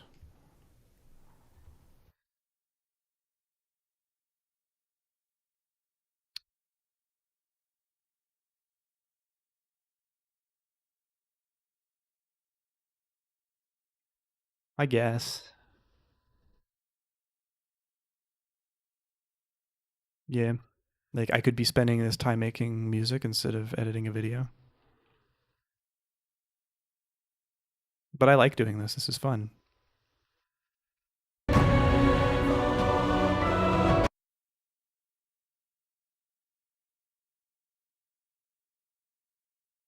I think if I only wrote music all the time and didn't do anything else fun on top of it, it would be less fun to make music for me.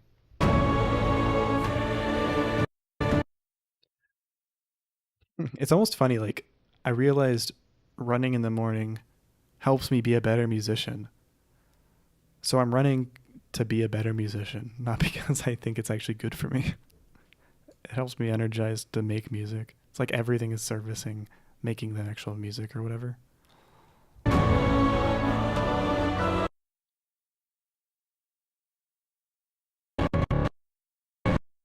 But I mean,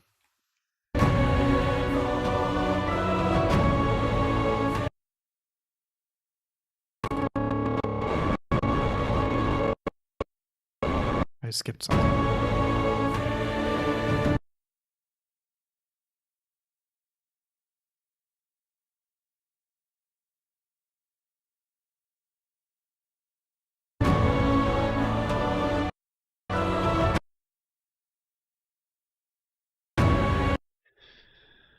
But I don't know. I feel like it's scary to say I want to automate away all my busy work to me just because I feel like I found that a lot of the things I thought would have been busy work are actually super helpful to my development as a musician or as just a creative person.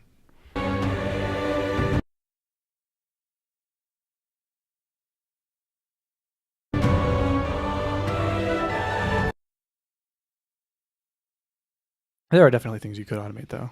I like using hotkeys for a lot of things.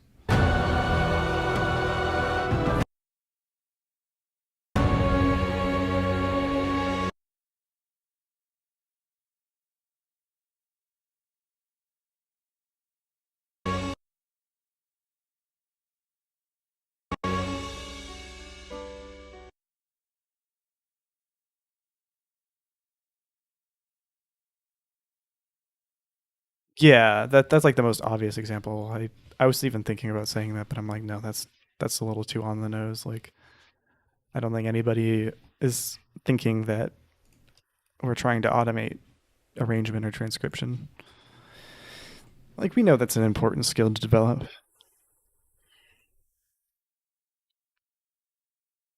But like, if I automated that, I couldn't try something like this. Check this out. What if we zoom in?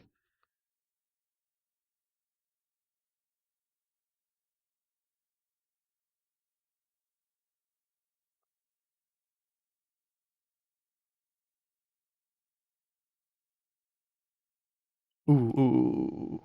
So what we do, we get a generator, solid color, put it on top. Oops. Solid color, put it on top, make it white, crop it left. Just, I guess, move it like this. Put it under the blanks part of the score. Is that right? I try to find MIDI so I don't have to transcribe everything. Is that legal? Are you saying like for your arrangements you use MIDIs to arrange sometimes?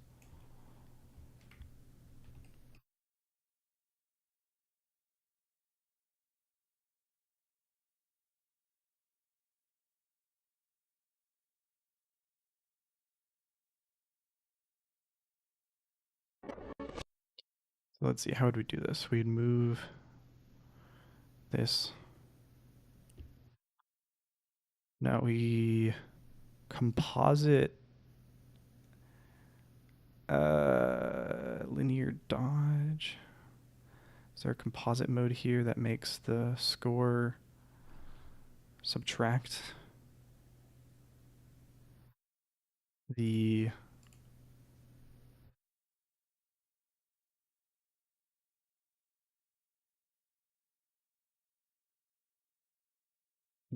subtract this maybe?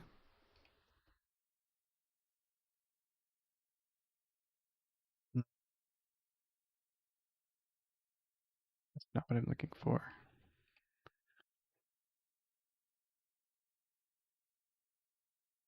What if I put it on top?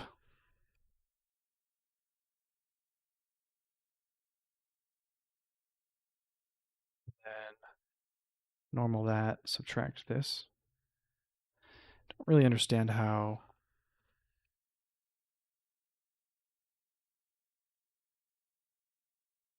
Okay, let's put this over here so we can see the difference.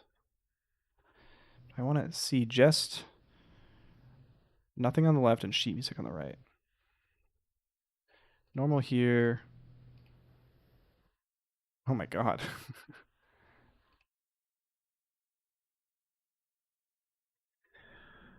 Yeah, I don't know how it would be illegal since I have to rearrange the program to the MIDI anyways. Maybe if I did what Arcade Player does and just plug MIDI ripped from the games into a sound font generator. Maybe it's not illegal, I don't know. Um,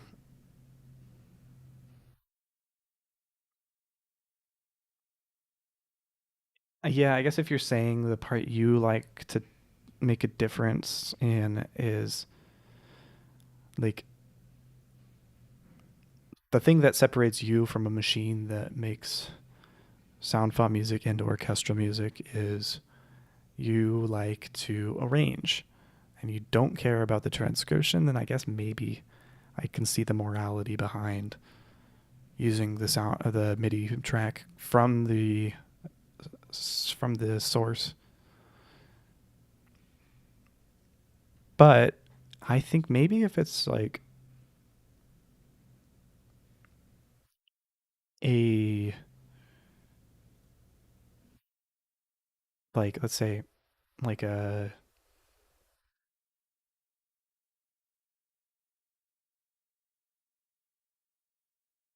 song from a video game that uses sound fonts that are very obviously sound fonts but is still orchestral, like something from an old Final Fantasy game or something, and then you take the MIDI, put it into a mock-up, and then make an arrangement out of it. The only thing you're creatively doing is at that point, if you're taking all the flute parts, putting them on better sounding flutes, taking all the violin parts, putting them on better sounding violins, etc. The only thing you're doing at that point is mocking up. And if you like the act of mocking up, then I guess that's why you're doing that. And there's definitely tracks that I've done that are like that,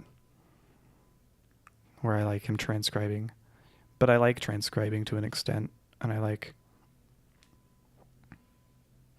mocking up, I guess. So it's like, yeah, it kind of turns you into a machine that just turns sound font music into orchestral music because there's like a lot less creative decisions you're doing. You're just trying to make sure that the CSS strings are lined up right and shit, which doesn't feel super creative, I guess. But I guess that is the thing, isn't it?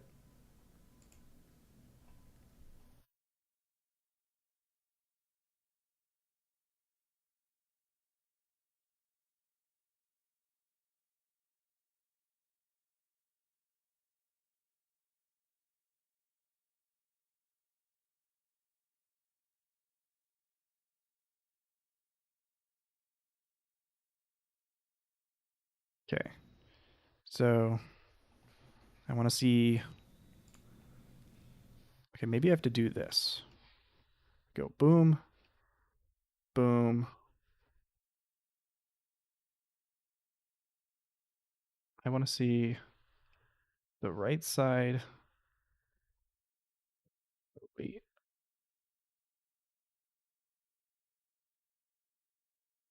Okay, normal.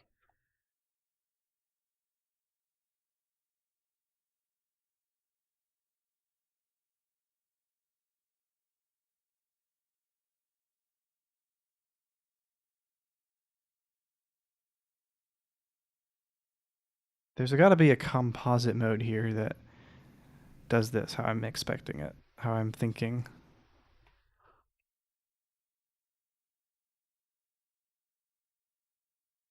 I do like that too, taking retro MIDI arrangements and plugging them into my template to see how they would sound with a realistic orchestra. Yeah, it is fun. That's for sure. I think it's dubious legality because at that point it's not really your arrangement, right? Yeah, there's a creative decision between a distinction, I think, between arranging and mocking up for sure. You're not changing the flute part to this fucking soprano sax part. I don't know, stupid example, but you know what I mean. You know what I mean. Okay. That's what I'm looking for, darker color. So now,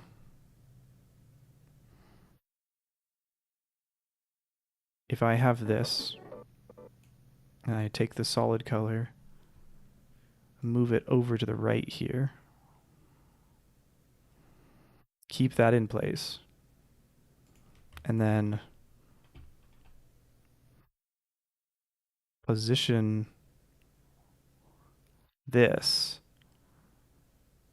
like this. This could be interesting.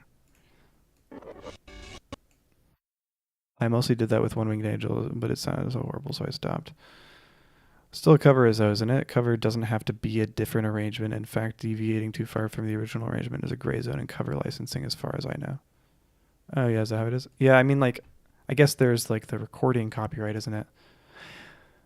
But I didn't know deviating too far was a gray zone in cover licensing. That's interesting.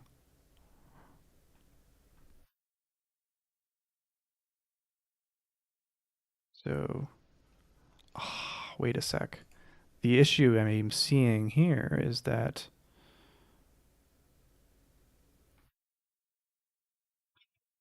I can't keyframe them simultaneously. 2.4.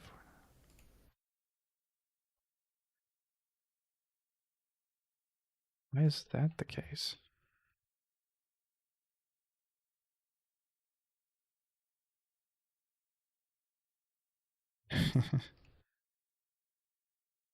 I want it. Oh, I want it to be like this. Wee.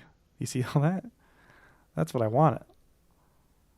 That means I have to keyframe them simultaneously. For some reason, it doesn't want me to do that.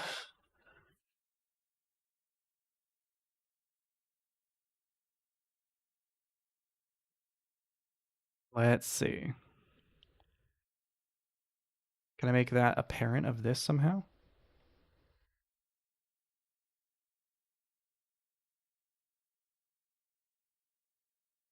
Anchor.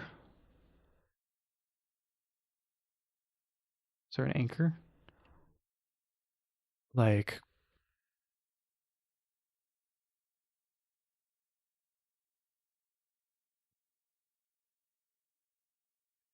or group maybe somehow?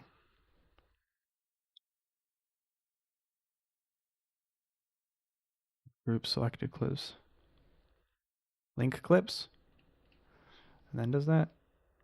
Yeah. Does that mean if I... Oh, but it's not letting me... Fuck.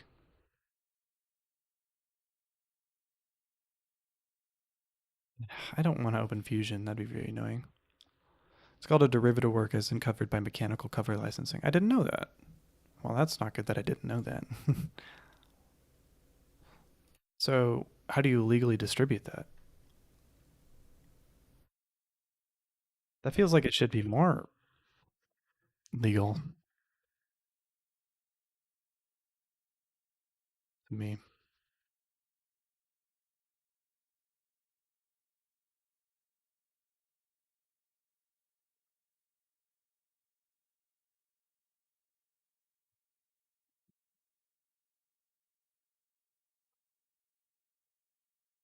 Surely you don't have to like get um,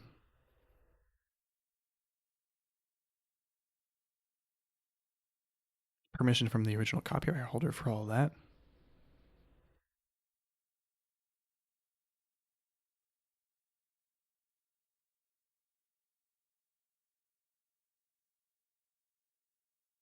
All right. Well, what if I do this? We go until we see it, and then we copy and paste that X position to the next keyframe. I like that. That'll be fun. I thought you were making the note scroll, not making creative decisions with camera movement and which parts are showing. What do you mean? I thought you were making the note scroll, not making creative decisions with camera movement and which parts are showing. You would need permission from copyright holder for derivative works. Yeah, that sucks. That's crazy. I feel like it should be the other way around, if anything. Right? That's weird. That's crazy.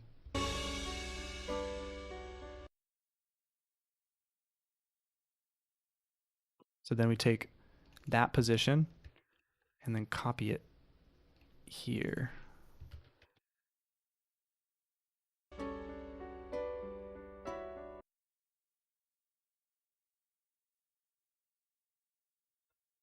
Zero, the Zelda cover guy. He educated me on this stuff. Huh.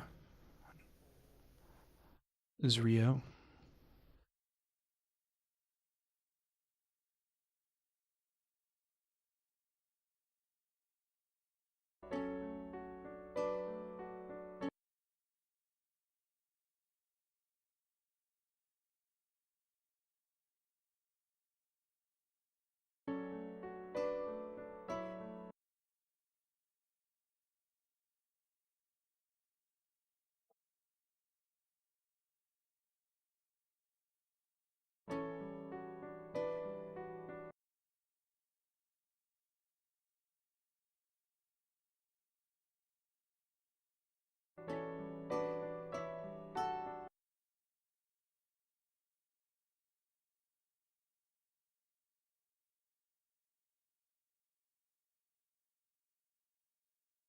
It's just how the law is, I guess. That's weird.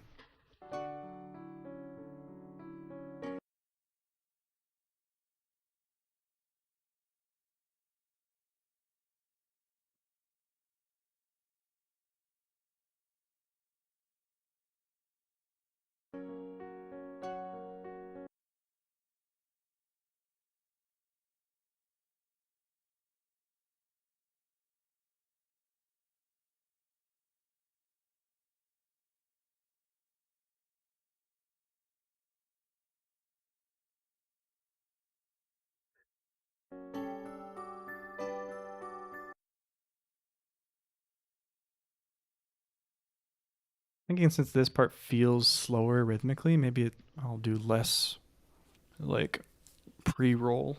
I don't know if that's the right word. Let's see if that works out better.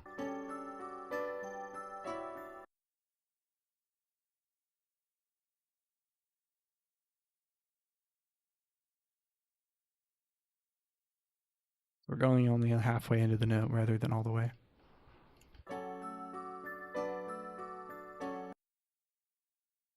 Into the next note, I guess. I'm not really explaining this well, but somebody who's paying very close attention will understand what I mean. But I doubt that that's many people. We're just chilling here.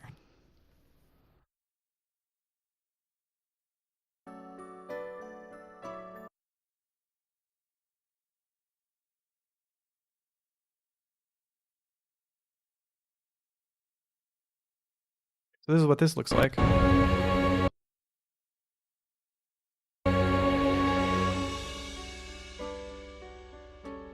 That's kind of cool.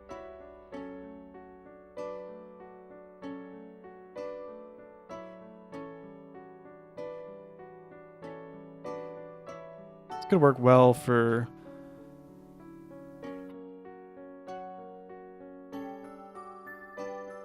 smaller instrumentations, maybe.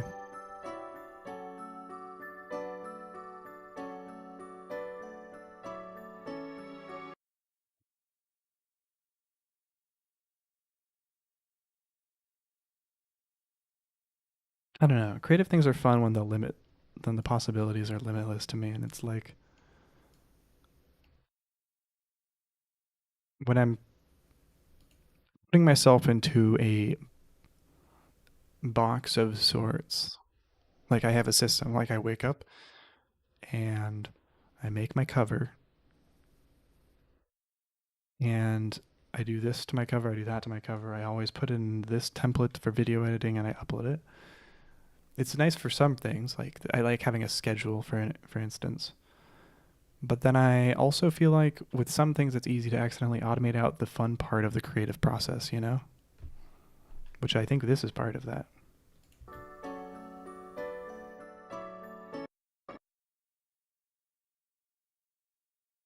So it'll be the same thing, I guess. Oh no, that was 14 already. I think it's like easy, also pretty easy to burn out. You're not making any fun music videos as a Samuel Kim clone. You're not. I don't know.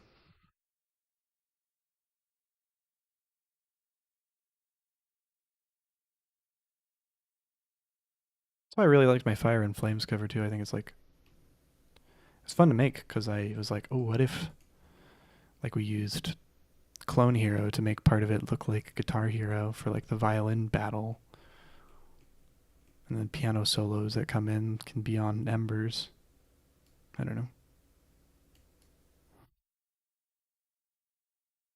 Cover song, mechanical license, re-recording a musical composition, lyrics and melody verbatim without altering its fundamental character or fundamental lyrics. Huh, I didn't know that. Derivative work, sync custom license. Oh, but isn't transforming, adapting, or modifying the original underlying composition to create a new distinct work, changing lyrics, major structural rewrites. So, isn't sync licenses what Epic Elite uses?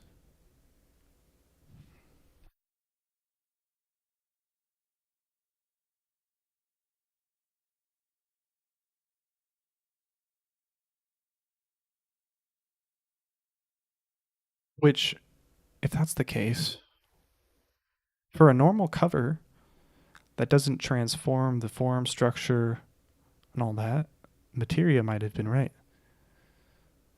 Remember, there was like a whole thing where Materia was getting mad at people that were making covers with Epic Elite because they weren't getting mechanical licenses. And then Epic Elite was like, no, we have sync licenses, so that's okay. But a lot of our covers weren't modifying the underlying composition in their lyrics or structural rewrites and all that. Like they were just covers that changed the instruments and stuff.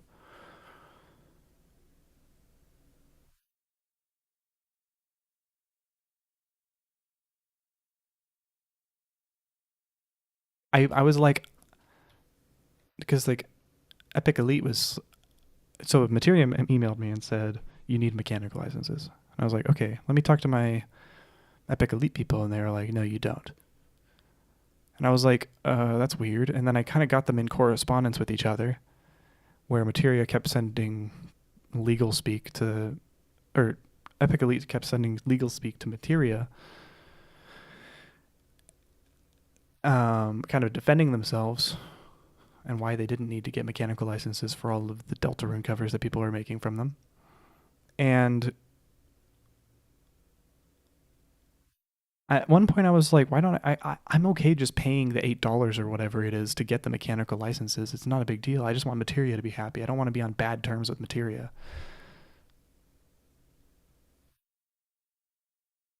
But they were like, you know, you don't need to do that. And I was like, but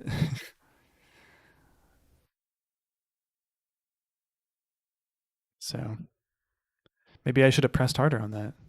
Maybe that was like, maybe Epic Elite was in the wrong there.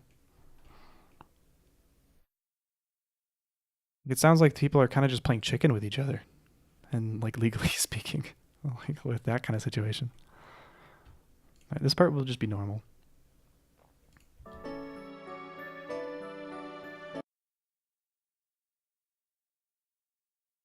It's all legal gray areas. That doesn't even seem like it's very. It seems like from what you pasted, it seems like it's pretty laid out. Like my Sigma Boy cover isn't a cover; it's a rework, and it should be used using a sync license. And then my Beethoven Virus cover is a cover, and it should be using a mechanical license. And if that's the case, it feels weird that I've only been using sync licenses because Epic Elite told me. Epic Elite. Epic Elite.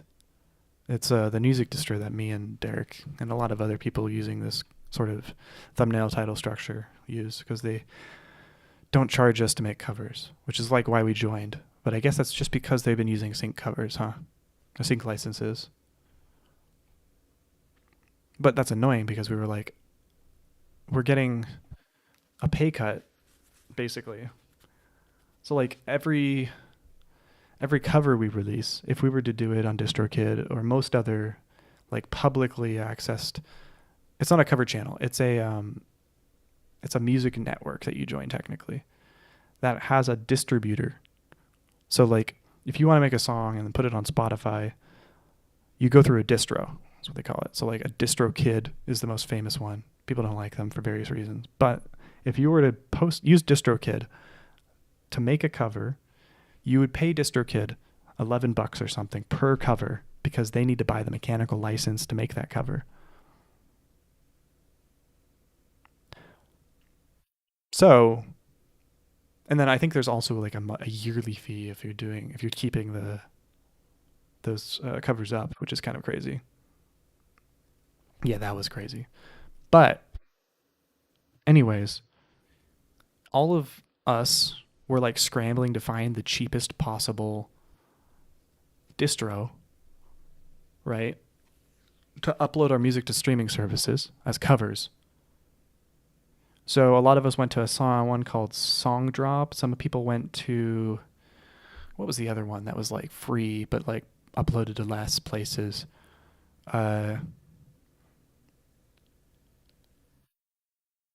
Yeah, most don't even make that much. Yeah, I used to use SoundDrop, but I actually mostly used, what was it called? Let me see if I can find it. It was called,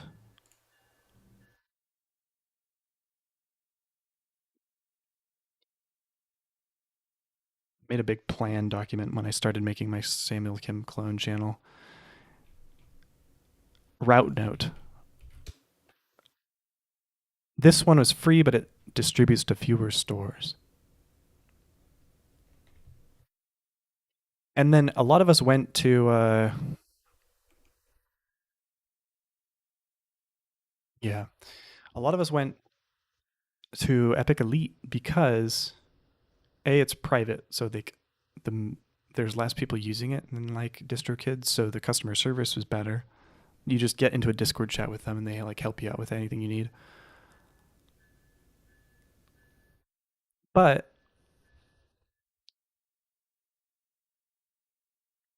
instead of having you pay for your covers, they just took a cut from your royalties, which at the time I was like, oh, that makes sense. Like they got to pay for the licenses. Do they have to pay for sync licenses? Buy a sync license. Because if you look at buy a mechanical license, you can buy mechanical licenses to make covers from various websites. Buy cover license.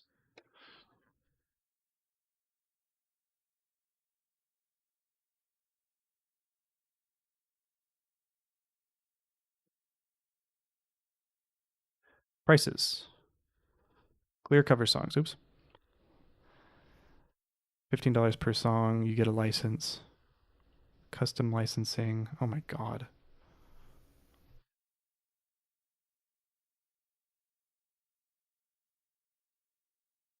Like there's not a specification. You need sync licenses for YouTube videos. Mechanical license for streaming. Interesting. YouTube is such a strange.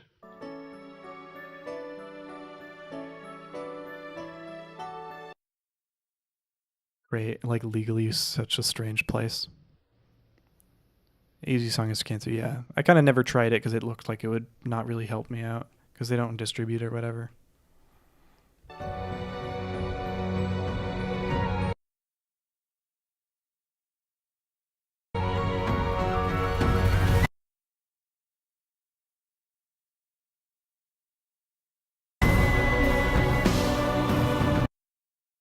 Most of the Epic version videos technically need sync licenses, but no one gets them.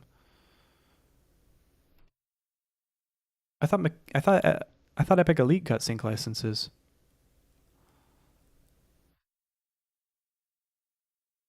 Hang on.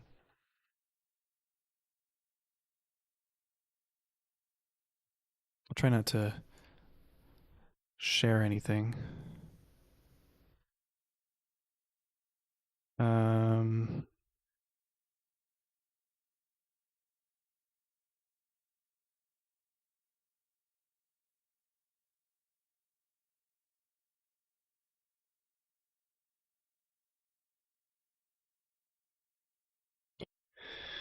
let's see.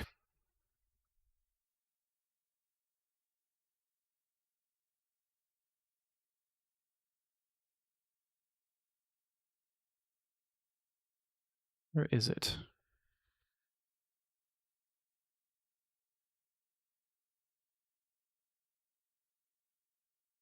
Here.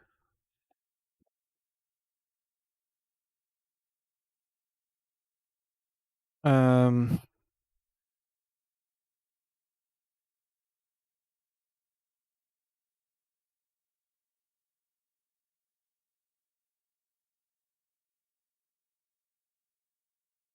oh, here it is. I got this email. Let's see if I make sure I don't share anything too crazy. I got this email from Materia saying, hey, you don't have mechanical licenses. Let me make sure I don't share anything too crazy. All right, this looks good. I think I'm in streamer mode. I don't see anything. I said, hi, have we not been obtaining mechanical licenses for these projects? This is back when I didn't even know. Are already covered under MLC's compulsory blanket. It is no longer necessary to acquire mechanical license manually. In the meantime,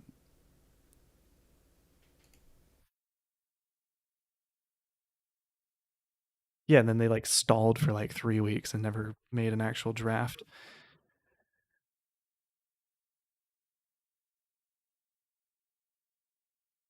And then they said these covers are streaming only releases, which therefore benefit from the compulsory mechanical license granted by MLC to platforms. No separate mechanical license is required for the distribution of underlying compositions.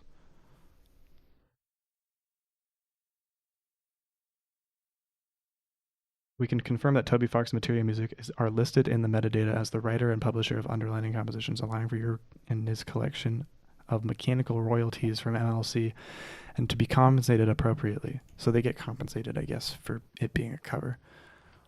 Like they just take a cut or something? I don't really know.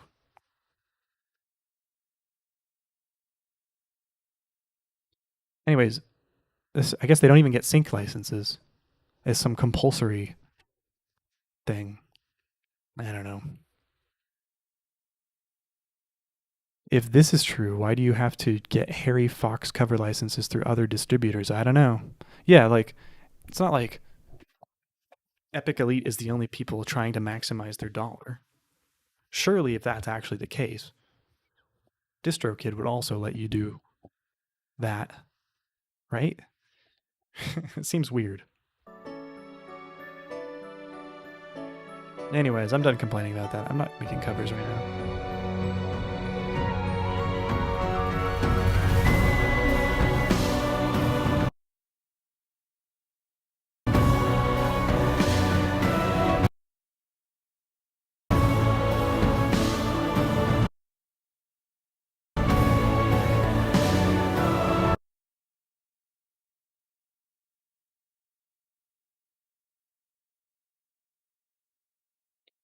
I'm done worrying about that. That was 15. We have 2 more.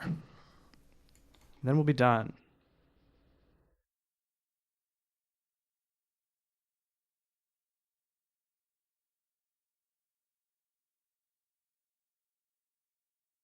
Yeah, it's sus, but it works. It works. Yeah, I mean, we're working it. We're making it work.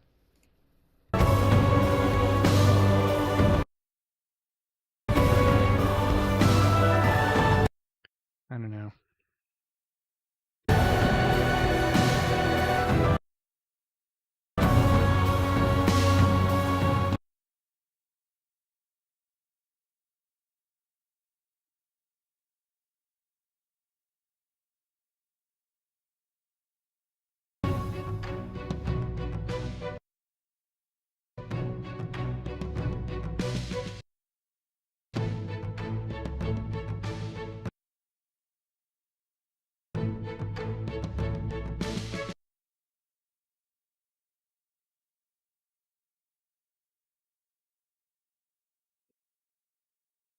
I don't know, man.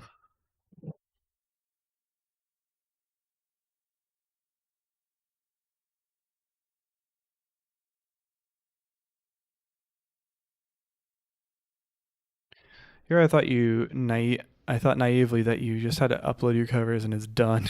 Yeah. No, it's a fucking shit show out here. Yeah, what was it? It was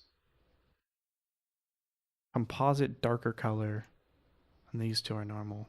So I do this here, and then I copy this there, and then I composite darker color.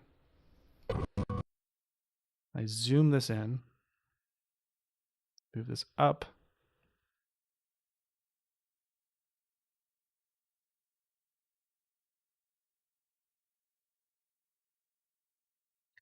I swear Diego Mitre just uploaded a lot of his covers as original music through DistroKid and didn't bother licensing. Hey, let's not throw out any accusations, but like, that would be crazy. If that's the case, he's probably making so much money off of them, like super illegally. But I don't. Are they all DistroKid?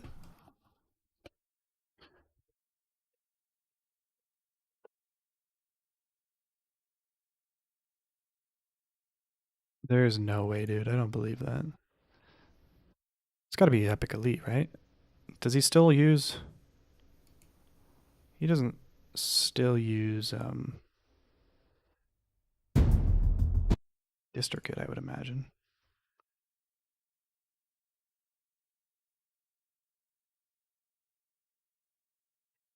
This was 2 years ago.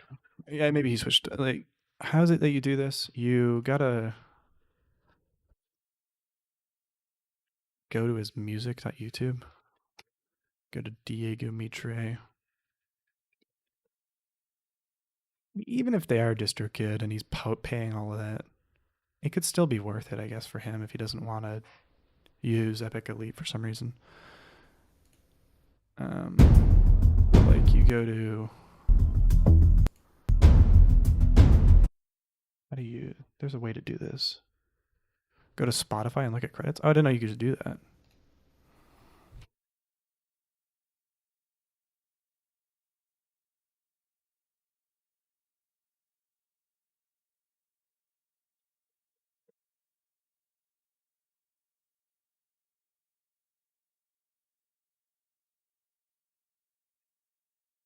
Distributors. Are you sure?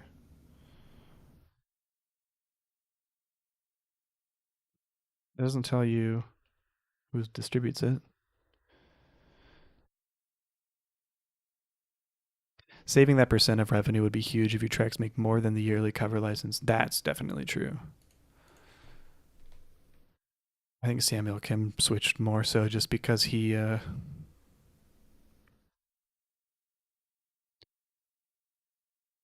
um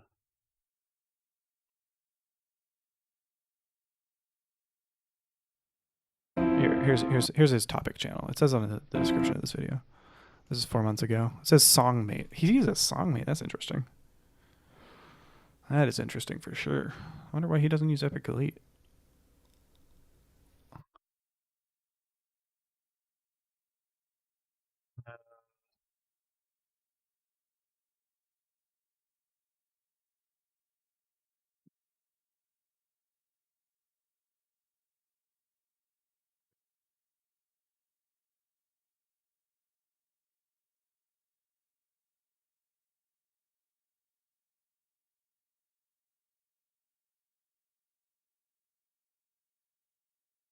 Here it is.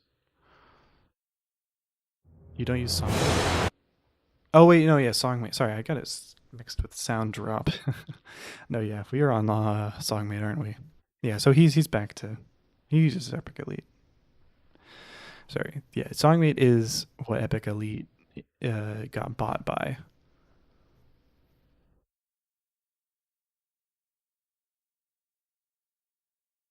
Yeah, no, this looks legit.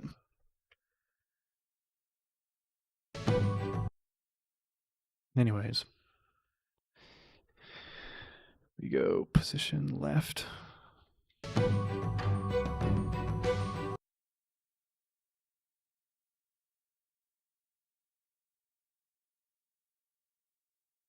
That. Oh no. Forgot to keyframe. Yeah, I mean, first thing that Epic Elite had me do was migrate all my tracks to Epic Elite, so yeah, that's probably what he did too.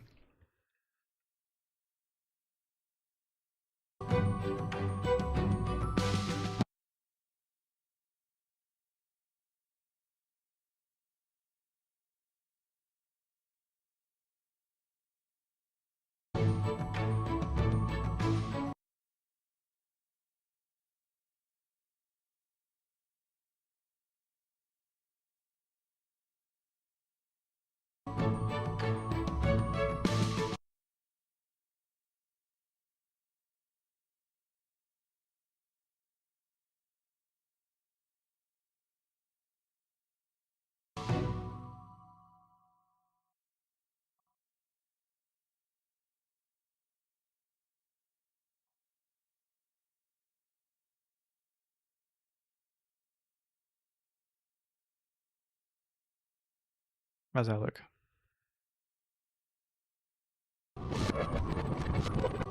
I never keyframed the original. Oh, that's super frustrating. Wait, what if I did this? Can I?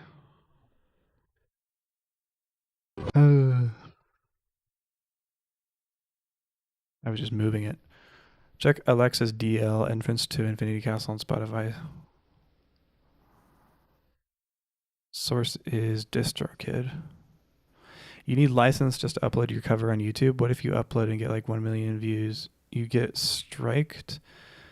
How Lord, I'll just make my shitty original music and upload it. Yeah, honestly, sometimes it's just more worth it to make original music.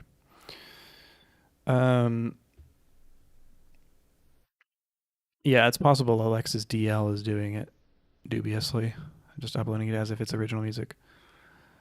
That's what Diego's tracks used to have. That's super interesting. Gosh, a lot of weird shit going on, isn't there?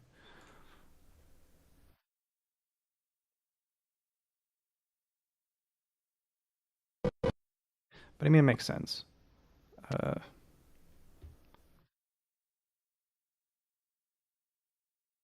that people that make things should have some sort of protection over how people use their things, you know? Obviously.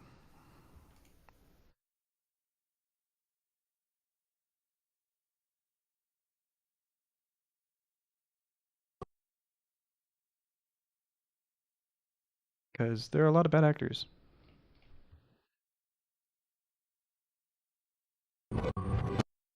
Holy shit.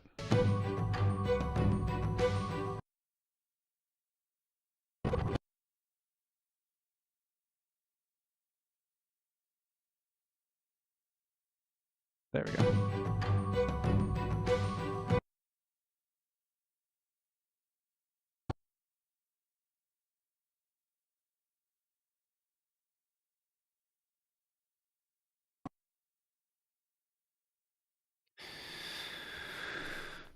Also, the cover art is super illegal, but whatever.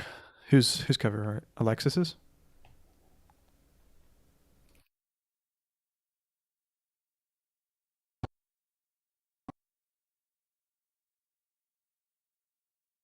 Yeah, I've definitely seen a lot of dubious cover art.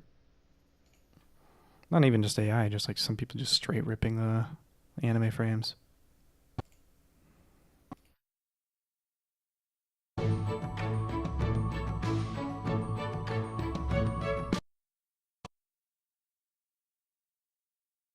But I'm not gonna be annoying about it because it's like, I don't know.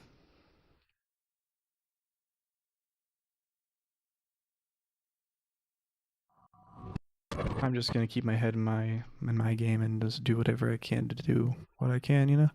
Yeah, a lot of guys just use official logos and screenshots from the anime or source. Yeah, I mean, why is that like this? Whatever. Yeah, if we're gonna be sticklers about it, it's like we also use stuff like that for just like the YouTube version, which is also illegal. It's just like people care less because it's not as official as the distributed versions or whatever.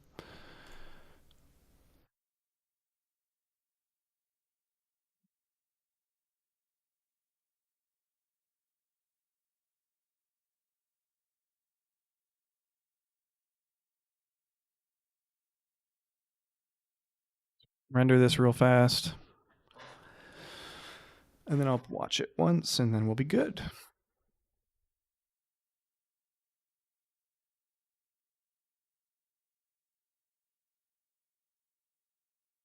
This viola part sucks ass. I need to figure out new orchestrations because so far, recently I've been doing a lot of the thing where it's like basses play either quarter notes, staccato, or they play whole notes on chord tones, and then the violins they play the melody in octaves, and then the violas play some staccato line at 16th or 8th notes. That's just like dun dum bing bum bing bum bum pa.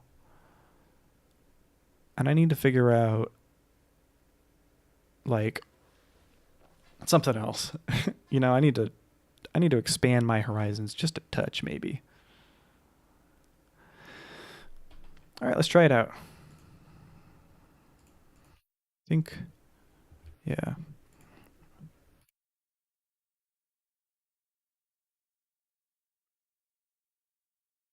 I'm going to hide chat, play it, and then I'm going to end stream.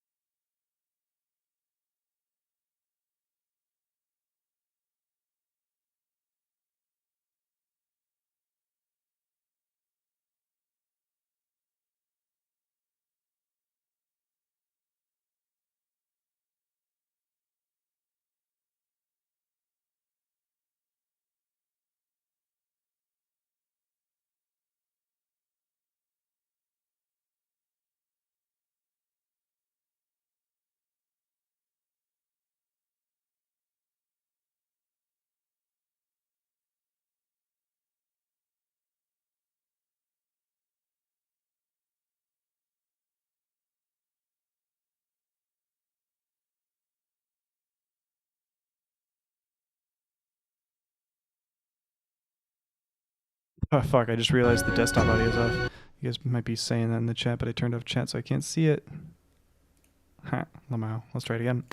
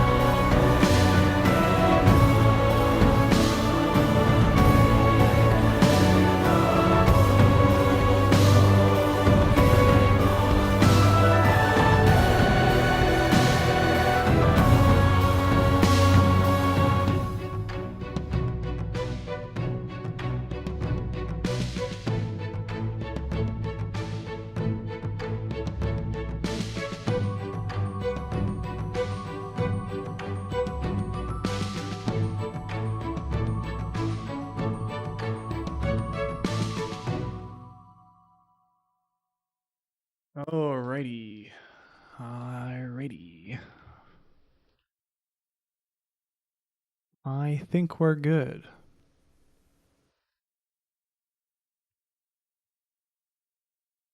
I'll catch you guys tomorrow.